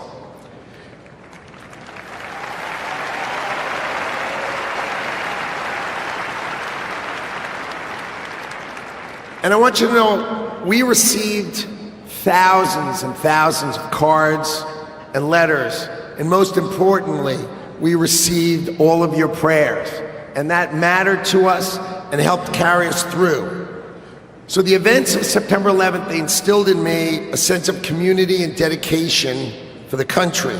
So when the president asked me to join him in his administration, I jumped at the chance. So I was the co-chair of the transition team, which helped pick for the president, helped sort of set him up so he could pick all the nominees.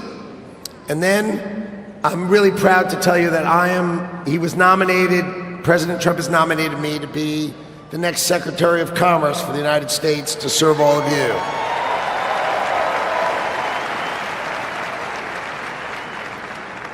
So let's talk about commerce. You see, we plan to end the decades of policies that threw American workers to the wolves. Factories were closed, jobs were lost, wages decreased. We left Americans out in the cold while country after country of this world took us to the cleaners and made money off of us. And that is going to end today.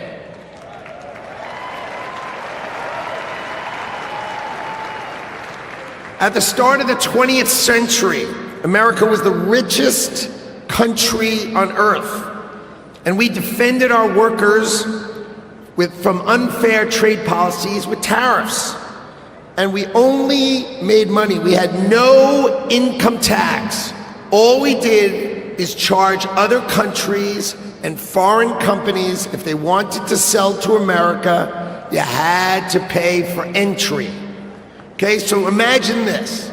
The US government had no income tax.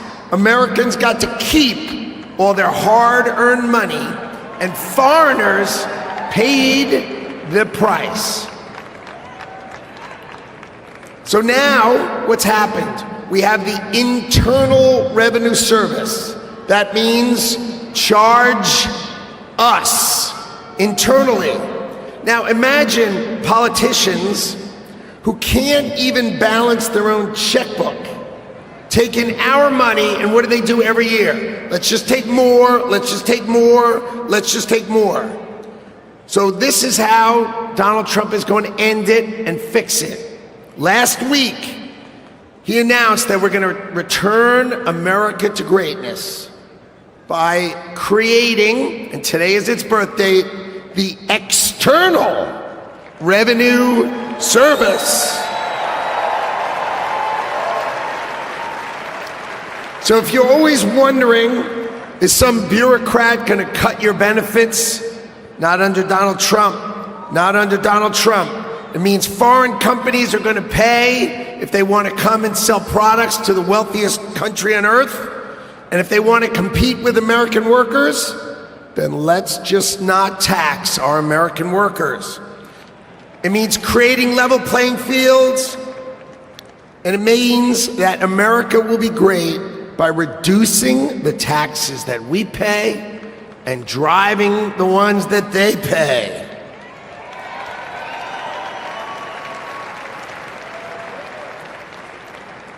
So what that means is the External Revenue Service will put up tariffs or walls that protect you.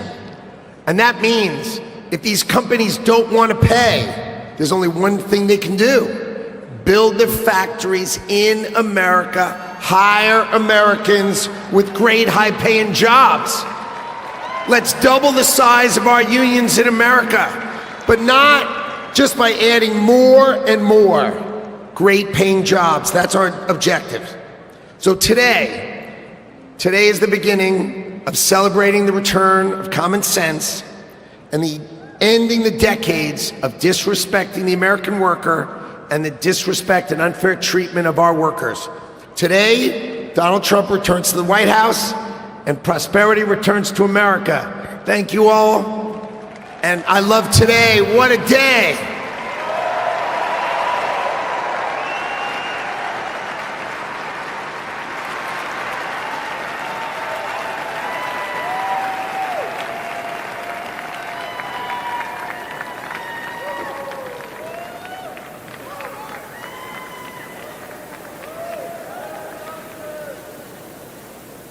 Ladies and gentlemen, please welcome to the stage Governor Glenn Youngkin.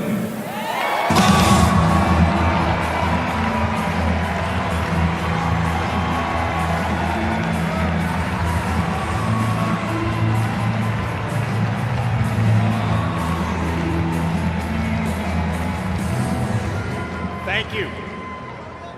Well, come on now, can't you feel it? The American spirit is alive and well.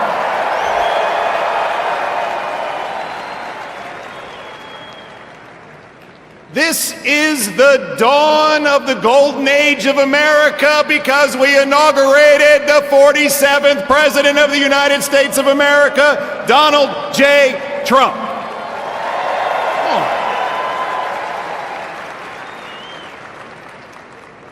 What a day to be in Washington, D.C. You know, I live right across the river in Virginia.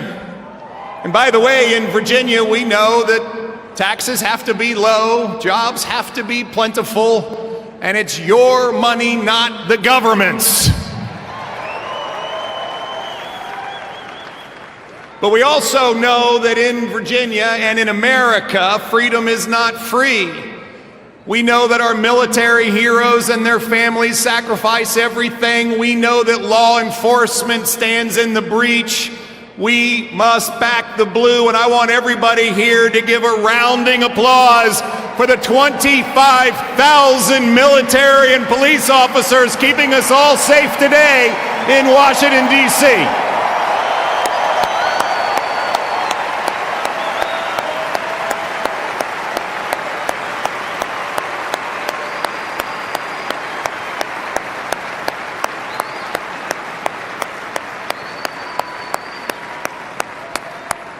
God bless America. My friends, we are standing here on the dawn of a new age, and we are seeing the sun set.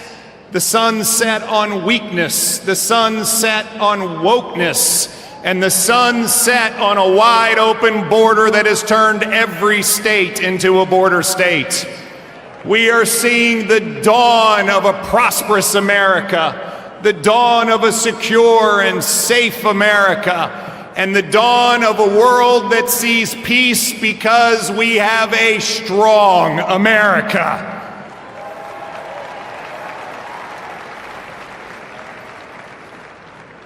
Our new president, Donald J. Trump, has never, ever lost faith in America. They tried to take him down legally. They tried to put him in jail. They tried to even assassinate him.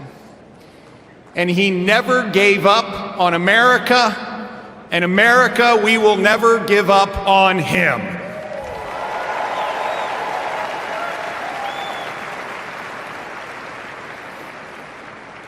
And as we stand here on this dawn of the next golden age in America, we all have a responsibility. It is our responsibility to stand every day in support of this administration, to do everything that we possibly can do for America's success. President Trump deeply believes this, and both he and J.D. Vance have already gone to work. He is signing executive orders. He is closing the border. He is bringing down inflation. He is stepping into the breach. Ladies and gentlemen, it is time for America to be prosperous again. It is time for America to be safe again. It is time for America to be strong again. And it is time for America to be great again.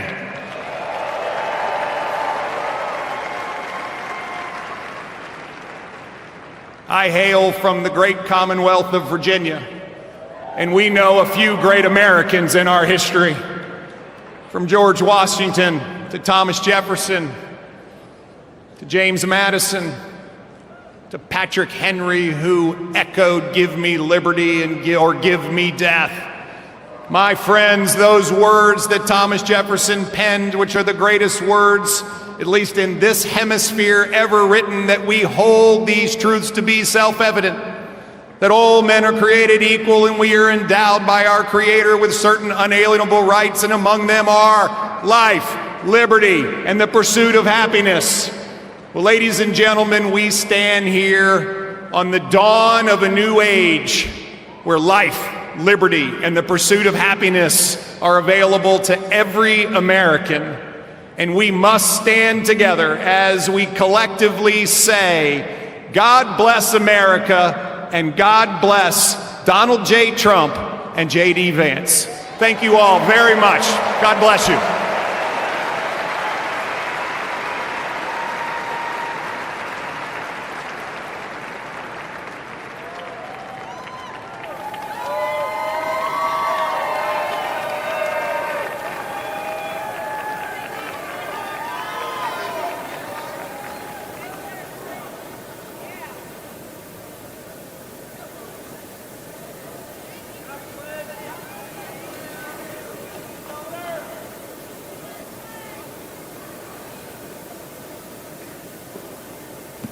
Ladies and gentlemen, please welcome to the stage, Mr. Elon Musk.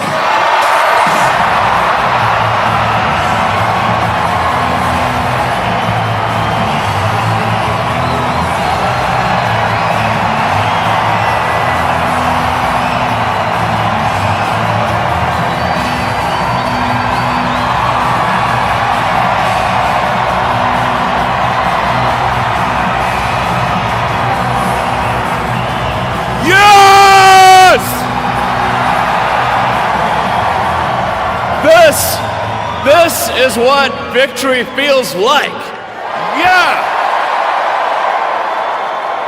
And this was no ordinary victory. This was a fork in the road of human civilization. Okay. You know, there are elections that come and go. Some elections are, you know, important, some are not. But this one, this one really mattered. And I just want to say thank you for making it happen. Thank you.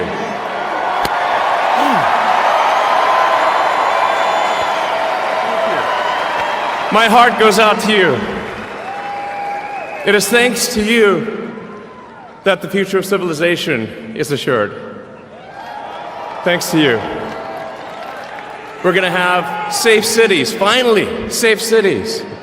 Secure borders, sensible spending, basic stuff. And we're going to take Doge to Mars.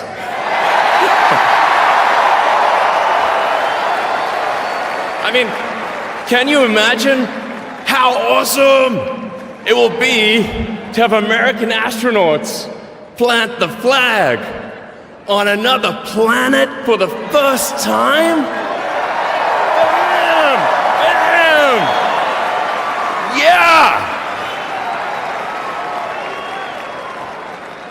How inspiring would that be? You know, there's always problems in life. You know, there's this problem, solve that problem. But you know, there need to be things that inspire you.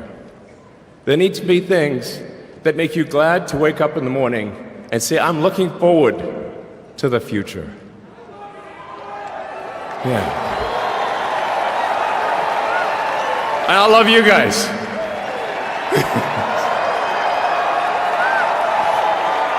So,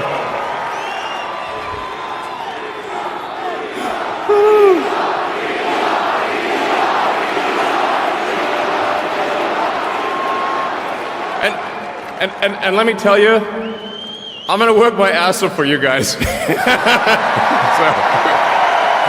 I really will.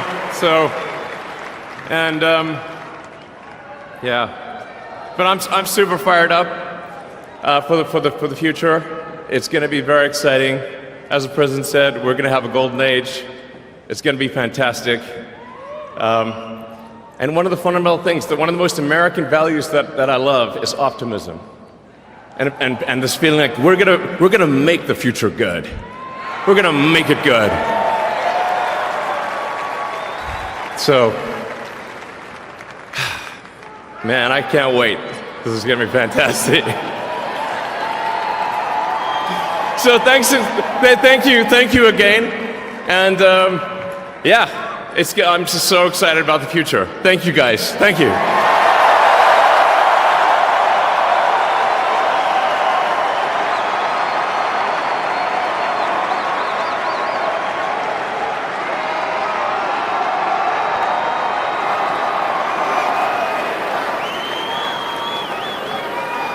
Ladies and gentlemen, please welcome to the stage, Kash Patel.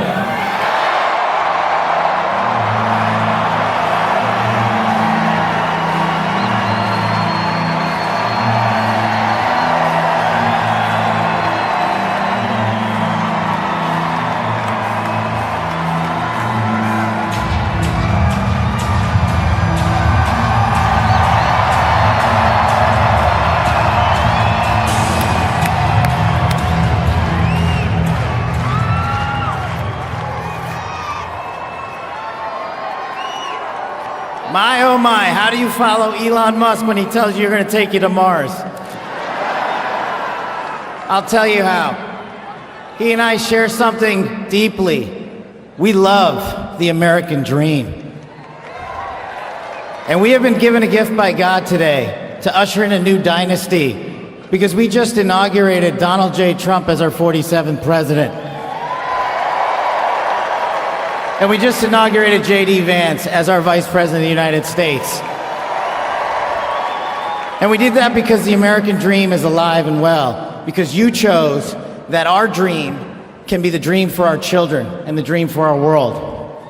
And we are at a crossroads here in America, but our future is bright because you had the courage to stand for your convictions. So I'm humbled here to talk to you about why I love the American dream. My story's pretty simple. It's unique, and some of you share in it. My parents were born and raised in East Africa. My father in the 1970s fled a genocidal dictatorship in Uganda, where he saw 300,000 of his countrymen murdered, where he saw what lawlessness would do if it was allowed to break through the system of constitutional justice. He fled, like so many others. He married my mother. They moved here. They waited in line. They stood in line because the American dream was worth standing in line for.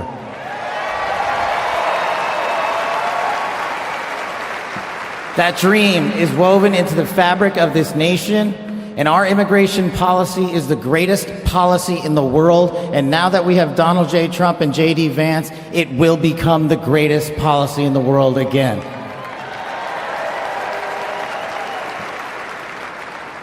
But dreams and hopes aren't enough, my friends. We got to get to work.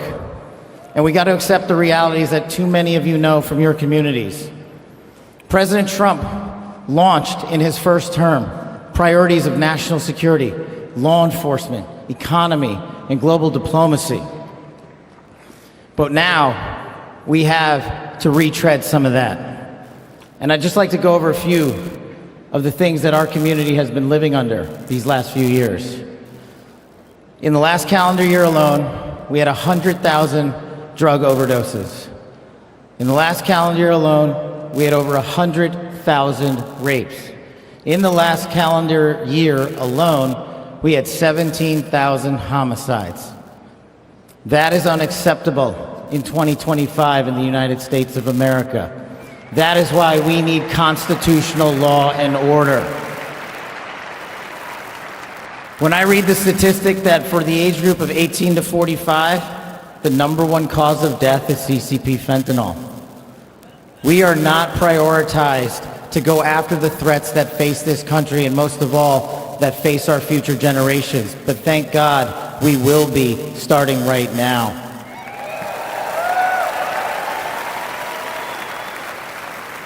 President Trump and J.D. Vance's leadership and administration will usher in the priorities that I cherished during my 16 years in government service. That we will always, always honor the men and women who wear the cloth of our nation and stand on that wall and tell you nothing's getting by them tonight. And so to them, thank you.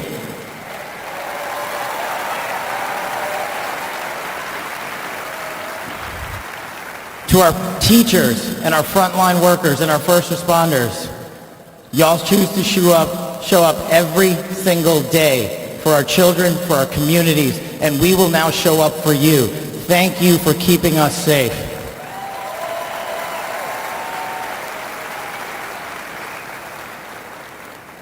To the men and women in law enforcement, and maybe I'm biased on this one. Our police officers, our sheriffs, our federal agents are some of the greatest warriors that God has ever created. And we will put them first because they have our backs, and now we will have your backs.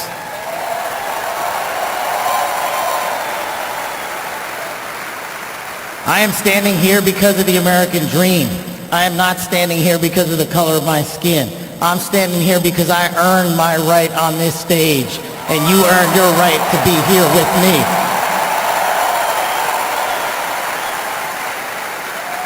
And I promise you this, with every fiber of my being, that our law enforcement, that our teachers, that our first responders, that our veterans, that our men and women in uniform who dare to serve this country and put themselves below the rest of our needs will be reprioritized to the top of the heap because they are standing on that wall, and we will not let that light go dark on them.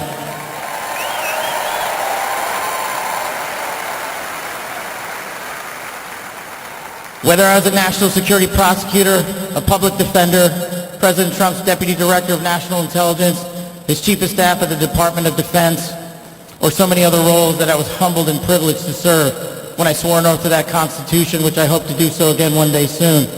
You have my word that you have ushered in a dynasty of change. You have ushered in a dynasty that will allow our children to live this American dream. My American dream. I am living the world's American dream. I am the son of lawful immigrants. We worked our tails off just like you all do, and I'm going to make you a deal. I promise you I will never quit on your children. I will never quit on their children, because this American dream does not belong to me. It does not belong to them. This American dream belongs to the world.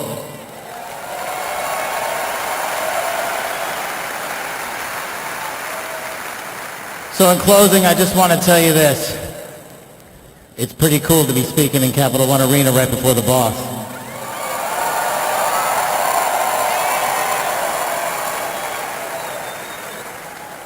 You've inspired me beyond words.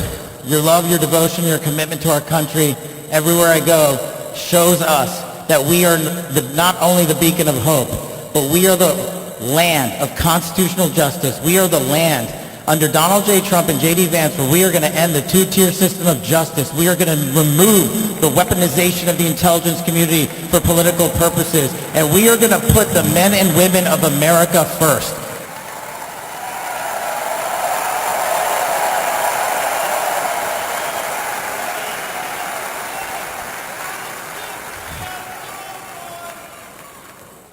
So listen, there's just one thing left to do. We all got work to do. We've got the greatest president and the greatest vice president in the history of the world. And so I just need y'all to do a little bit more. Every time you see a law enforcement officer, every time you see a veteran, every time you see a teacher, shake their hand. Give them a little bit of your time, because they're giving us all of our time. And don't forget to enjoy the ride, ladies and gentlemen. God bless America. God bless these United States of America. God bless every one of you. I'm living the American dream. My name is Kash Patel, and I ain't going anywhere. Let's go to work.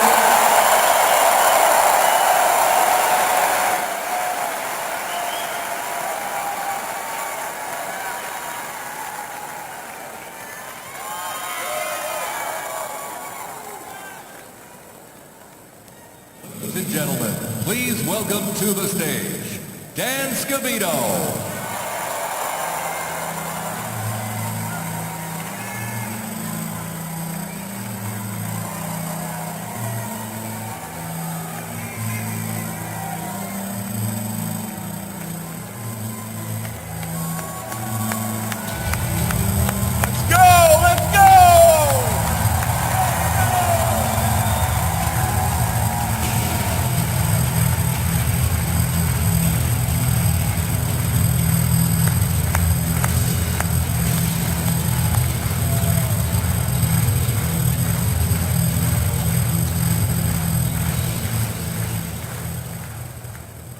Hello, Patriots. How's everybody doing this evening? We're back!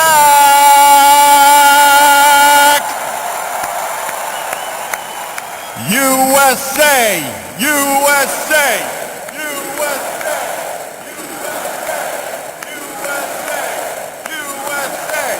USA!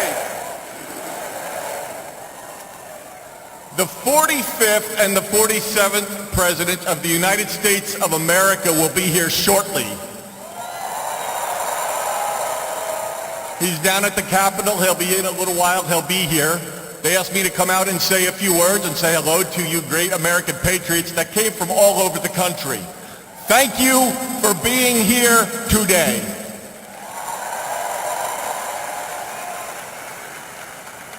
One thing I just noticed when we were leaving the Capitol after the swearing in that really hit me hard after the journey we have been on over the last 9 years, especially over the last 4 years.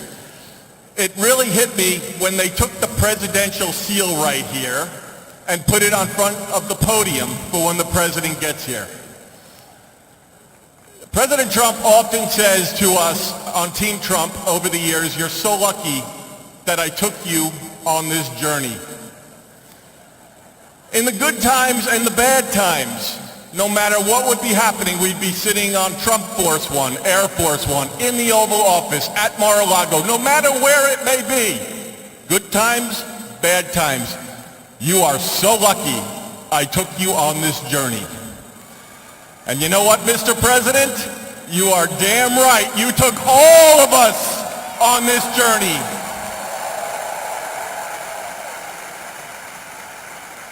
There's been a lot of stops along the way from 2016 when we started back in 2015 with a small campaign team flying around the country, doing rallies, small team, 6, 7, maybe 8 people. Then it continued to grow. Before you knew it, the GOP nomination was going to Donald J. Trump in Cleveland in 2016. Fast forward, he became the 45th president of the United States of America.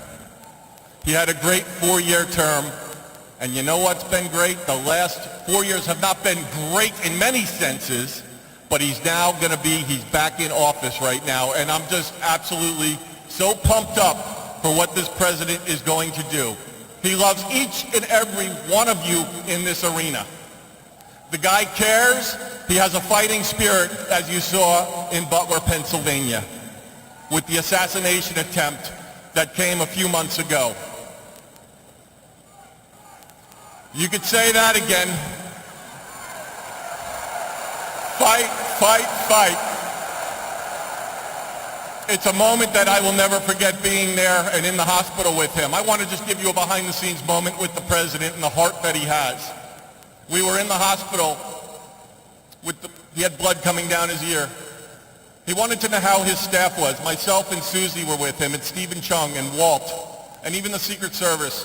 How are you guys doing? The guy just got shot in the damn head, and he's worried about us. Are you guys okay? He's on the phone with his family. Showed him a picture, the iconic photo of his fist raised in the air. Told him it was from Doug Mills from the New York Times, a great photographer. He looked at the picture, he's staring at the picture, one of the most historical photos of all time. There'll never be anything like it.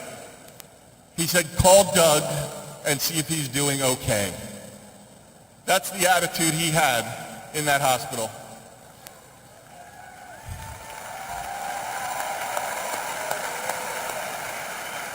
Our president has been resilient through a lot. And I don't need to get into all of it because you're all familiar with it, and I'm convinced much of it that went on over the last 4 years is why he won the election in an electoral landslide.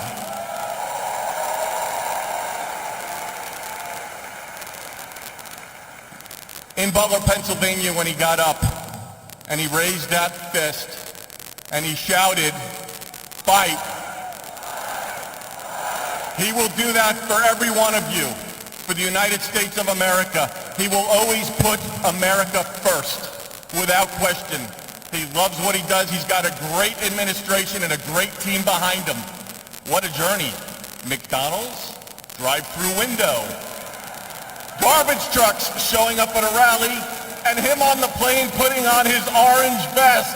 Sir, are you going to take that off? I'm going to the rally in my orange vest.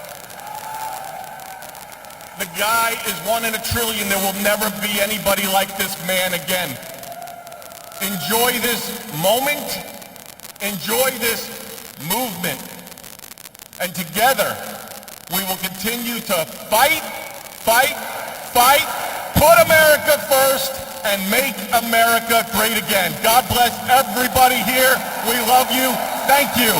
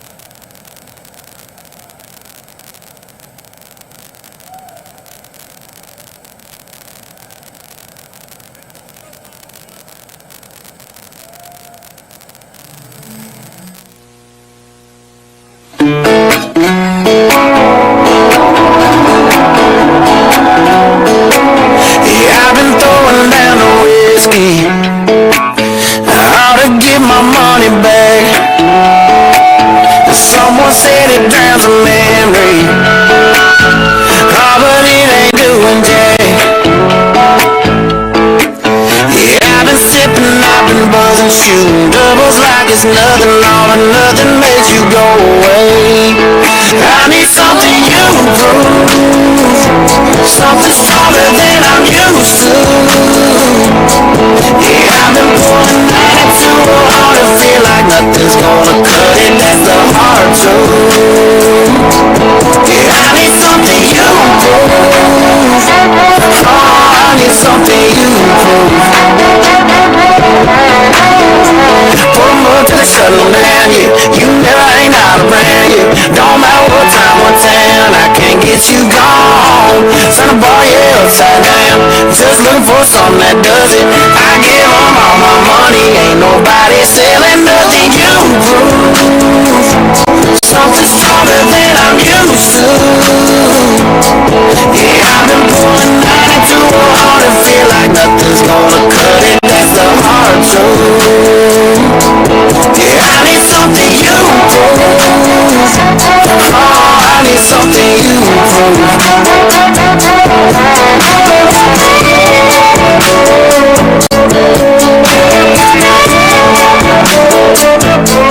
Yeah, I've been mixing liquors trying to get you gone.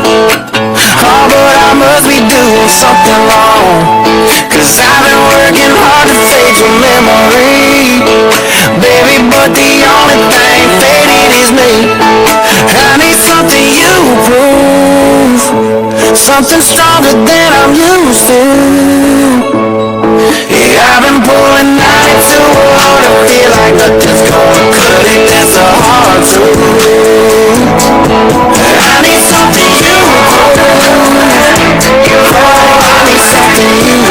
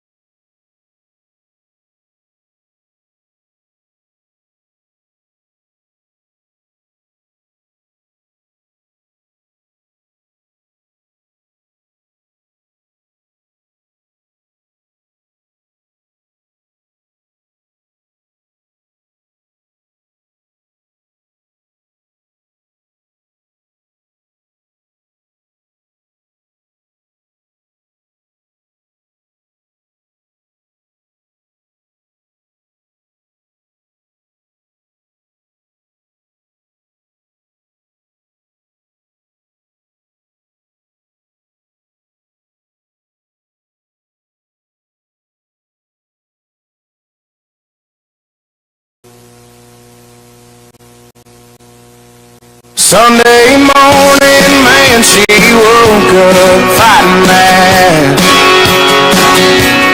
Bitching and moaning on and on about the time I had.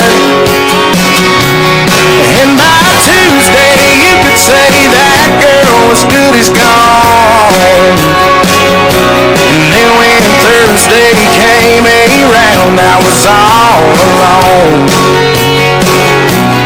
So I went for a drive to clear my mind. Ended up at a shell on I-65. Then I won $100 on a scratch-off ticket, bought 2 12-packs and a tank of gas with it. She swore they were a waste of time, all but she was wrong. I was calling number 5 on the radio station, won a 4-day, 3-night beach vacation. Deep sea senorita fishing down in Panama. And I ain't gotta see my ex-future mother-in-law anymore. Oh Lord, when it rains it pours.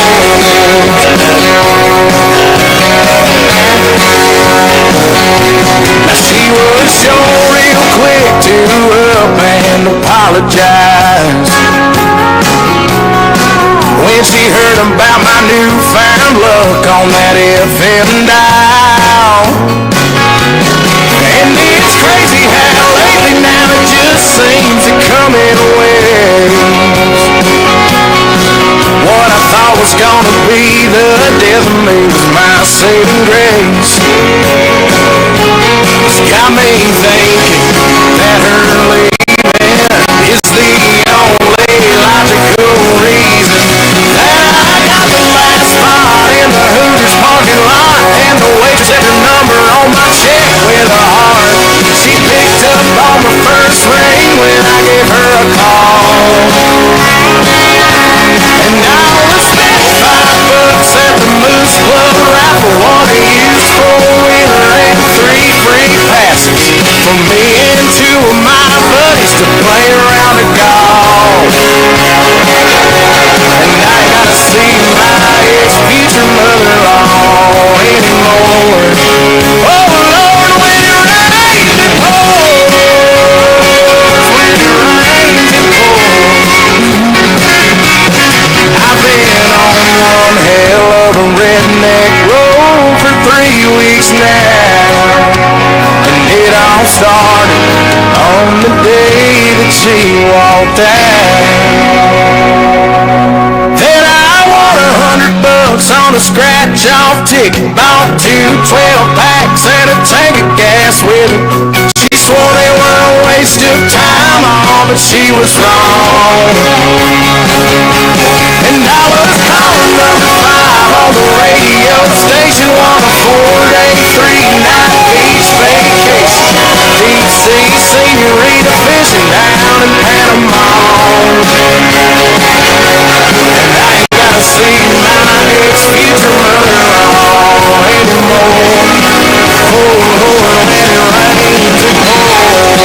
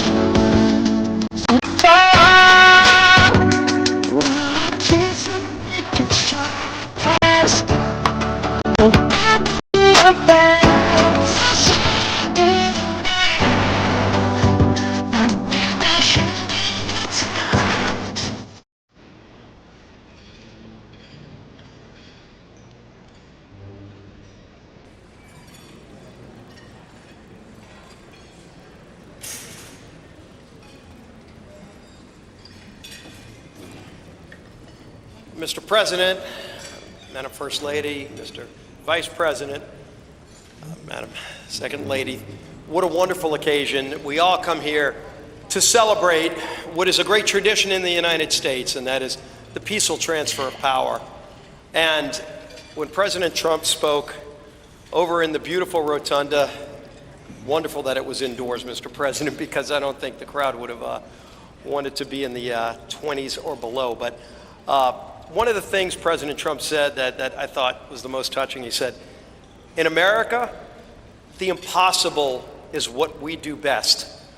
And I think that epitomizes the spirit when you think about this room, this statuary hall, and you look at some of the statues. Thomas Edison, he did the impossible.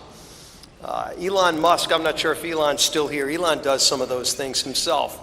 But you look at somebody like Rosa Parks, and she did something that many would have said couldn't be done with just a simple gesture of saying, I'm not going to sit in the back of the bus.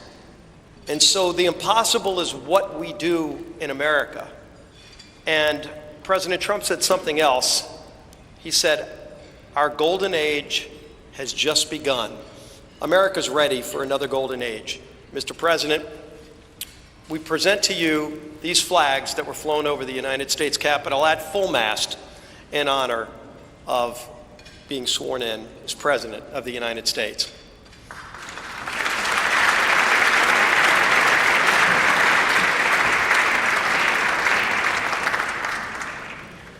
Thank you, Chairwoman Klobuchar, for your leadership of today's ceremonies. President Trump, Madam First Lady, congratulations. I have the honor of presenting the Vice President with our nation's highest symbol, the American flag. As a United States Marine, the Vice President put on the uniform to protect and serve America, like so many men and women before him in our nation's history. Old Glory was adopted in wartime by the Second Continental Congress in 1777. A full 12 years before the office of the Vice Presidency was even created, or the House of Representatives convened for the first time. The resolution said that the flag would be 13 stars, white in a blue field, representing a new constellation, out of many, one. Some 250 years later, from Appalachia to Anacostia, Middletown to Mar-a-Lago, the Bayou to Brooklyn, we remain one nation under God. To Vice President Vance, Usha, and family, may God bless and watch over you as you begin this journey. On behalf of the Congress, we present one of the flags that flew above the Capitol today to the 50th Vice President of the United States of America, James David Vance, and wish you Godspeed.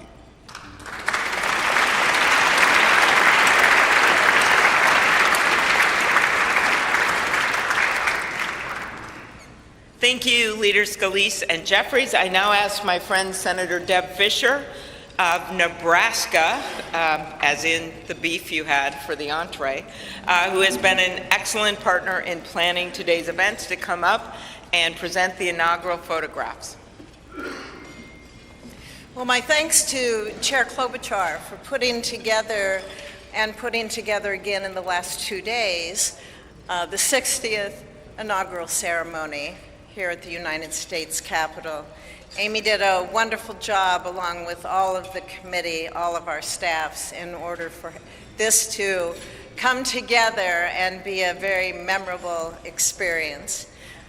It is a tradition that the committee give our new President and First Lady, our Vice President, and Mrs. Vance the official photographs taken at the swearing-in ceremony. And so it is such an honor to be able to have those presented to you. I hope you will display them with pride, with honor, and with a humbleness that I know you will carry with you every single day that you serve the people of this country. May God bless you all.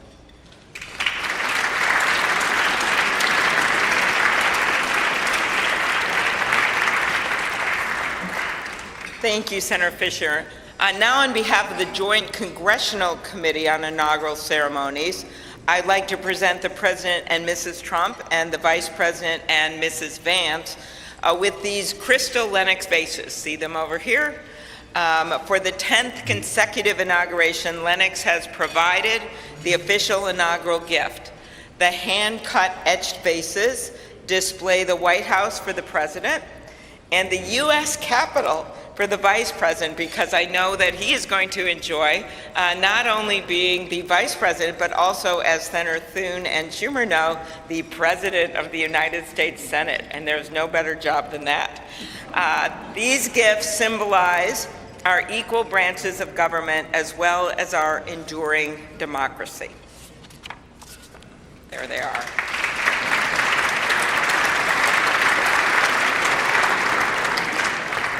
I will now invite Speaker of the House, Mike Johnson of Louisiana, to give the toast to the Vice President.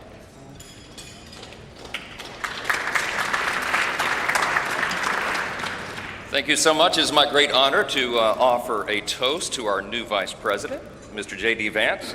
J.D., you wrote something very poignant in your memoir, actually many things very poignant, but let me quote you here. What separates the successful from the unsuccessful are the expectations they had for their own lives. That's really meaningful. That expectation is a powerful thing. We remember the people in our lives who provided that to us.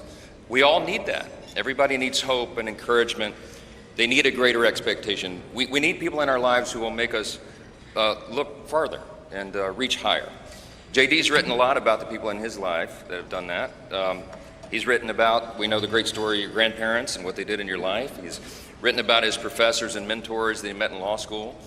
He speaks a lot about his gracious, beautiful wife, our new second lady, Usha. Is a great inspiration as well.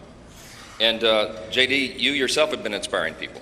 Your story really has. It's one of the reasons that I believe God has raised your platform as he has, because you've been so faithful to tell that story and to inspire so many others.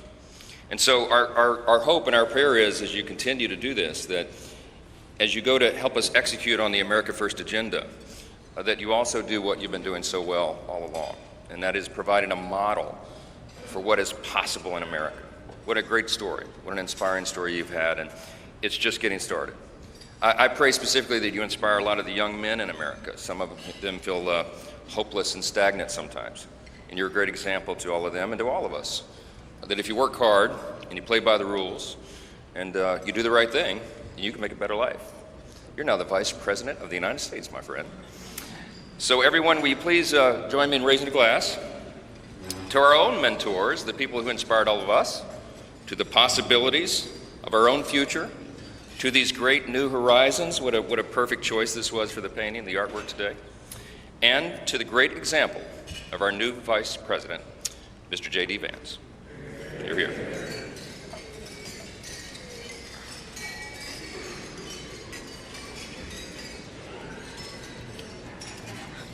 Thank you, Speaker Johnson and Vice President Vance. I will now invite my senator next door in the state of South Dakota, Senate Majority Leader John Thune, to give the toast for the President.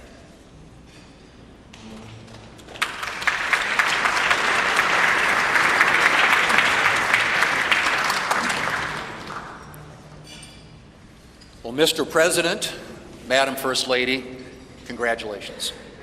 It is an honor for all of us to be able to be here today with you on this historic day as we celebrate your inauguration. Mr. President, one of the most important influences in my life when I was getting started in politics was Ronald Reagan. His philosophy of limited government, his belief in peace through strength, the strength of his convictions, were all things that appealed to me.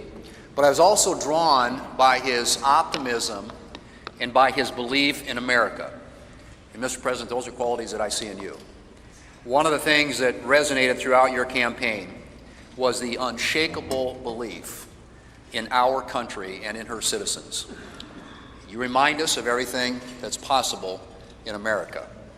I'm looking forward to working with you over the next 4 years to build up our great country.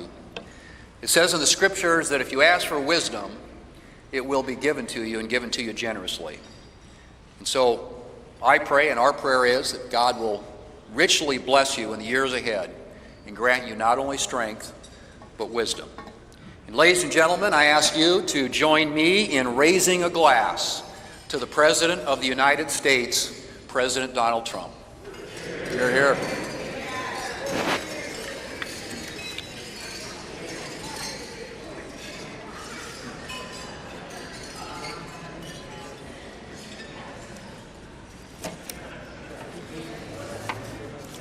So, this has been a long day with many other things ahead for so many of you. But I want to thank you for attending the 60th inaugural ceremonies. And as we close, we ask that you pick up a gift. All of our guests are going to get a set of commemorative glasses in embossed leather featuring the Great Seal of the United States, which Senator Fisher and I selected together, and maybe Senator McConnell added some bourbon from Kentucky. Just saying. It is now my privilege to conclude this luncheon by asking Margaret Kibben, the chaplain for the House of Representatives, to deliver the benediction. Thank you. And we know we love this eagle podium. It's pretty good, Mr. President. Ladies and gentlemen, please rise for the benediction.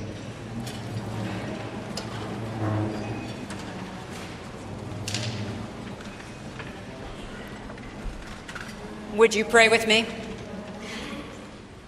Holy and merciful God, having witnessed another successful moment in the experiment that you have entrusted into the hands of the American people, we pray your blessing on our 47th President of these United States, Donald J. Trump, and Vice President James D. Vance.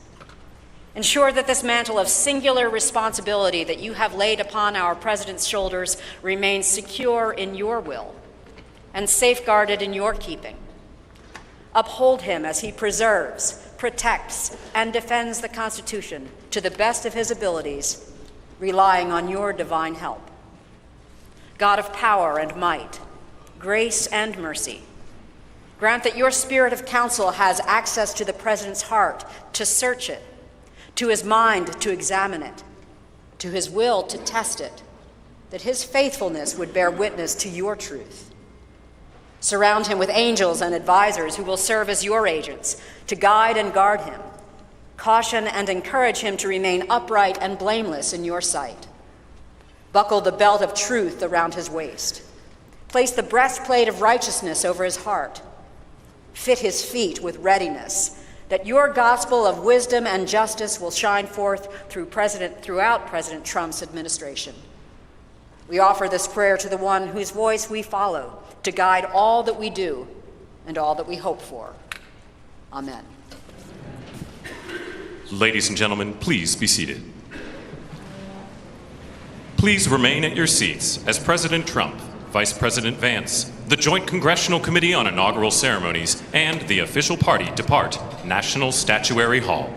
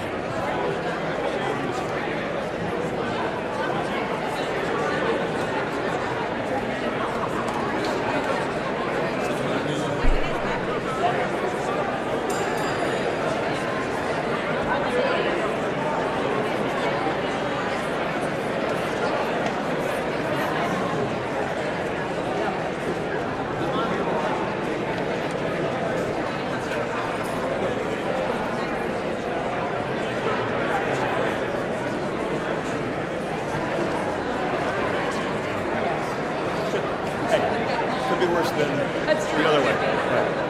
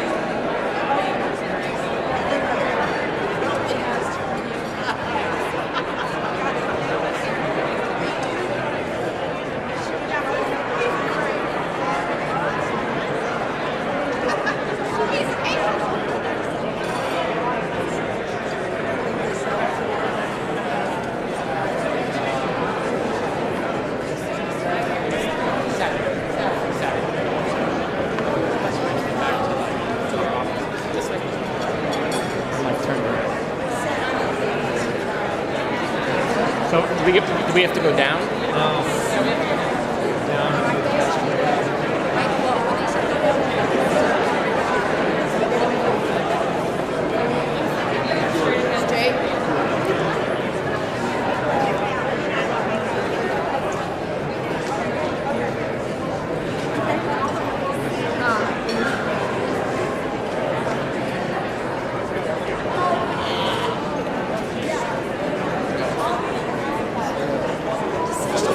Step to the governor's mansion, and then 1600 Pennsylvania.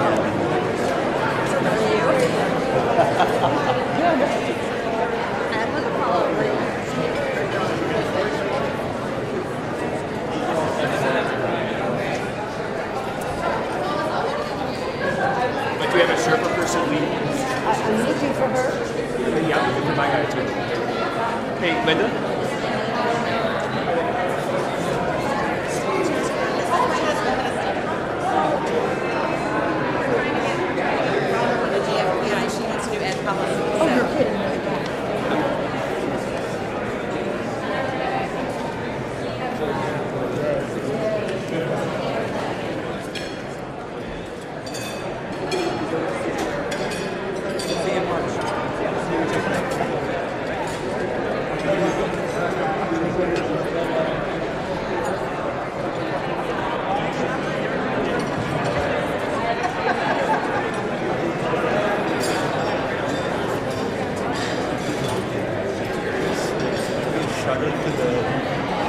Hotel, and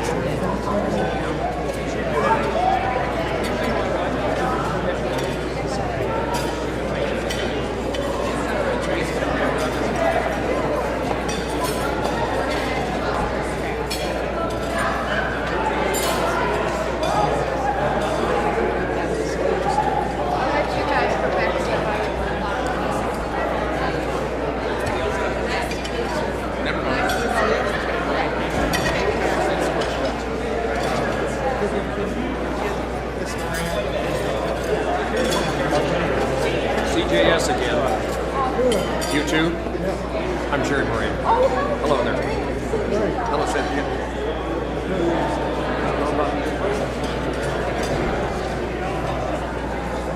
Same spot.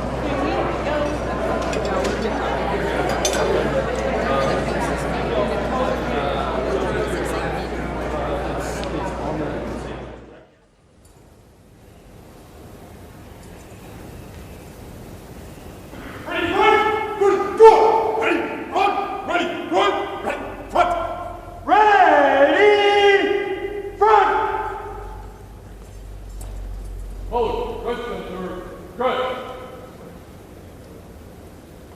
Officers, just center.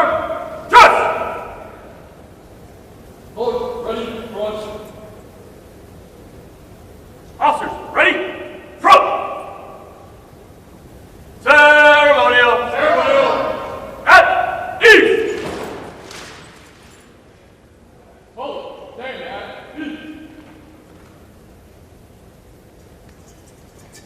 Attack! Ceremonial! At ease!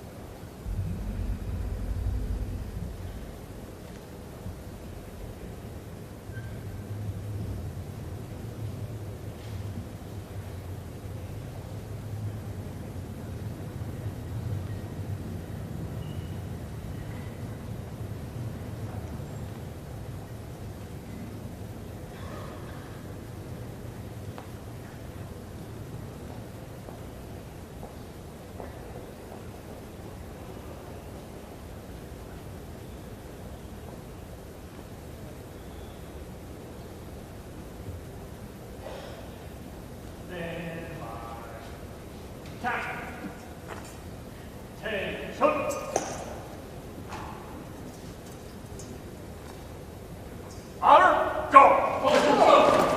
Attention! Ceremonial! At ease! Hold, stand at ease. Ceremonial! At ease!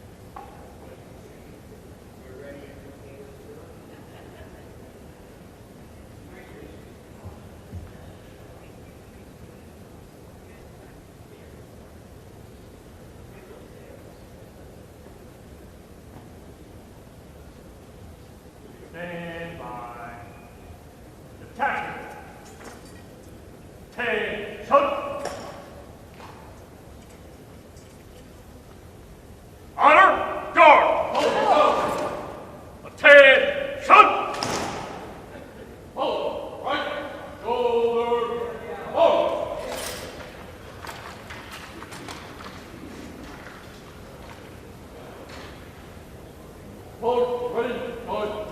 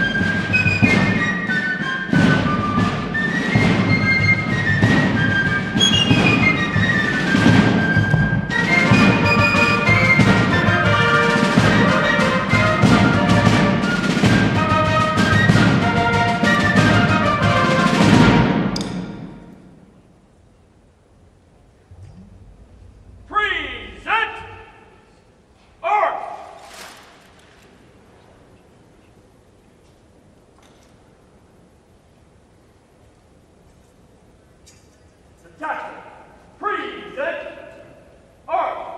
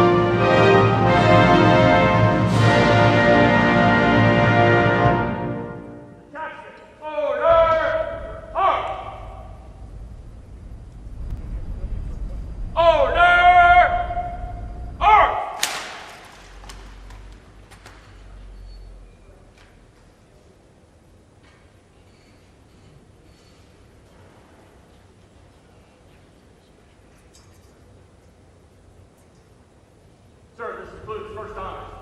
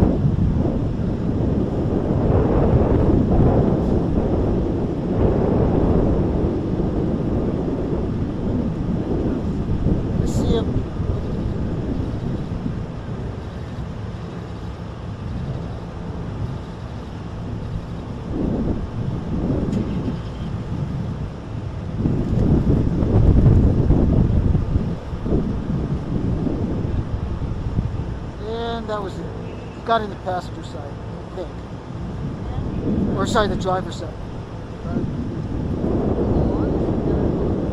Well, we'll find out.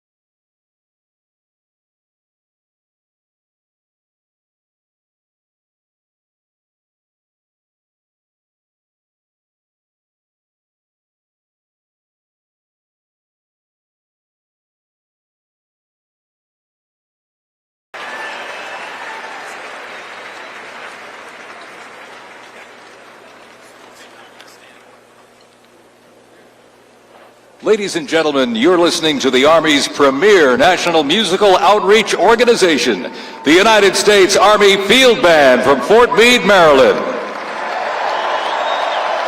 They are led by Commander and Conductor Lieutenant Colonel Domingo S. Robinson.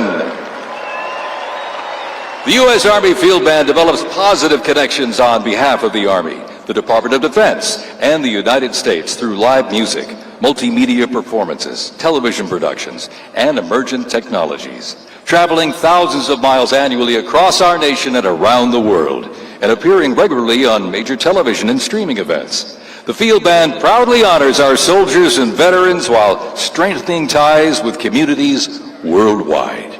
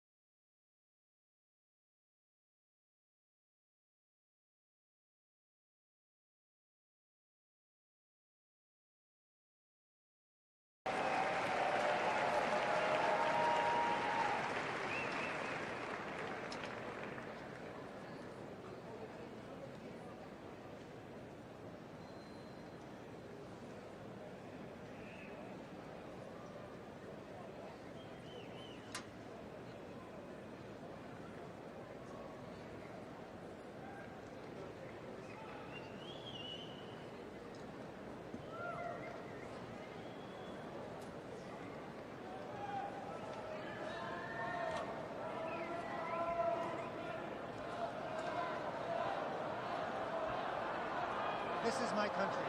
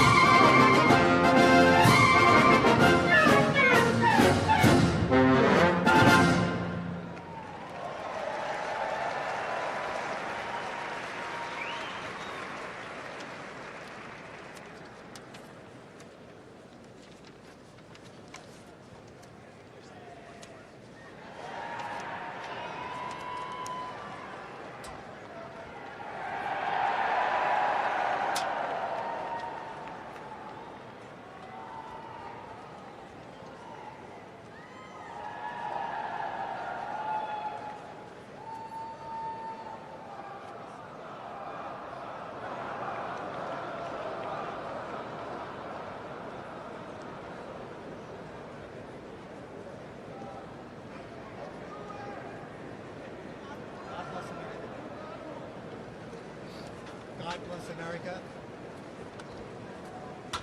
God bless America.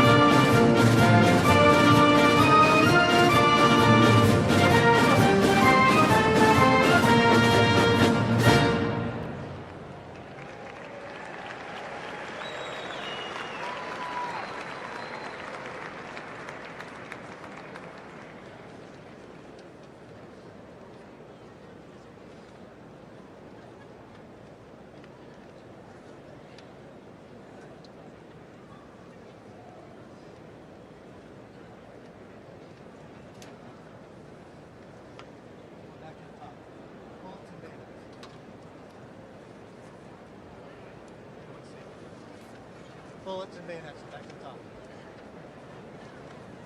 Bullets.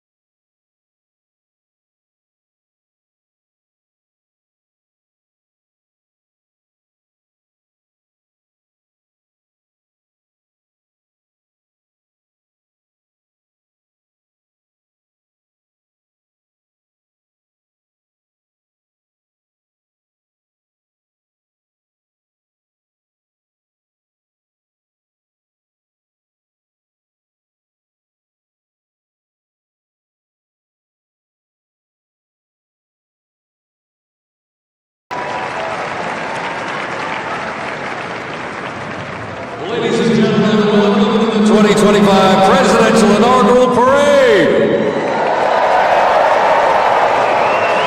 My name is Dan Taylor, and I'm very honored to be requested by our president to be your parade announcer. And it's great to be here with you. I have to say it is a bit of a different format for a parade, but of course our president wanted to keep us safe, wanted to keep us warm.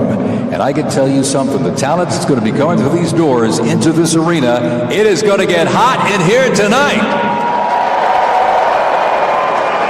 So thank you for joining us as we celebrate this historic occasion on behalf of the Trump-Vance Presidential Inaugural Committee. The ceremony's about to begin. We're going to get things underway, so if you're with family and friends, been talking in the halls or whatever, get down to your seats, grab a snack. We're going to get the show on the road.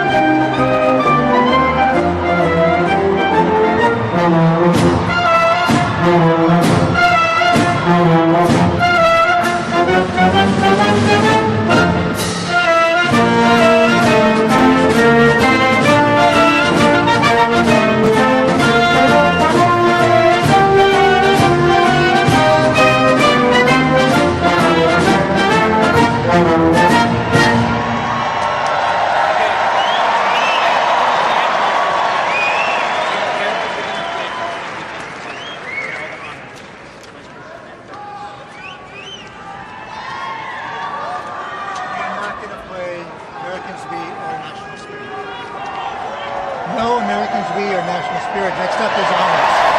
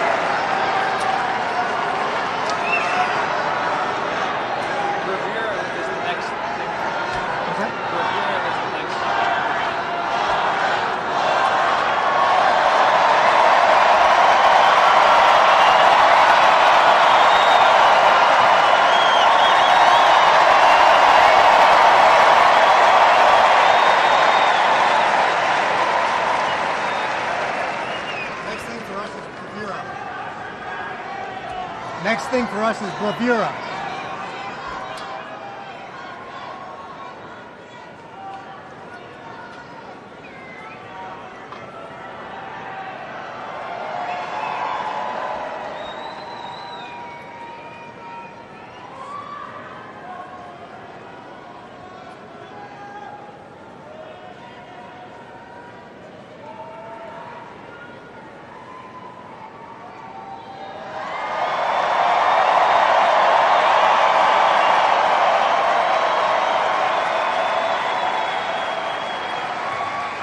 Ladies and gentlemen, we'd like to welcome the official fanfare music group of the President of the United States.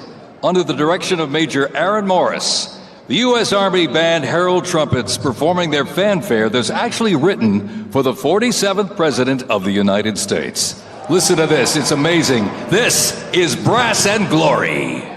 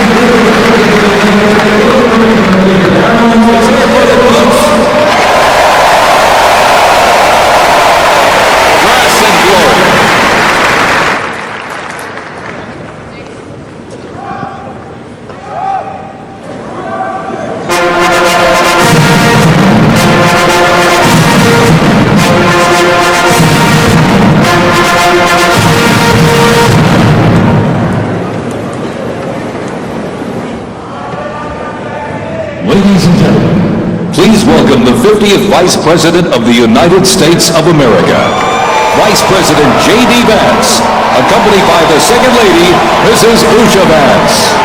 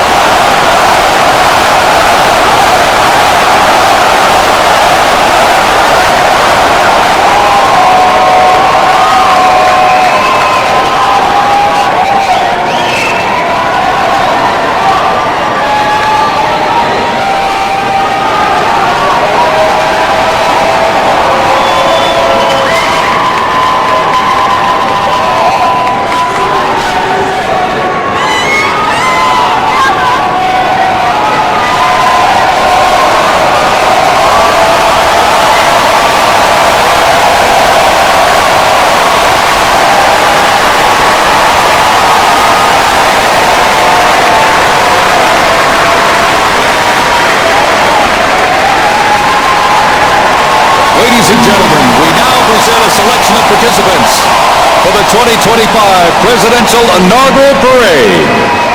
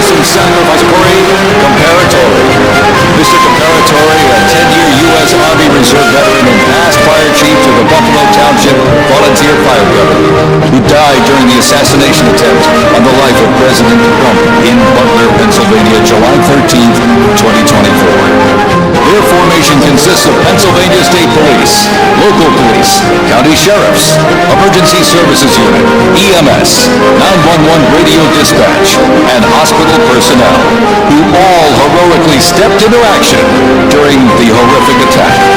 They are also paying tribute to the courageous service of first responders nationwide.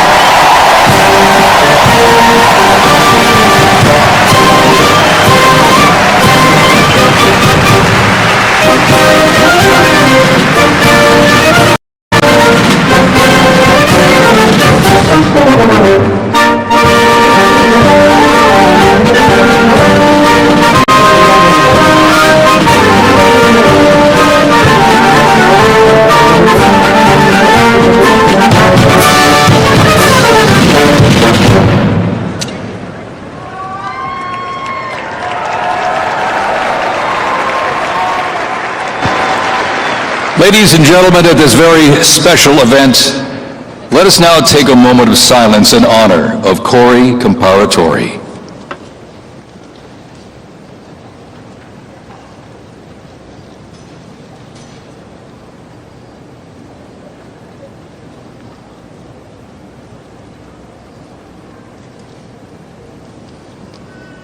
Thank you very much, ladies and gentlemen.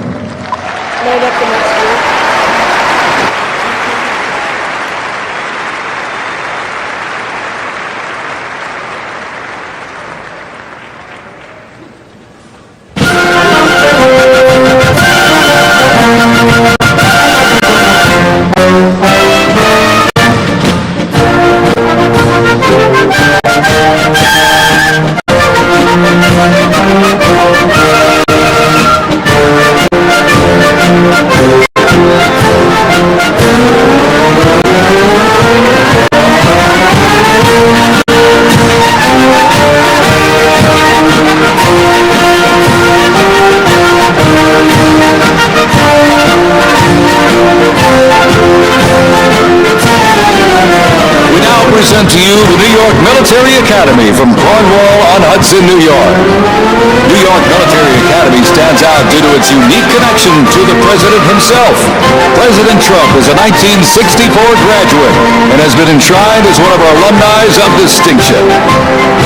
This historic academy has been named a Junior Reserve Officer Training Corps, that's JROTC, and are marching with their cadet dress uniforms. Look at these, all modeled after post-World War I General Blackjack Pershing's gray uniform.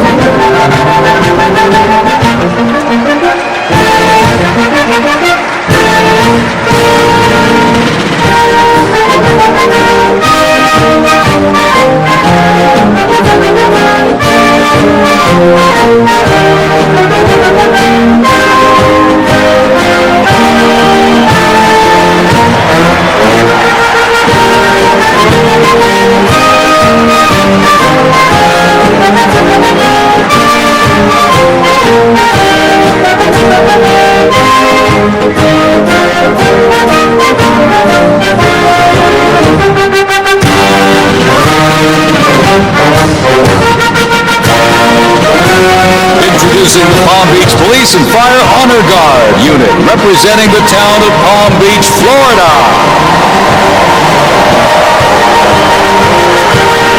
This group consists of police officers and firefighters from the town of Palm Beach, home to some of the most prestigious people in the world, including President Donald J. Trump.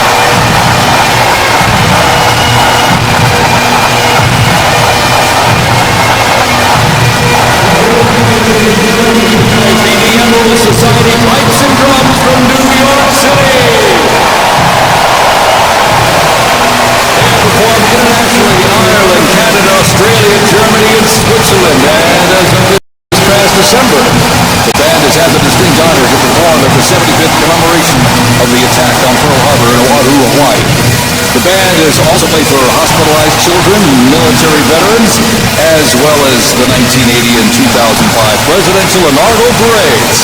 And His Holiness Pope John Paul II.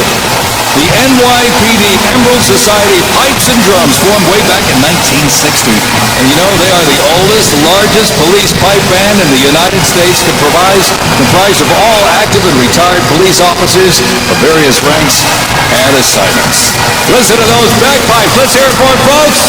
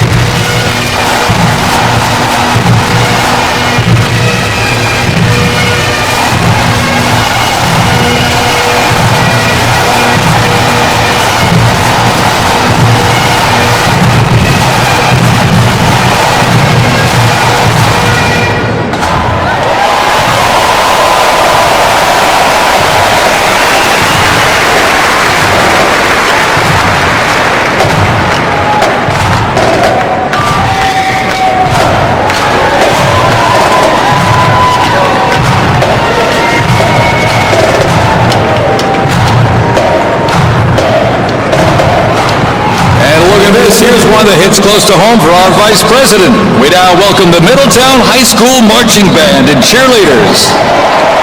They're traveling all the way from Middletown, Ohio to proudly represent their school, our nation, and outstanding alumni, including our new Vice President of the United States, J.D. Vance.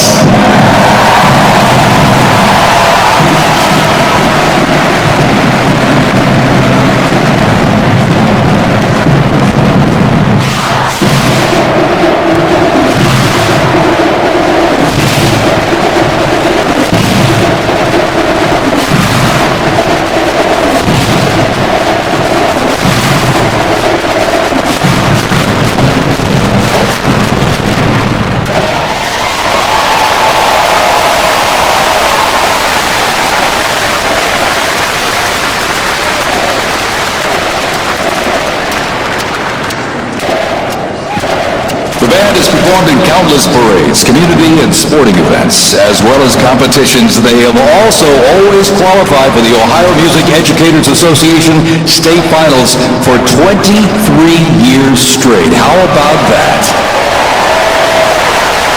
And have earned the highest rating in 18 of those appearances. Woo!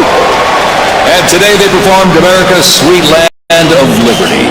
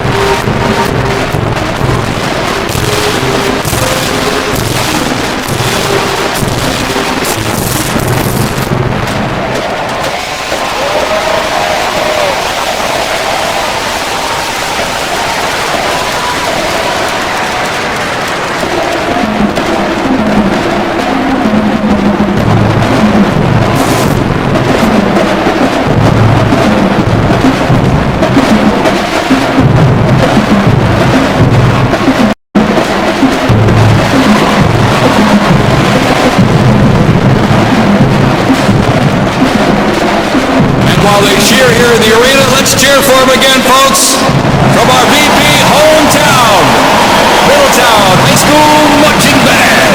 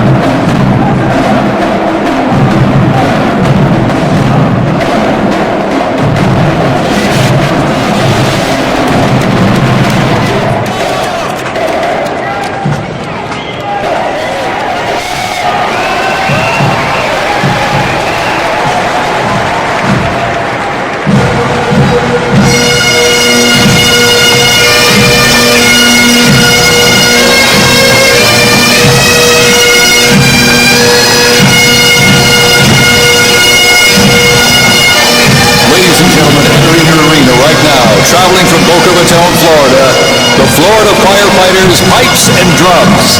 And they are well seasoned when it comes to civic events. They've played and participated in parades, memorials, and other ceremonial events across both the United States and Europe. Today, they are wearing their most notable uniforms. What a great photo opportunity. Consisting of the Glengarry headgear and kilts. And they are proud to honor their fallen brothers and sisters each and every day.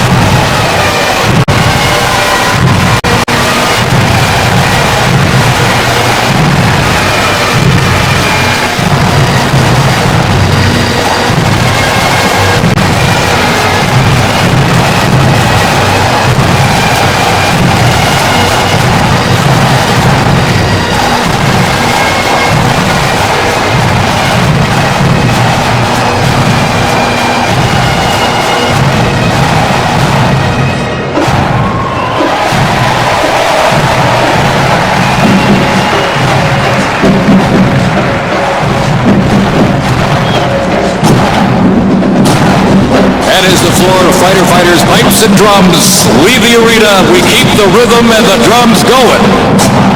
Please welcome the Stewart's Creek High School Marching Band. Traveling all the way from Smyrna, Tennessee, they are proud to represent the volunteer state in the 2025 Presidential Inaugural Parade.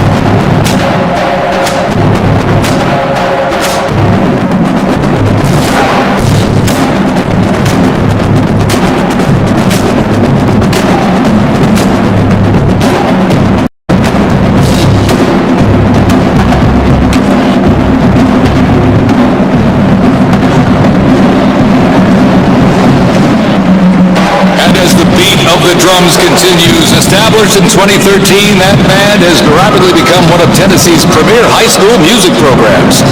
This band has participated in numerous civic events that honor significant moments in our nation's history, like the 75th anniversary of the attack on Pearl Harbor, Captain Jeff Cuss, United States Marine Corps Memorial Dedication, Chicago Thanksgiving Day Parade, and a Lincoln Memorial performance as well. The Stewart's Creek High School Marching Band, everybody! Big and Phil, welcome here in D.C.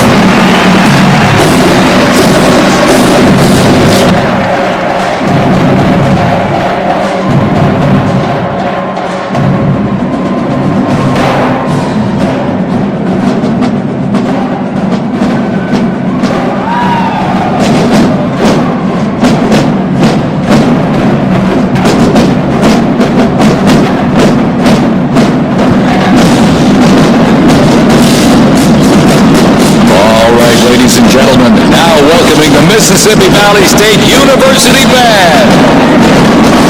They're traveling all the way from Itabita, Mississippi. Look at this, gang. This is the Mean Green Marching Machine.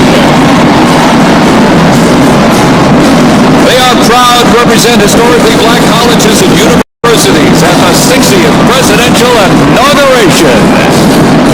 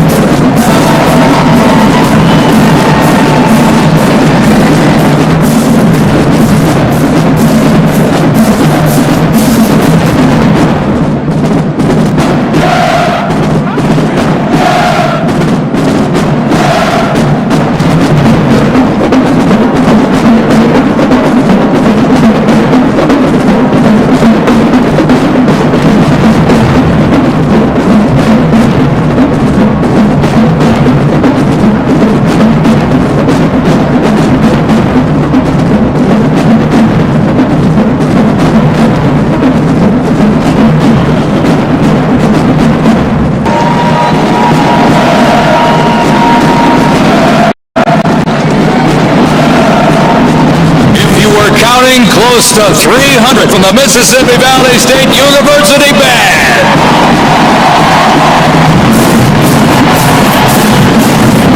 You know, since its founding, the band has consistently played a significant role at the university and across the United States. They have performed for athletic events, Mardi Gras parades, Rose Bowl parades, and many, many more. The Mississippi Valley State University Band takes great pride in presenting culturally diverse presentations for students, faculty, and the surrounding Mississippi communities. Take a look at that brass out there. Woo!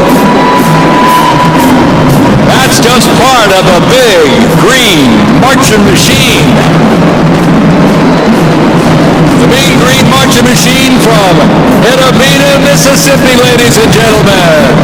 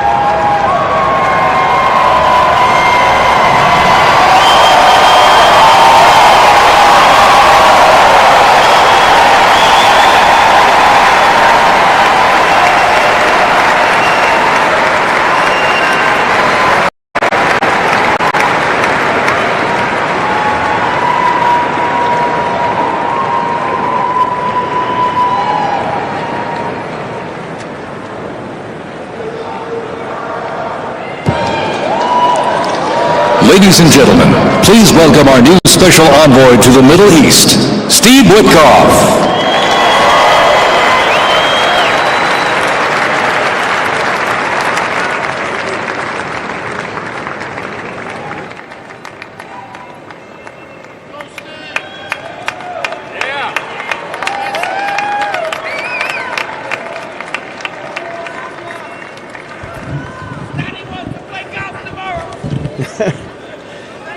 Good evening, everybody. I was appointed by President Trump to be the special envoy for peace in the Middle East.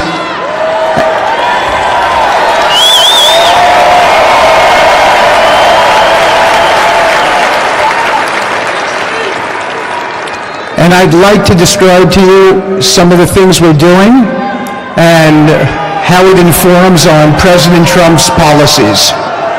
First of all, it is an honor to stand before you today as I reflect on the enormity of the role that President Trump has tasked me with. I am constantly reminded of the privilege it is to serve under the leadership of my boss, President Donald J. Trump.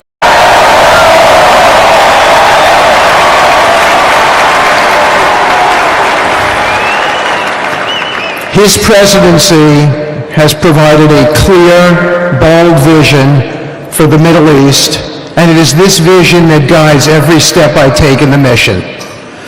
President Trump's leadership has redefined what is possible in the pursuit of progress and stability in the Middle East. His decisive, pragmatic approach ensures that even the most entrenched conflicts are met with fresh perspectives and innovative strategies. His policies have already delivered remarkable successes, such as yesterday's release of hostages in Gaza.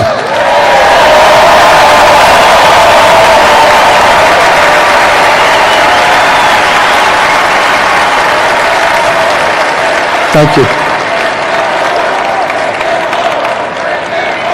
This achievement demonstrates the strength of President Trump's leadership and the respect he commands on the global stage. It is yet another example of his ability to deliver results in the most complex and challenging situations.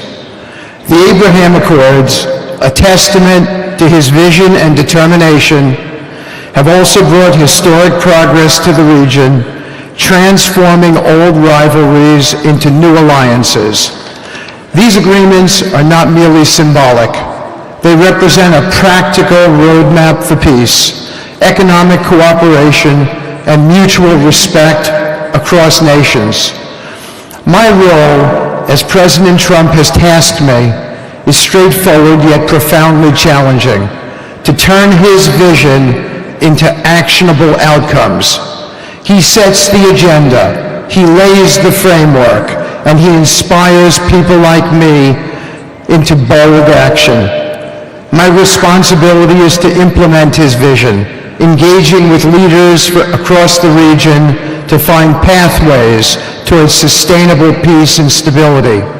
And let me tell you, having Donald Trump as a boss makes this task not only possible, but far more effective.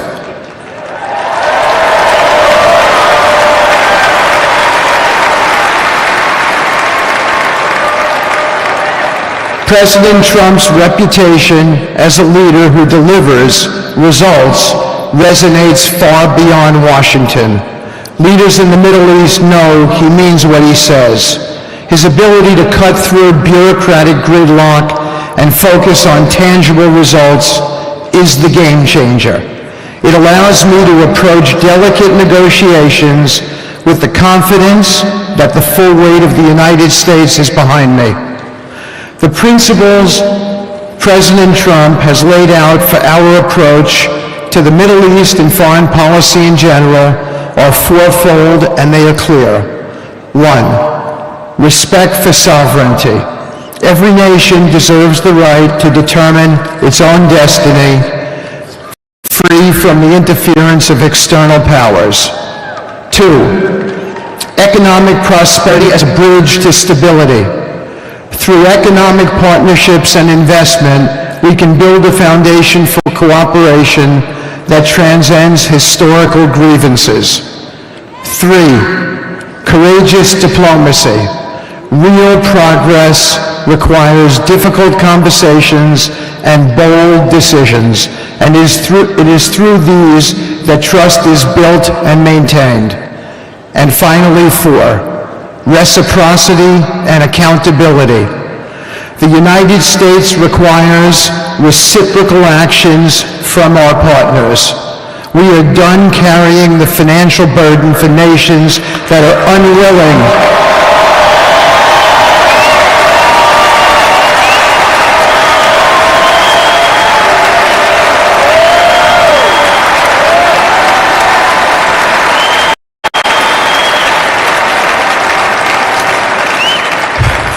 We are done carrying the financial burden for nations that are unwilling to fund their own progress. The days of blank checks are over.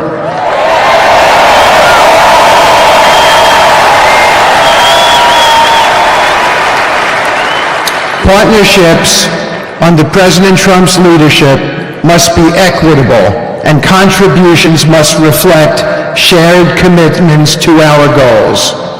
In my work, I've seen firsthand how these principles resonate. They provide a foundation that transcends politics and speaks to the shared humanity of all people in a region. Leaders across the Middle East recognized that this Trump administration is serious about results, not symbolic gestures, but real, meaningful progress that improves lives. Thank you.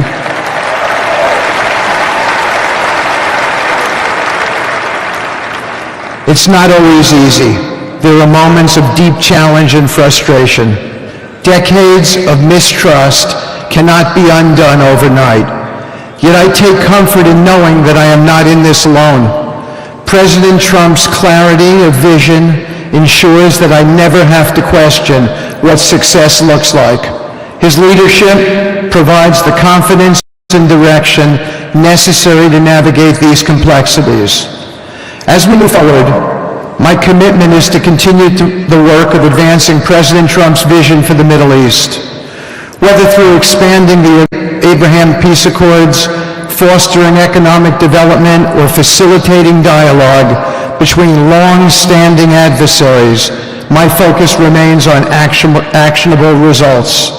Let me close by saying this: a stable and prosperous Middle East is not an unattainable dream.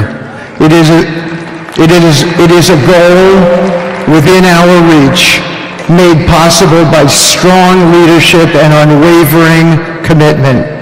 Under President Trump's guidance, we are proving that the impossible can become reality. Thank you, but I have one more thing to say.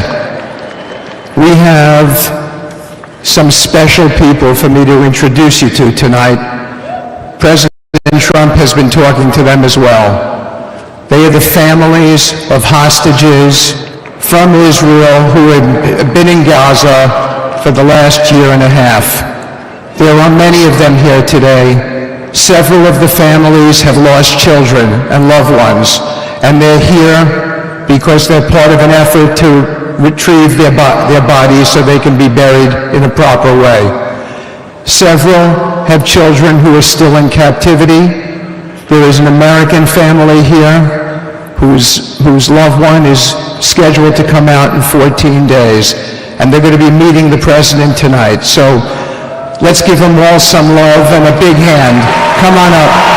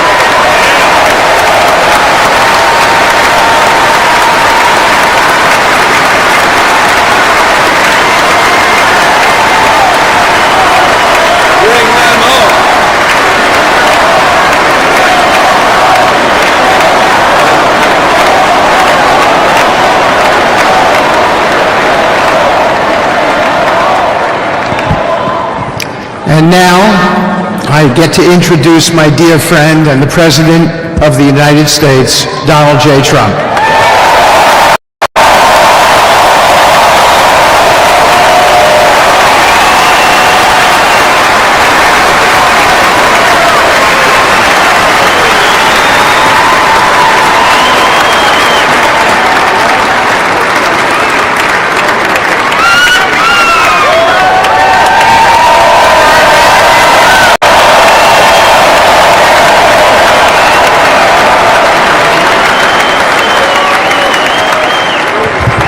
Thank you very much, everybody. Appreciate it. Thank you.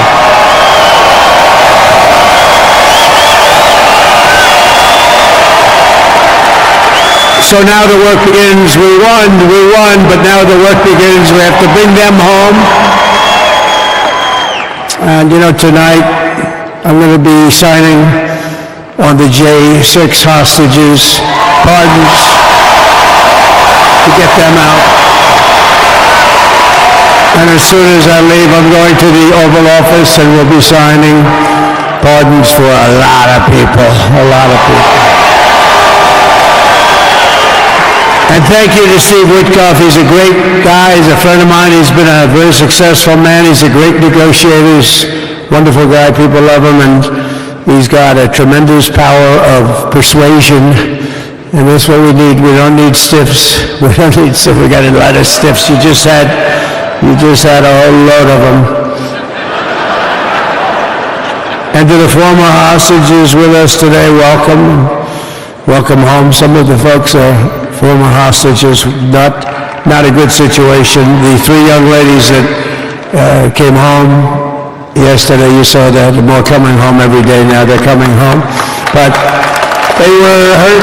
They were hurt. They were hurt. One had her head blown off, fingers on her hand, and her hand indeed was blown off.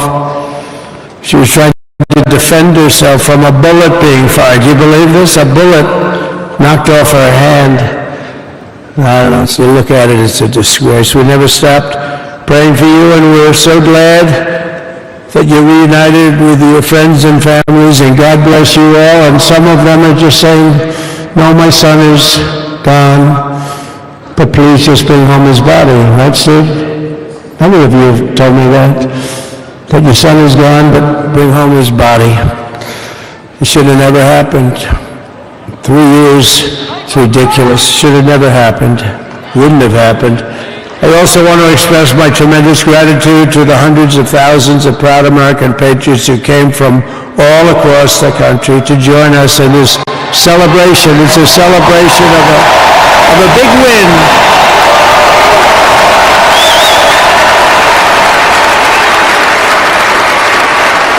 And you're witnessing the dawn of the golden age of America. That's what it's going to be. We're bringing it back. We're going to bring it back fast. We're going to bring it back faster. Let us also thank the incredible service members, National Guardsmen, Police, Secret Service, and law enforcement personnel who are keeping us all safe, even though they are great people. New York's finest. I grew up with New York's finest, and we got to give them their authority back. You won't have any crime. There'll be no crime. You give them little authority back. The whole way they run things in this country now, it's disgraceful. But it's going to change rapidly to make our cities safe again, too. Even though we're indoors, we've had a magnificent inaugural parade. And let's give a big round of applause. They were great. To all of the incredible performers and hardworking men and women who made it possible. Those people, really talented, amazing people. I also want to thank my wonderful family for being here, especially my beautiful wife, our First Lady, Melania.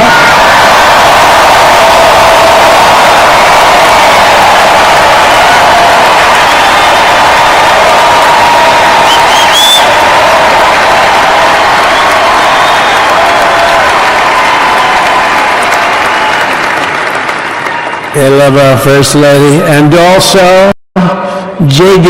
How good has JD been? And his beautiful wife, Usha. How good is JB? JD has been great. He's another good negotiator, Steve. He's a great negotiator, too. We need negotiators in this country. But so many of the people on this stage, we had not only family members, as an example, Laura Trump, the wife of Eric. She was the head of the Republican Party, along with my friend Michael. Stand up, the two of you. What a job. What a job they did. They worked so hard. They knew there'd be rigging, but they said, we're going to make it too big to rig, and we did. We made it too big to rig. We won every swing state by a lot. We won the popular vote by millions and millions of votes. We won the whole ball of wax. And now we're going to go and drill, baby, drill and do all the things that we've wanted to do and bring your costs down, your prices down, and make our country safe. So thank you very much, Michael. Thank you very much. What a job you've done, Michael. I'm never moving you, you know. He was thinking about getting a nice job in the administration. I said, no, I'm moving you right where you are. You've done a very good job. We're not moving you, Michael. I'm sorry. Anyway, thank you very much. Appreciate it. Appreciate it very much. Right here with us also in the arena, I'm about to sign some very important executive orders of our new administration. Hey, Don, will you stand up, please? Don is another one. How about Don? This guy.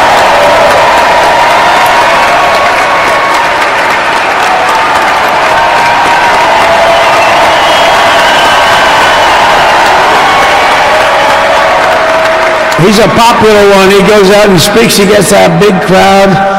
He's a little on the rough side sometimes, but that's what you want. He's done a fantastic job, and he loves our country. Thanks, Don. Great job. You've done a great job. And Ivanka.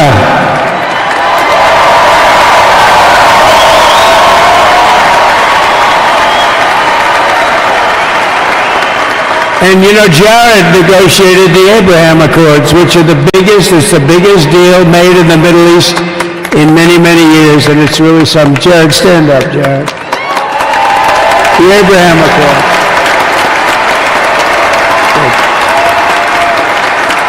And Tiffany's going to have a little baby. And Martha.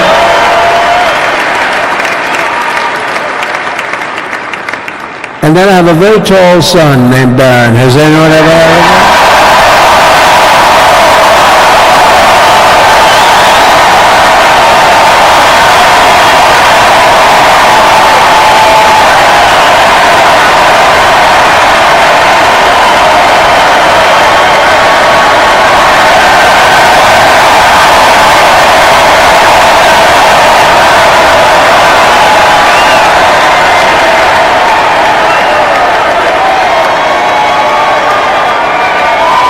Thank you.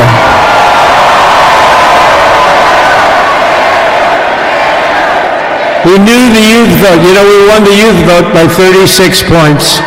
And he was saying, Dad, you got to go out and do this one or that one. And we did a lot of them. And he respects them all. He understood them very well. And he said, Dad, you got to go out, do Joe Rogan, do all these guys. And we did. We did, and Joe Rogan was great. They were all great, right? Yeah, they were all good. He understood the market. Another famous one, how about Kai? Stand up, Kai.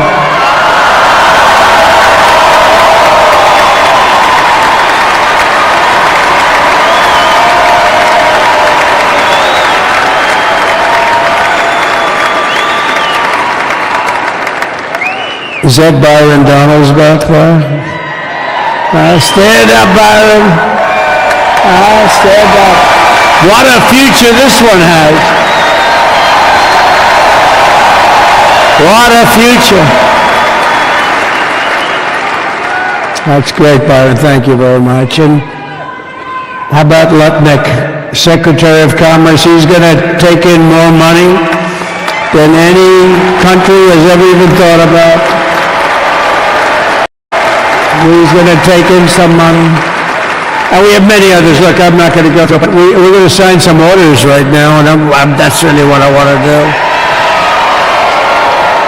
So we're going to sign executive orders. First, I'll revoke nearly 80 destructive and radical executive actions of the previous administration, one of the worst administrations in history, maybe not one of them, the worst. Anybody that would allow millions of people to pour through our borders from jails, prisons, mental institutions, insane asylums, gang members to be taken off the streets of Venezuela and deposited in our country, and many, not just Venezuela. You know, crime in Venezuela is down 74%. Because they took their criminals and gave them to us through an open border policy of the previous administration. All over the world, they're emptying their prisons into our country. They're emptying their mental institutions into our country. It stops as of 1 o'clock this afternoon, okay? It stops.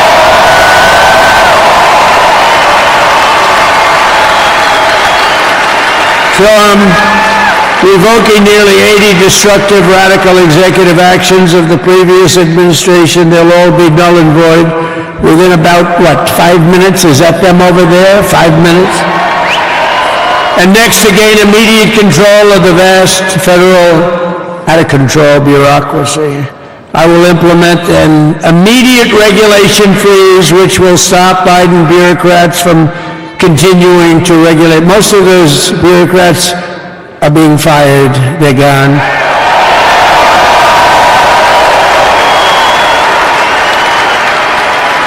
Should be all of them, but some sneak through, but we have to live with a couple like us.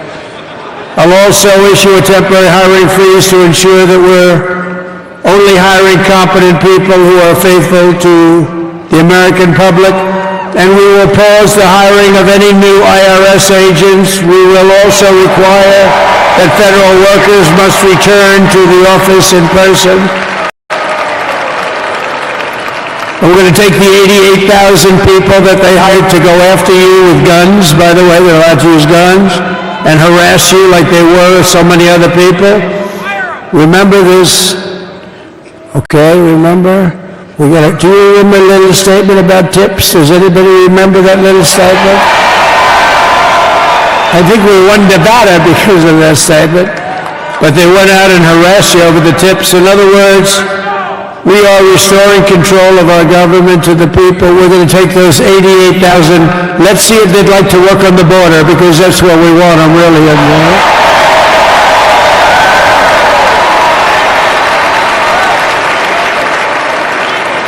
So we're going to have no tax on tips, right? No tax on tips.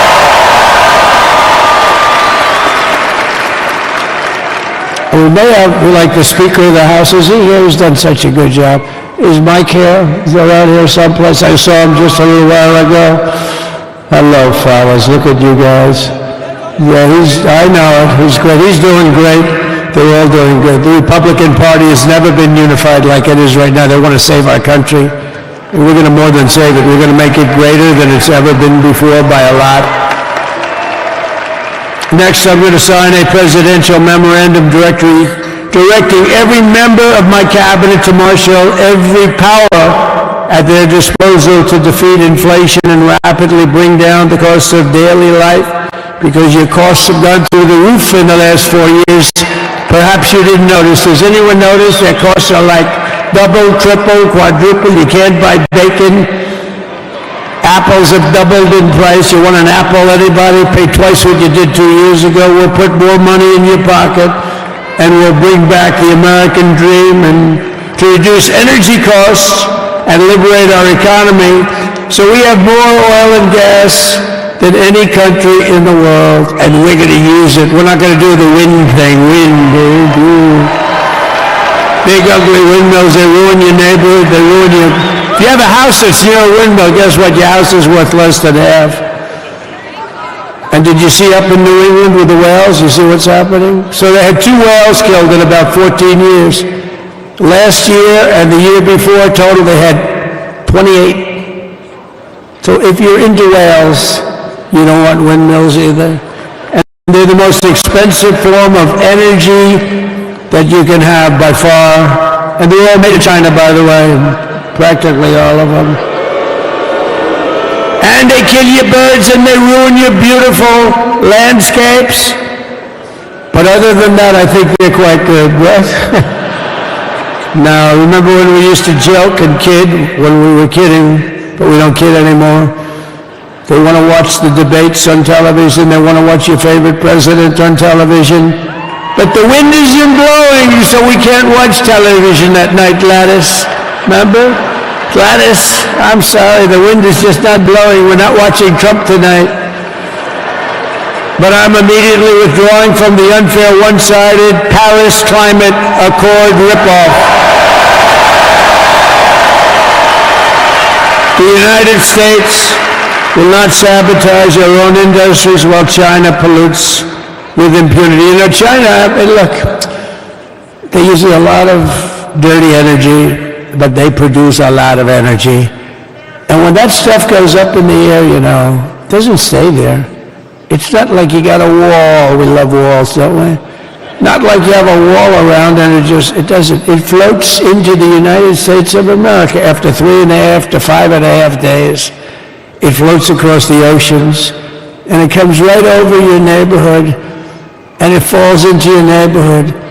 So they all say, we have to fight for cleaner air, but the other dirty air is dropping all over us, so what the hell are they talking about? Unless everybody does it, it just doesn't work. You know, we have the cleanest air and the cleanest water that this country's ever had under the Trump administration, and we didn't do anything to stop jobs and stop production. Believe me, you're going to see a lot of companies come pouring back because tariffs.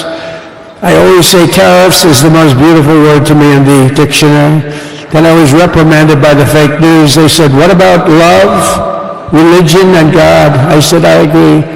Let's put God number one. Let's put religion number two. Love, I don't know. We got to put that number 3, I guess, right? And then it's tariff. Because tariffs are going to make us rich. It's going to bring our country's businesses back that left us. And I'll also sign an executive order to immediately end federal government censorship of the American people. In America, we believe in free speech. And we're bringing it back starting today to stop the weaponization. Oh, do I know about that? These creeps. Deranged Jack Smith. You ever hear of him? Deranged. He's a deranged prosecutor. He's sick. They suck him on me. He's now been reduced to getting on an airplane, going back to The Hague or wherever the hell he came from. We got to get rid of that guy. Hey, is he one of the many people that got a pardon today? Did they pardon Jack Smith? You know, did you know that Biden, while I was making my speech, pardoned his whole family?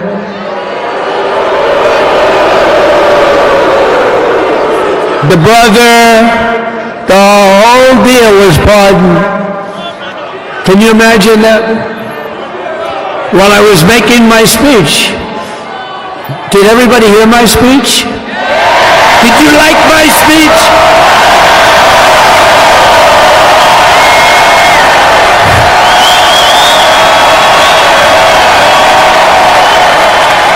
Thank you.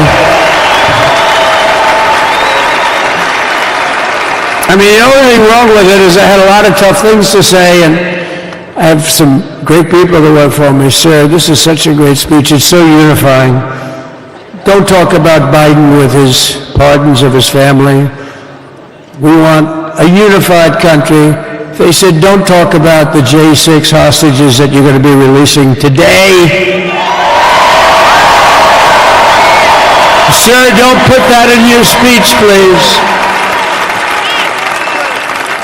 I said, but I want to put it in my speech. They said, sir, it won't be unified like it is. It's so beautiful the way it is. And it is getting great reviews.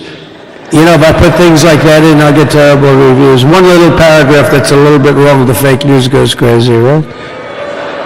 So I said, all right, I won't put it in my speech, but you know what? I'm speaking in front of a hell of a lot of people. at a place called Capital One Arena, and I'll talk about it there.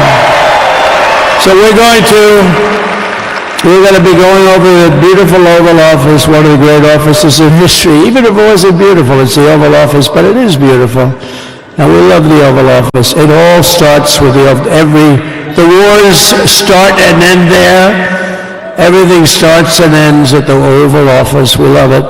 But we're going to go to the Oval Office. We're going to decide we're going to release our great hostages that didn't do, for the most part, they didn't do stuff wrong. You take a look at what went on, and look what happens in other parts of the country. In Portland, where they kill people, they destroy the city, nothing happens to them. In Seattle, where they took over a big chunk of the city, nothing happened. Minneapolis, where they burned down the city, nothing happened. Essentially nothing happened. All they want to do is go after the J6 hostages. A 76-year-old grandmother was arrested the other day because she was looking, I think because she was looking at the Capitol or something like that. No, we're not going to put up with that crap anymore.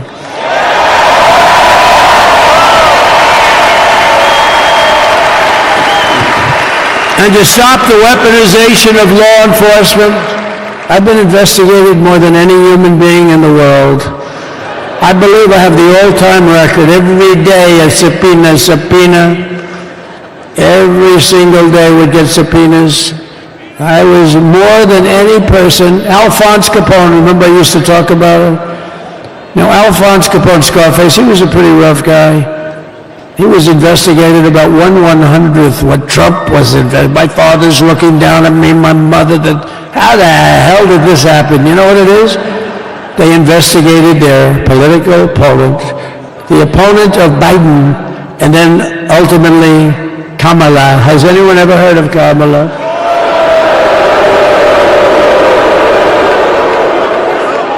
We had to beat two opponents, you know? We had to beat Biden, and we beat him. Now he goes on top. The guy was like 39 points down. I think I could have beaten Trump. They should have left me, and I would have beaten. Now, his debate performance wasn't the best, right? That's what killed him. And then they had to change, and it's like you get into a fight. The great Dana White spoke last night. We love Dana White, right? UFC. That's like he puts in two fighters. One of them's getting creamed, getting really beaten, and they say, all right, take him out. Let's put somebody else in to finish up the fight. That's what they did to us. They gave us somebody new, but we took care of both of them. So we beat actually two opponents. But to stop the weaponization of law enforcement and our government, I will also sign an order directing every federal agency to preserve all records pertaining to political persecutions under the last administration, of which there were many, and beginning the process of exposing any and all abuses of power, even though he's pardoned many of these people. Can you believe it? He's pardoned them. You know why he did it while I was speaking? Because that way I couldn't speak about it. I was speaking. I didn't know he did it. I finished my speech, and they said, sir, he pardoned his whole family. I said, ooh, can I go back out there and talk about it? Somehow that wouldn't be very elegant. Our First Lady would say, please don't do that. But we have plenty of time to talk about it, and we will. We're doing all of this on our very first day in office. You know, don't forget, we've been in this position, really, where we won the primaries in record time. We were the fastest win of a primary ever in political history, which is a very nice thing. It's nice to know. Well, the second election was rigged, so we knew we were doing well. And if it wasn't, you know what? If it wasn't, I would have never run. But the third one was just a monster. Boy, was that a big one, huh? That was a big one. On the second one, we got like 10 or 12 million votes more than the first one. How about that? We did great on the first one. We did much better on the second one. But bad did we do well on the third one. So we're gonna have some fun. It's very simple. We're gonna make our country great. We're going to make our country great again. We're going to make America great again. How good a name is MAGA, though, right? You know? I was going to say keep America great, but unfortunately it wasn't great. Can't say keep it great. It will be great again, but CAG, keep America great, CAG, I don't think it's ever going to replace MAGA. Does anybody like CAG? I don't think so. It's never replacing MAGA. Nothing will ever replace MAGA. MAGA was the most successful political operation, political movement in the history of our country, maybe in the history of the world. Let's see what happens, because we're not finished yet. We're not finished yet. We got a long way to go. But we're doing this on the very first day in office, and in just a few moments, I'm not only signing the release of the J6 hostages, I'm signing other things that you're going to love. Oh, you're going to be happy reading newspapers tomorrow, and the next day, and the next day, and the next day. So I just want to thank, I mean, look at this place. It's full to the rafters. You don't have any, look at those people up there. You don't have any empty seats. And by the way, the Capital One owners, they are so good. We got to root for their teams because they have been so great to MAGA, to us. And I just want to thank Ted and everybody. You guys have been fantastic. And the ice hockey team's doing great. Ovechkin's pretty good, right? They're doing great. So I want to thank them, Capital One arena owners. They have been absolutely fantastic. And thank you once again to everyone. And I can only tell you, you're going to be very happy. You're going to watch a lot of good things happen. We got to stop some wars that are happening and going on. Some stupid things are happening. The war with Ukraine would have never happened, and it has.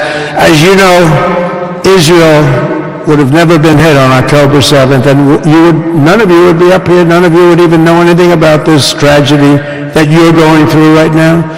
But Iran was broke.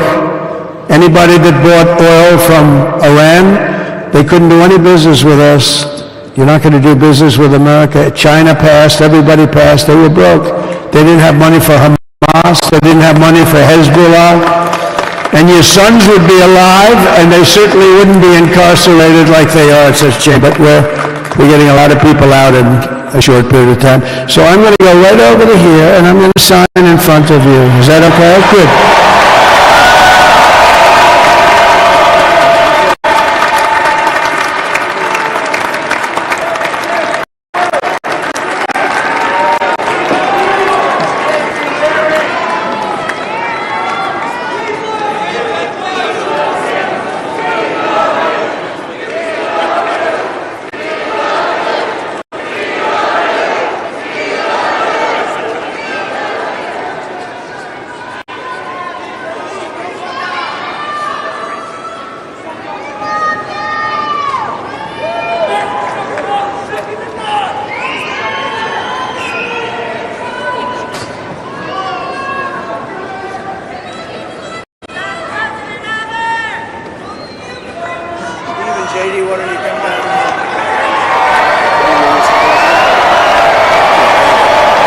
You have that other one to sign?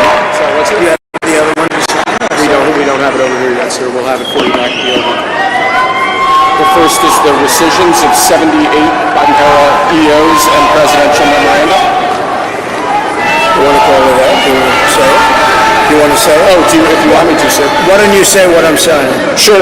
The first item that President Trump is signing is the rescission of 78 Biden-era executive actions, executive orders, presidential memoranda, and others.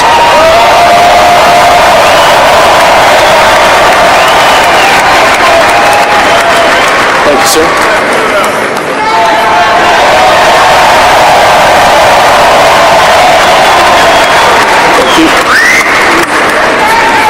The second item, President Trump, is a regulatory freeze, as you announced in your speech, preventing bureaucrats from issuing any more regulations until we have full control of this, the government and this administration.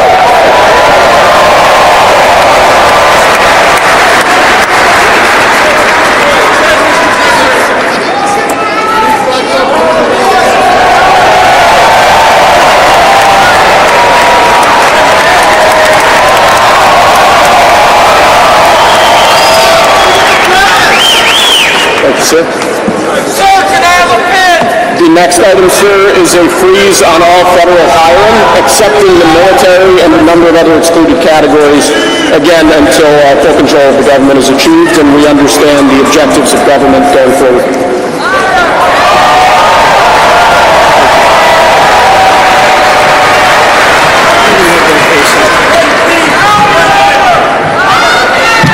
Could you imagine Biden doing this? I don't think so. I don't think so. Sir, the next item, as you announced in your speech, is a requirement that federal workers return to full-time in-person work immediately.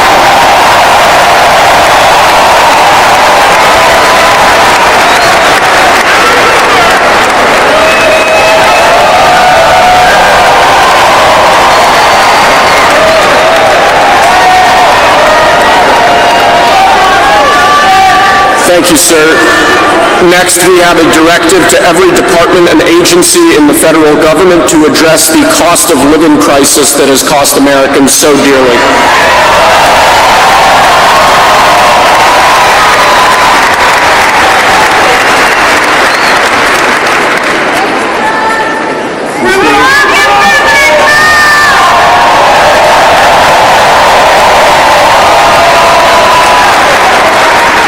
Thank you, sir.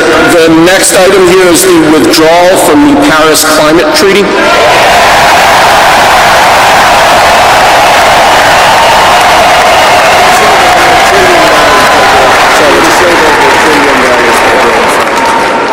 Yes, sir.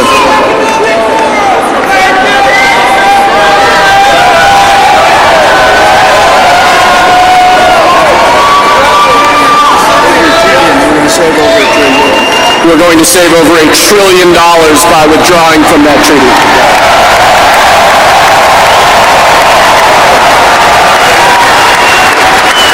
And the next item, sir, is a letter that will be transmitted to the United Nations explaining that we are withdrawing from the Paris Climate Treaty.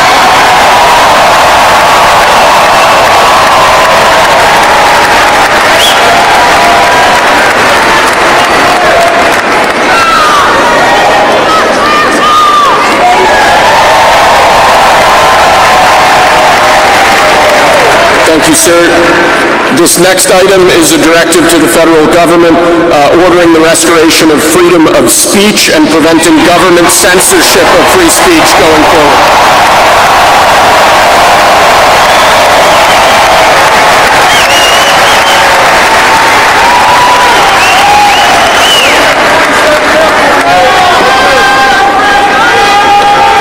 And lastly, sir, before we go back to the Oval Office to sign a large number of other items, is a directive to the federal government ending the weaponization of government against the political adversaries of the previous administration, as we've seen.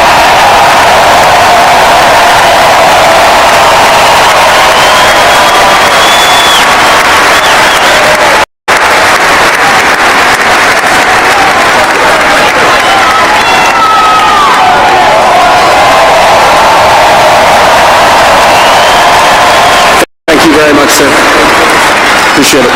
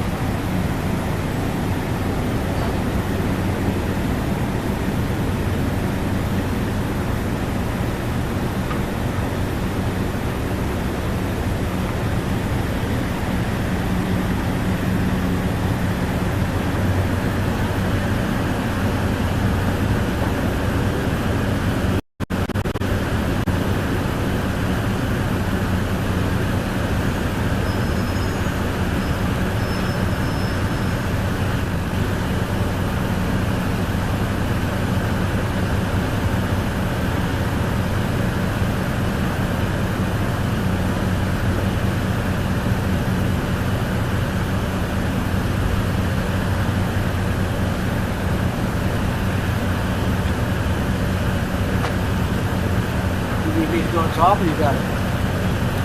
I should be able to just swing it in.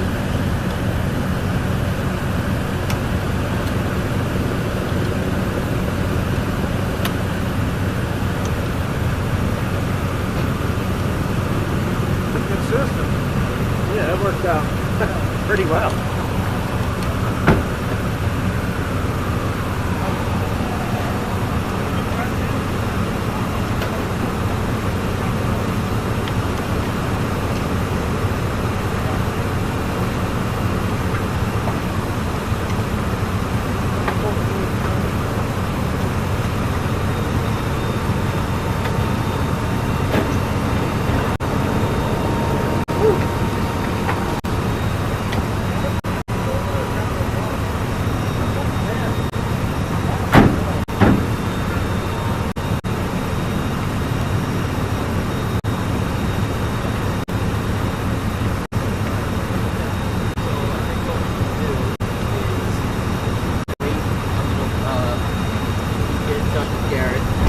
Make sure we're good to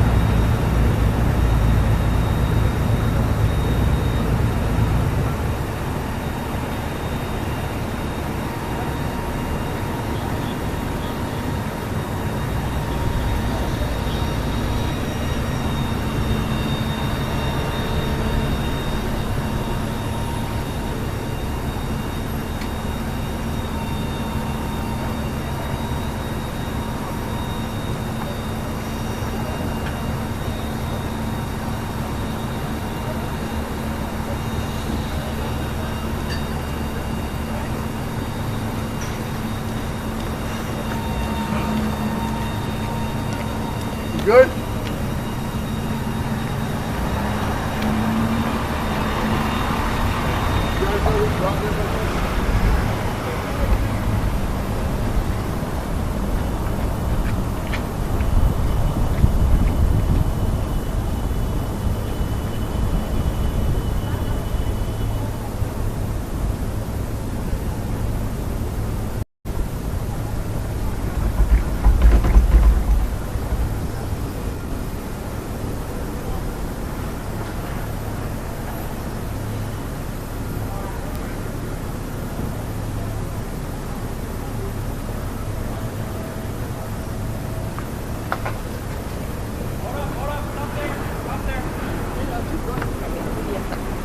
He was talking about the pedestrians. Oh.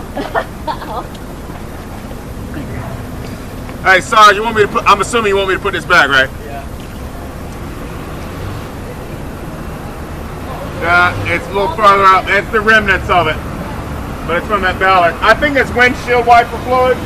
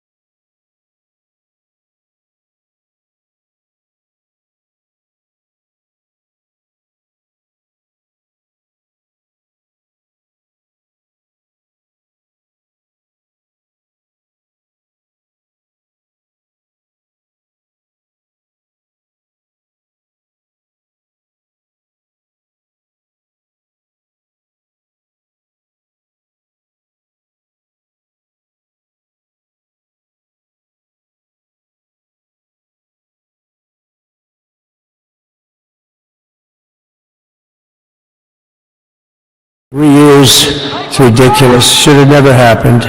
Wouldn't have happened. I also want to express my tremendous gratitude to the hundreds of thousands of proud American patriots who came from all across the country to join us in this celebration. It's a celebration of a big win.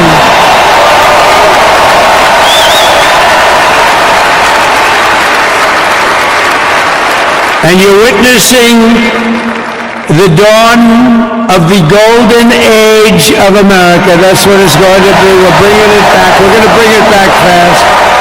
We're going to bring it back faster. Let us also thank the incredible service members, National Guardsmen, Police, Secret Service, and law enforcement personnel who are keeping us all safe. Even though, and they are great people. New York's finest.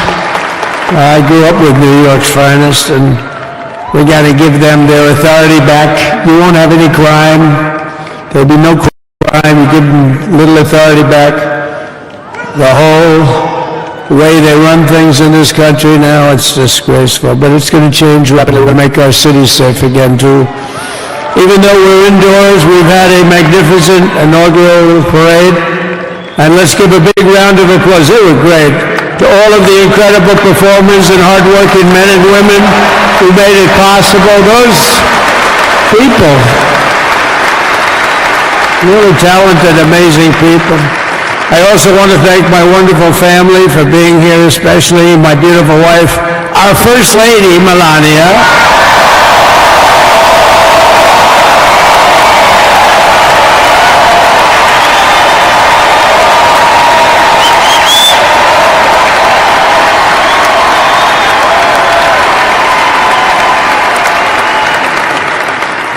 I love our First Lady. And also, JD. How good has JD been? And his beautiful wife, Usha. How good is JD? JD has been great. He's another good negotiator, Steve. He's a great negotiator, too. We need negotiators in this country. But so many of the people on this stage, we had not only family members, as an example, Lara Trump, the wife of Eric. She was the head of the Republican Party, along with my friend Michael. Stand up, the two of you. What a job. What a job they did. They worked so hard. They knew they'd be rigging, but they said, we're going to make it too big to rig, and we did. We made it too big to rig. We won every swing state by a lot. We won the popular vote by millions and millions of votes. We won the whole ball of wax. And now we're going to go and drill, baby, drill, and do all the things that we've wanted to do and bring your costs down, your prices down, and make our country safe. So thank you very much, Michael. Thank you very much. What a job you've done, Michael. I'm never moving you, you know. He was thinking about getting a nice job in the administration. I said, no, I'm moving you right where you are. You've done a very good job. We're not moving you, Michael. I'm sorry. Anyway, thank you very much. Appreciate it. Appreciate it very much. Right here with us also in the arena, I'm about to sign some very important executive orders of our new administration. Hey, Don, will you stand up, please? Don is another one. How about Don? This guy.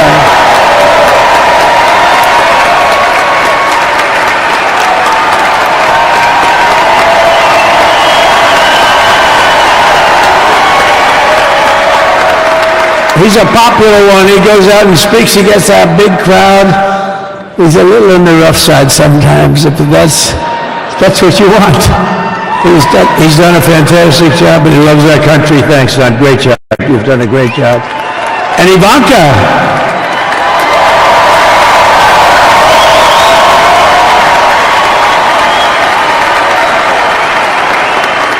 And you know, Jared negotiated the Abraham Accords, which are it's the biggest deal made in the Middle East in many, many years, and it's really something. Jared, stand up, Jared. The Abraham Accords.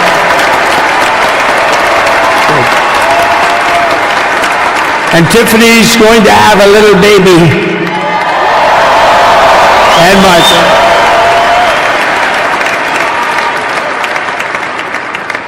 And then I have a very tall son named Baron. Has anyone ever heard of him?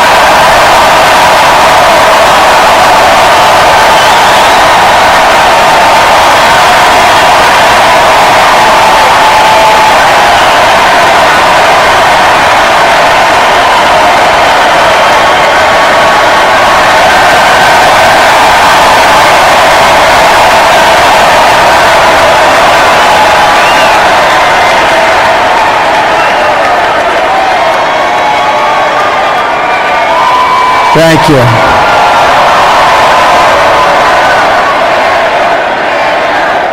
We knew the youth vote. You know, we won the youth vote by 36 points. And he was saying, Dad, you got to go out and do this one or that one. And we did a lot of them. And he respects them all. He understood them very well. And he said, Dad, you got to go out, do Joe Rogan, do all these guys. And we did. We did, and Joe Rogan was great. They were all great, right? Yeah, they were all good. He understood the market. Another famous one, how about Kai? Stand up, Kai.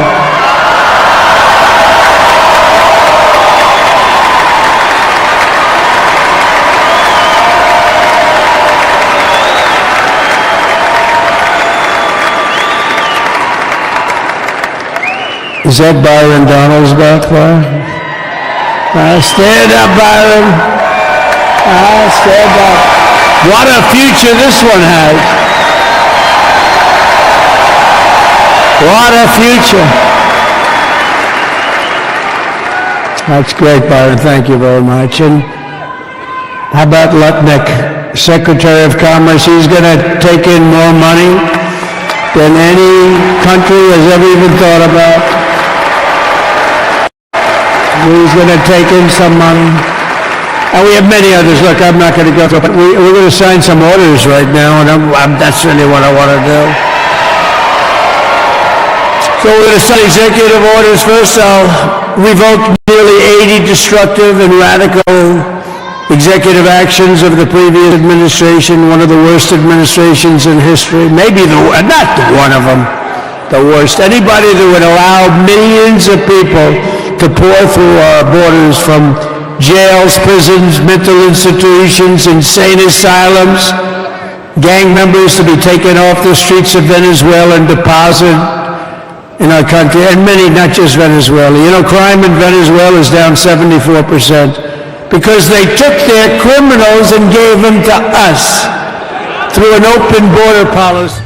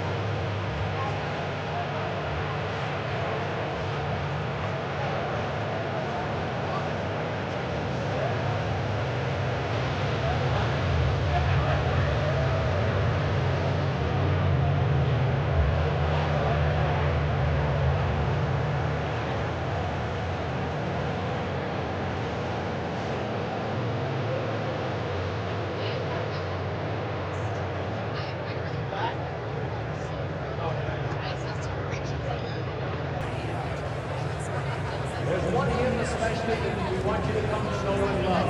A great deal of that. Yes, sir. First, we have a list of pardons and commutations relating to events that occurred on January 6, 2021. Okay, and how many people is this? I think this order will apply to approximately 1,500 people, sir.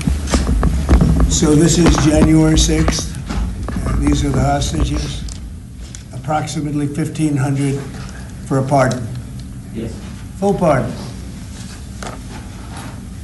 Full pardon or commutation? Full pardon. We have about 6 commutations in there where we're doing further research. Okay. Nice to see you again. Thank you, sir.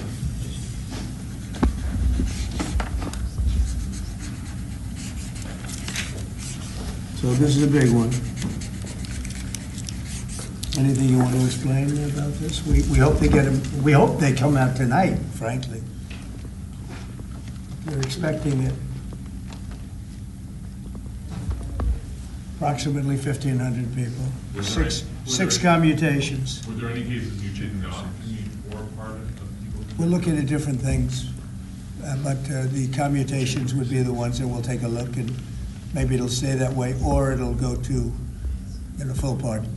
And the order does require the Bureau of Prisons to act immediately on receipt of the pardons and commutation orders. Sir, this is an Why don't we get that down so they can get them going right now? Yes, sir. Okay. Yep, absolutely. This is a proclamation guaranteeing the state's protection against invasion based on the current crisis at the southern border. It invokes various executive powers relating to the ongoing invasion at the southern border.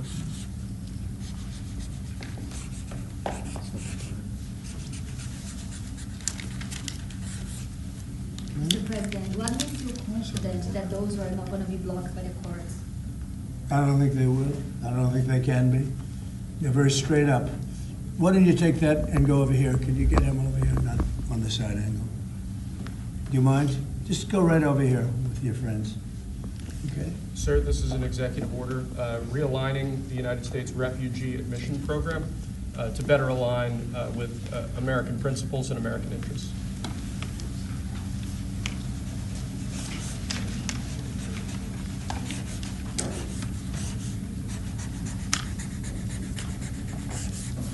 Okay.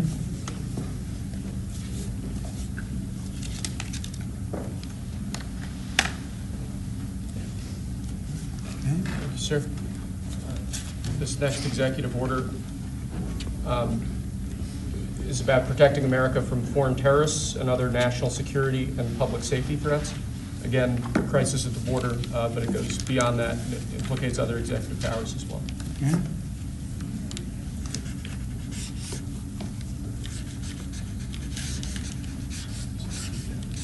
President Trump, if cartels are now going to be seen as foreign terror organizations, would you think about ordering U.S. Special Forces into Mexico to take them out? Could happen. Stranger things have happened. Mr. President, And that was actually that Maduro would accept Venezuelans. Say it. How will you make sure that Maduro will accept Venezuelans? Well, we're going to see on Venezuela. We're looking at Venezuela very strongly. It's a country I know very well for a lot of reasons, and it's well, it was a great country 20 years ago, and now it's a mess, right? Sir, can we expect ICE raids starting tomorrow in major cities? What does that mean? Can we expect ICE raids in major cities I don't want to tomorrow? say when, but it's going to happen. Has to happen, or we're not going to have a country left. This is actually an executive order designating the cartels and other organizations to be foreign terrorist organizations. It's a big one. Yes, sir. People have wanted to do this for years. So they are now designated as terrorist organizations, foreign. And Mexico probably doesn't want that. But we have to do what's right. They're killing our people. They're killing 250, 300,000 American people a year. Not 100, like has been reported for 15 years. It's probably 300,000. This is So an you executive. just said Mexico doesn't want that. How are you going to deal with this? I don't know, you'll have to ask them. Sir, this is an executive order entitled Protecting the American People Against Invasion, which again deals with the southern border and the unprecedented admission of illegal aliens across the southern border.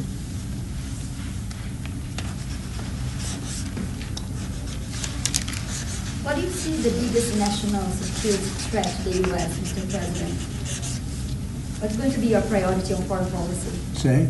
What's going to be your priority on foreign policy? What do you see as the biggest Well, national foreign security policy is a threat? big statement. I mean, my priority on foreign policy, it's going to be to keep America safe. Very simple. It's a big question, though. That's a very big question. Who is going to be the first foreign leader that you plan to meet, or who you will call tomorrow on your first day? I've already been meeting people. I've been meeting them. I've been talking to them. I met with Prime Minister Trudeau, like all Governor Trudeau. I met with numerous foreign leaders. Go ahead. Sir, what might be your first step? This next order relates to... Don't they leave it in the desk? I don't know. Oh! What's in there? Thank you, Peter. It could have been years before we got that. Wow. Thank you. What do we say on the outside? Maybe we should all read it together. Let's read it. Well, maybe I'll read it first and then make that determination. That sounds great. Peter, thank you very much. I may not have seen this for months. Happy to help with the passing of the torch. I did. I left him one in the desk just like this. What are you talking about with them? Unification of our country. You know, I didn't know that he gave a pardon to his family because he did it during my speech. He didn't tell you in the limo? No, he didn't tell me. No. He did it. They released it during my speech. I mean, during my speech. So all I could do was say, excuse me, I'd like to come back and speak some more. So, no, we were surprised by that. Mr. President, It's bad president, obviously. Where are you thinking on tariffs on Mexico, given these actions you're signing on the border? Well, we're thinking in terms of 25% on Mexico and Canada because they're allowing vast numbers of people. Canada's a very bad abuser also. Vast numbers of people to come in and fentanyl to come in. When do you think you would enact those? I think February 1st. Are you planning on giving notice of that? I think we'll do it February 1st. 25% on both, sir? Sir, on each. On each, Yeah. This is an executive order, taking a large number of executive actions to secure our southern border. Okay? Sounds reasonable. President Trump, we remember 4 years ago, Barack Obama had told you that the top threat to the country was going to be North Korea. Did Joe Biden tell you what he thinks the top threat to the country is right now? No. Why not? I think we have a lot of them. Right now, I think we have a lot. I think North Korea turned out to be good. I was very friendly with him. He liked me. I liked him. We got along very well. They thought that was a tremendous threat. Now, he is a nuclear power, but we got along. I think he'll be happy to see him coming back. And I think he has tremendous condo capability. He's got a lot of shoreline. Thank you, sir. Are you going to work with countries from South America to coordinate on immigration? About who? About immigration in general? This is an executive order. Sorry, sir. I'm fine with legal immigration. I like it. We need people, and I'm absolutely fine with it. We want to have it. We need it because we're going to have a lot of companies coming in to avoid tariffs. You know, if you don't want tariffs, all you have to do is build your plant in the U.S., so we're going to have a lot of workers coming in, but we have to have legal immigration. Do you have a date in mind for when you want to put on the China tariffs that you're talking about? Which one? 60%? No. You're talking about which? Say it again. The China tariffs, the broad China? tariffs? Well, as you know, I put on large tariffs on China, and they've really been forced to leave them. And if we didn't leave them, you wouldn't have one steel mill that's open in this country because they were dumping massive amounts of steel. We've taken in hundreds of billions of dollars from China because they were unable to terminate the tariffs I put on China because it was too much money and the budgets didn't work and other reasons too.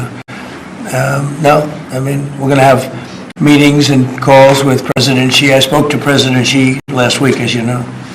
Did you know that? I had a very good phone call. along. Where do you stand with NATO at this moment? Are you planning to meet your NATO allies? No, NATO has to pay more money. NATO has to pay 5%. We're into the Ukraine war by $200 billion more than NATO. It's ridiculous because it affects them a lot more. We have an ocean in between. And we've spent $200 billion more on Ukraine than NATO has spent. And they've got to equalize. Did you talk to Xi about the Ukraine war? Yeah. Because China and Brazil together has a proposal to bring Russia and Ukraine to talk. Oh, that's good. That's fine. I'm ready. When are you going to talk with the Brazilian president? How did Brazil get involved? Brazil's involved. This is a new one. When are you going to talk to Lula? Are you from Brazil? I'm from Brazil. When are you talking? That's why they're involved, I guess. When are you going to talk with the Brazilian president? How do you see our relationship with Latin America and Brazil? Great. Should be great. They need us much more than we need them. We don't need them. They need us. Everybody needs us. Mr. President, it sounds like you will not proceed with additional China tariffs necessarily, depending on how talks go with President Xi. Is that correct? What does that define that? Well, we are asking, you pledged in the campaign potentially a 10% tariff on China or as much as Because of fentanyl. Right. So I'm asking where you're... That's only because of fentanyl. There are other things too. Are additional... And a very big thing is the Panama Canal. China controls the Panama Canal. What's that all about? They're not supposed to be good. When Jimmy Carter gave it, which was a terrible mistake, he didn't do it. He didn't give it to China. He gave it to Panama. And China controls the Panama Canal. So are China tariffs... And we're not going to allow that to happen. Are they still on the table or is that... We're not going to allow that to happen. Thank you, sir. What can we expect of the countries in NATO that spend the least amount of money, like Spain, France, below the 5%? Spain is very low. And yet, are they a BRICS nation? What? They're a BRICS nation, Spain. You know what a BRICS nation is? You'll figure it out. But, and if the BRICS nations want to do that, that's okay, but we're going to put at least a 100% tariff on the business they do with the United States. You know what the BRICS is, right? You guys know. Brazil, You know what I'm saying, right? You know what I'm saying. So It's not even a threat. In fact, since I made that statement, Biden said, well, they have us over a barrel. I said, no, we have them over a barrel. And there's no way they're going to be able to do that. This is an executive order relating to... tariffs, those countries, like Spain?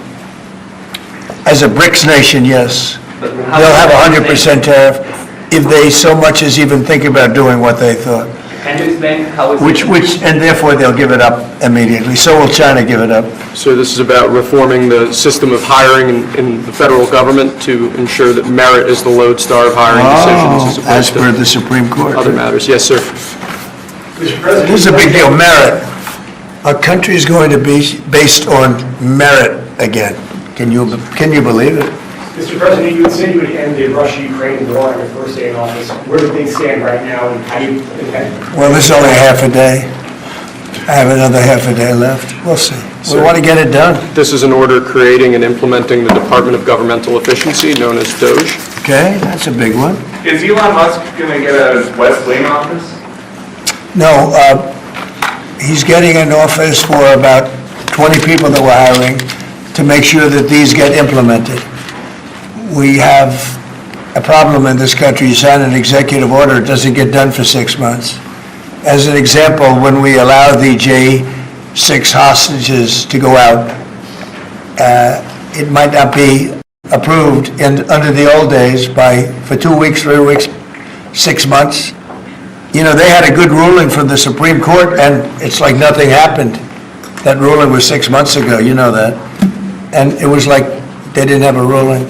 They've been treated very unfair. The judges have been absolutely brutal. The prosecutors have been brutal. Nobody's ever treated people in this country like that. Mr. President, are you commuting the sentences of anyone who assaulted a police officer on January 6th? Well, we're looking at 2 police officers, actually, that Washington police officers who went after an illegal, and things happened and they ended up putting them in jail. They got 5-year jail sentences. You know the case. And we're looking at that. in order to give them we got to give them a break. But is there clemency in your actions today for anyone? Well, it would be a pardon. That would be a pardon. The one I'm talking about would be a pardon. Here you go, sir. Should there be punishment for the people who assaulted law enforcement officers that day? Well, I will say this, they've been in jail for a long time already. I see murderers in this country get 2 years, 1 year, and maybe no time. So they've already been in jail for a long time. These people have been destroyed. What they've done to these people is outrageous. There's rarely been anything like it in history, in the history of our country. And even people that were aggressive, and in many cases, I believe they happen to be outside agitators, but, you know, what do I know, right? But I think they were outside agitators. There were outside agitators involved. And obviously the FBI was involved because Ray admitted the FBI was involved. Didn't he say 23 people, indirectly or directly, were involved? And it was then 26. That's a lot of people. Now we got to take care of these people have been treated so badly. It's never happened before. What happened in Seattle where they took over a big portion of the city? What happened in Portland where they burn down the city every day and people die? Nothing happened to anybody. But they go after these people violently. I mean, they're still going after brand new people. They found somebody else with a picture. There's never been anything like this.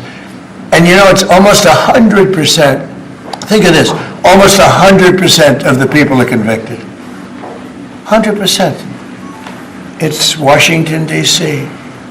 People go into a trial and they say, oh, I have a wonderful lawyer and I didn't do anything wrong. And they end up in shackles almost immediately and jail. No, we're not going to let it happen.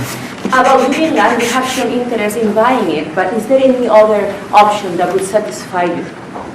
About what? Greenland, instead of buying it. Finland? Greenland. Oh, Greenland. Greenland is a wonderful place. We need it for international security. And I'm sure that Denmark will come along. I think it's costing them a lot of money to maintain it, to keep it. The people of Greenland are not happy with Denmark, as you know. I think they're happy with us. We had representatives, my son and representatives went up there 2 weeks ago, and they like us. So we'll see what happens. But Greenland is necessary, not for us, it's necessary for international security. You have Russian boats all over the place, you have China boats all over the place, warships, and they can't maintain it. When are you going to be talking with Vladimir Putin? Who? Do you plan to meet President Putin, sir? I'll be meeting with President Putin. When do you plan? I don't know, I can't, it's being set What up. your first trip foreign that might be, sir? So first foreign trip typically has been with UK, but I did it with Saudi Arabia last time because they agreed to buy $450 billion worth of our product. I said, I'll do it, but you have to buy American product, and they agreed to do that. They bought $450 billion. It was the least reported story I've ever been involved in. And now, where are you planning to go now? Well, I don't know. If Saudi Arabia wanted to buy another 450 or 500, we'll up it for all the inflation. Mr. President, you say you were going to end the war's first day. How do you plan to end the Ukraine war? Well, we're going to try and get it done as quickly as possible. Do you want to push Israel and Saudi Arabia? It should have never started. You know, the war with Ukraine and Russia should have never started. It would have never started if I were president. Will you push Israel and Saudi Arabia to normalize relations? I don't think I have to push them. I think it's going to happen, but maybe not quite yet. But they'll end up being in the Accords, the Abraham Accords. President Trump, I think Saudi Arabia will end up being in the Abraham Accords. This year? Could be, but soon, not in a very long way. Oh, look at that! It says TikTok. My, what is that all about? First, we have Alaska, sir. This is an executive order relating to unleashing Alaska's potential as an energy reservoir for the entire nation. And what about ANWR? I believe that would be included in aspects of the order. So we're opening up ANWR. on the TikTok piece, President Trump, you and your members of your team now used to warn about the dangers of TikTok spying on Americans. What changed that you're not worried about that anymore? Well, it depends on the deal. I mean, I may not do the deal or I may do the deal. TikTok is worthless worthless. If I don't approve it, it has to close. I learned that from the people that own it. If I don't do the deal, it's worthless, worth nothing. If I do the deal, it's worth maybe $1 trillion, $1 trillion. So if I do the deal I'm talking about doing it for the United States. If I do the deal for the United States, then I think we should get half.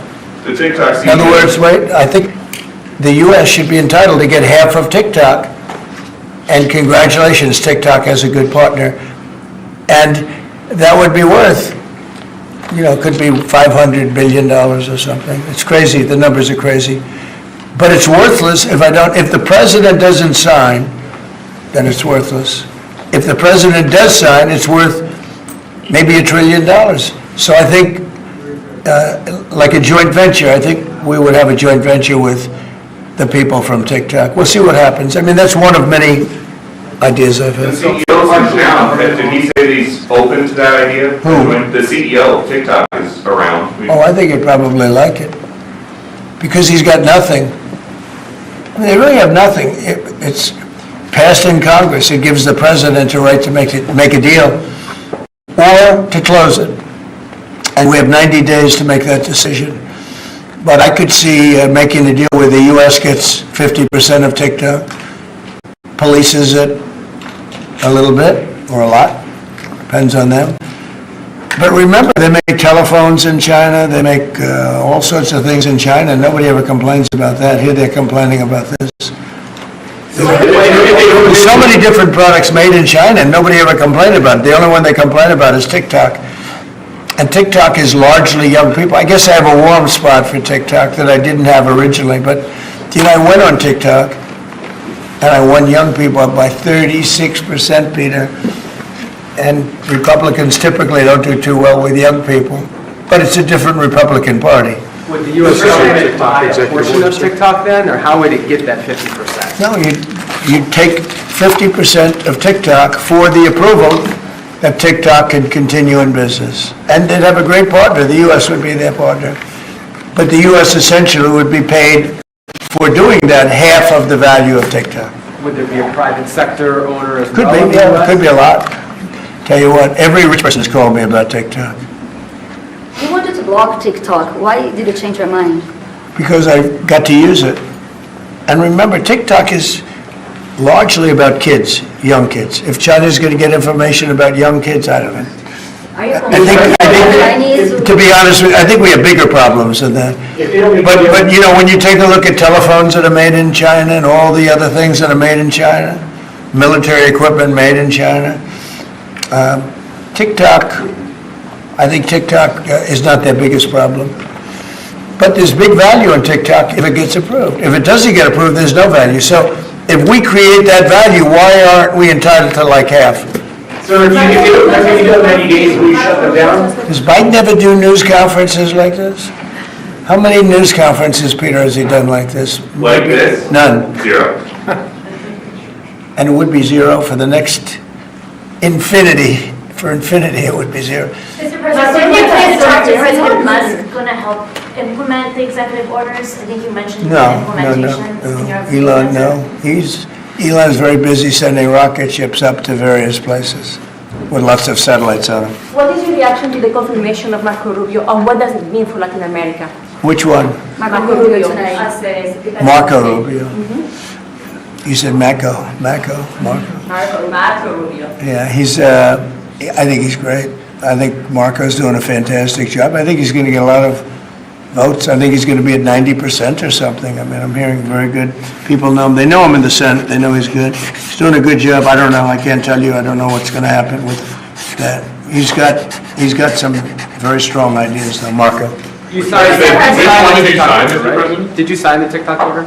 Yeah. Yes, that was just signed. Marco Rubio's ideas is Just signed. How many still did you sign? changing Venezuela, changing power. Are you still committed with Maduro leaving power in Venezuela? Well, we're going to find out about that, too, because we're going to probably stop buying oil from Venezuela. We don't need their oil.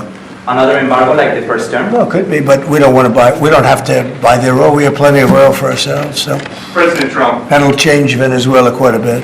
President Trump, there was a lot of concern about this during the campaign. A question that only works today. Are you a dictator on day one? No, No.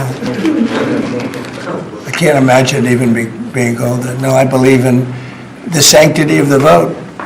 The Democrats didn't because they cheated like dogs, but I believe in the sanctity, and this was too big to rig. This last election was just too big to rig. Mr. But President, no, when do you plan to really speak the to- opposite. When do you plan to speak to President Putin? Could be very soon. And you talked a bit about Ukraine and Russia, but how long do you think it would take to end that conflict? And I have to speak to President Putin. We're going to have to find out. He can't be thrilled. He's not doing so well. I mean, he's grinding it out, but most people thought that war would have been over in about 1 week. And now you're into 3 years, right? So he can't be thrilled. It's not making him look very good. Now, eventually, I mean, it's a big machine, so things will happen, but I think he'd be very well off to end that war. We have numbers that almost 1 million Russian soldiers have been killed. About 700,000 Ukrainian soldiers are killed. Russia's bigger, they have more soldiers to lose. But that's no way to run a country. What did your TikTok order do, Mr. President? Just gave me the right to sell it or close it. Essentially with TikTok, I have the right to either sell it or close it. And we'll make that determination. And we may have to get an approval from China too, I'm not sure. But I'm sure they'll approve it. And if they don't approve it, it would be somewhat of a hostile act, I think. But it's good for China if it gets approved. Mr. President, so you're not guaranteeing that TikTok will be around after 90 days from today? No, but it could very well be. It makes sense for it to be, because it's got tremendous value. But if we create the value by approving, in other words, that approval gives it tremendous value. If that's the case, then we should be entitled to 50% as a country. You understand? You haven't heard that one before, right? That's called a joint venture. And nobody ever thought that way before. Well, I don't know. I think you have a lot of people that would be interested in TikTok with the United States as a partner. Mr. President, what was it like walking into the Oval Office this evening? Oh, what a great feeling. One of the better feelings I've ever had. Do you like this town better now than in 2017? Well, we're very experienced now. You would say nobody's ever had experience like I have.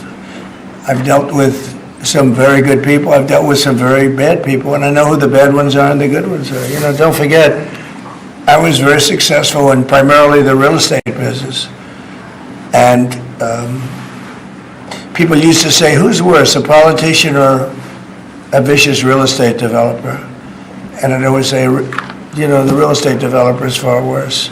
But after about 3 months and getting to know scum like Adam Schiff and other people like that, I said, no, actually, real estate people are quite nice by comparison. You said you plan to speak with President Putin soon. What about President Zelensky, and what's your message? Yeah, I would, but he's told me he wants to make a deal. Zelensky wants to make a deal. I don't know if Putin does, he might not, I don't know. He should make a deal. I think he's destroying Russia by not making a deal. I think Russia's going to be in big trouble. You take a look at their economy, you take a look at the inflation in Russia. So I would hope, I got along with him great, and, I would hope he wants to make a deal. Mr. President, are you keeping U.S. sanctions on Russia until he makes a deal? Well, sanctions or tariffs. I think the word tariff is much better because it keeps your dollar stronger. I think tariffs are more effective. I mean, I used sanctions on Iran. Iran was broke. When I left office, Iran was broke. They had no money for Hamas or Hezbollah, none. They were flat broke. And October 7th would have never happened. And I think you all know that. It would have never happened. They had no money.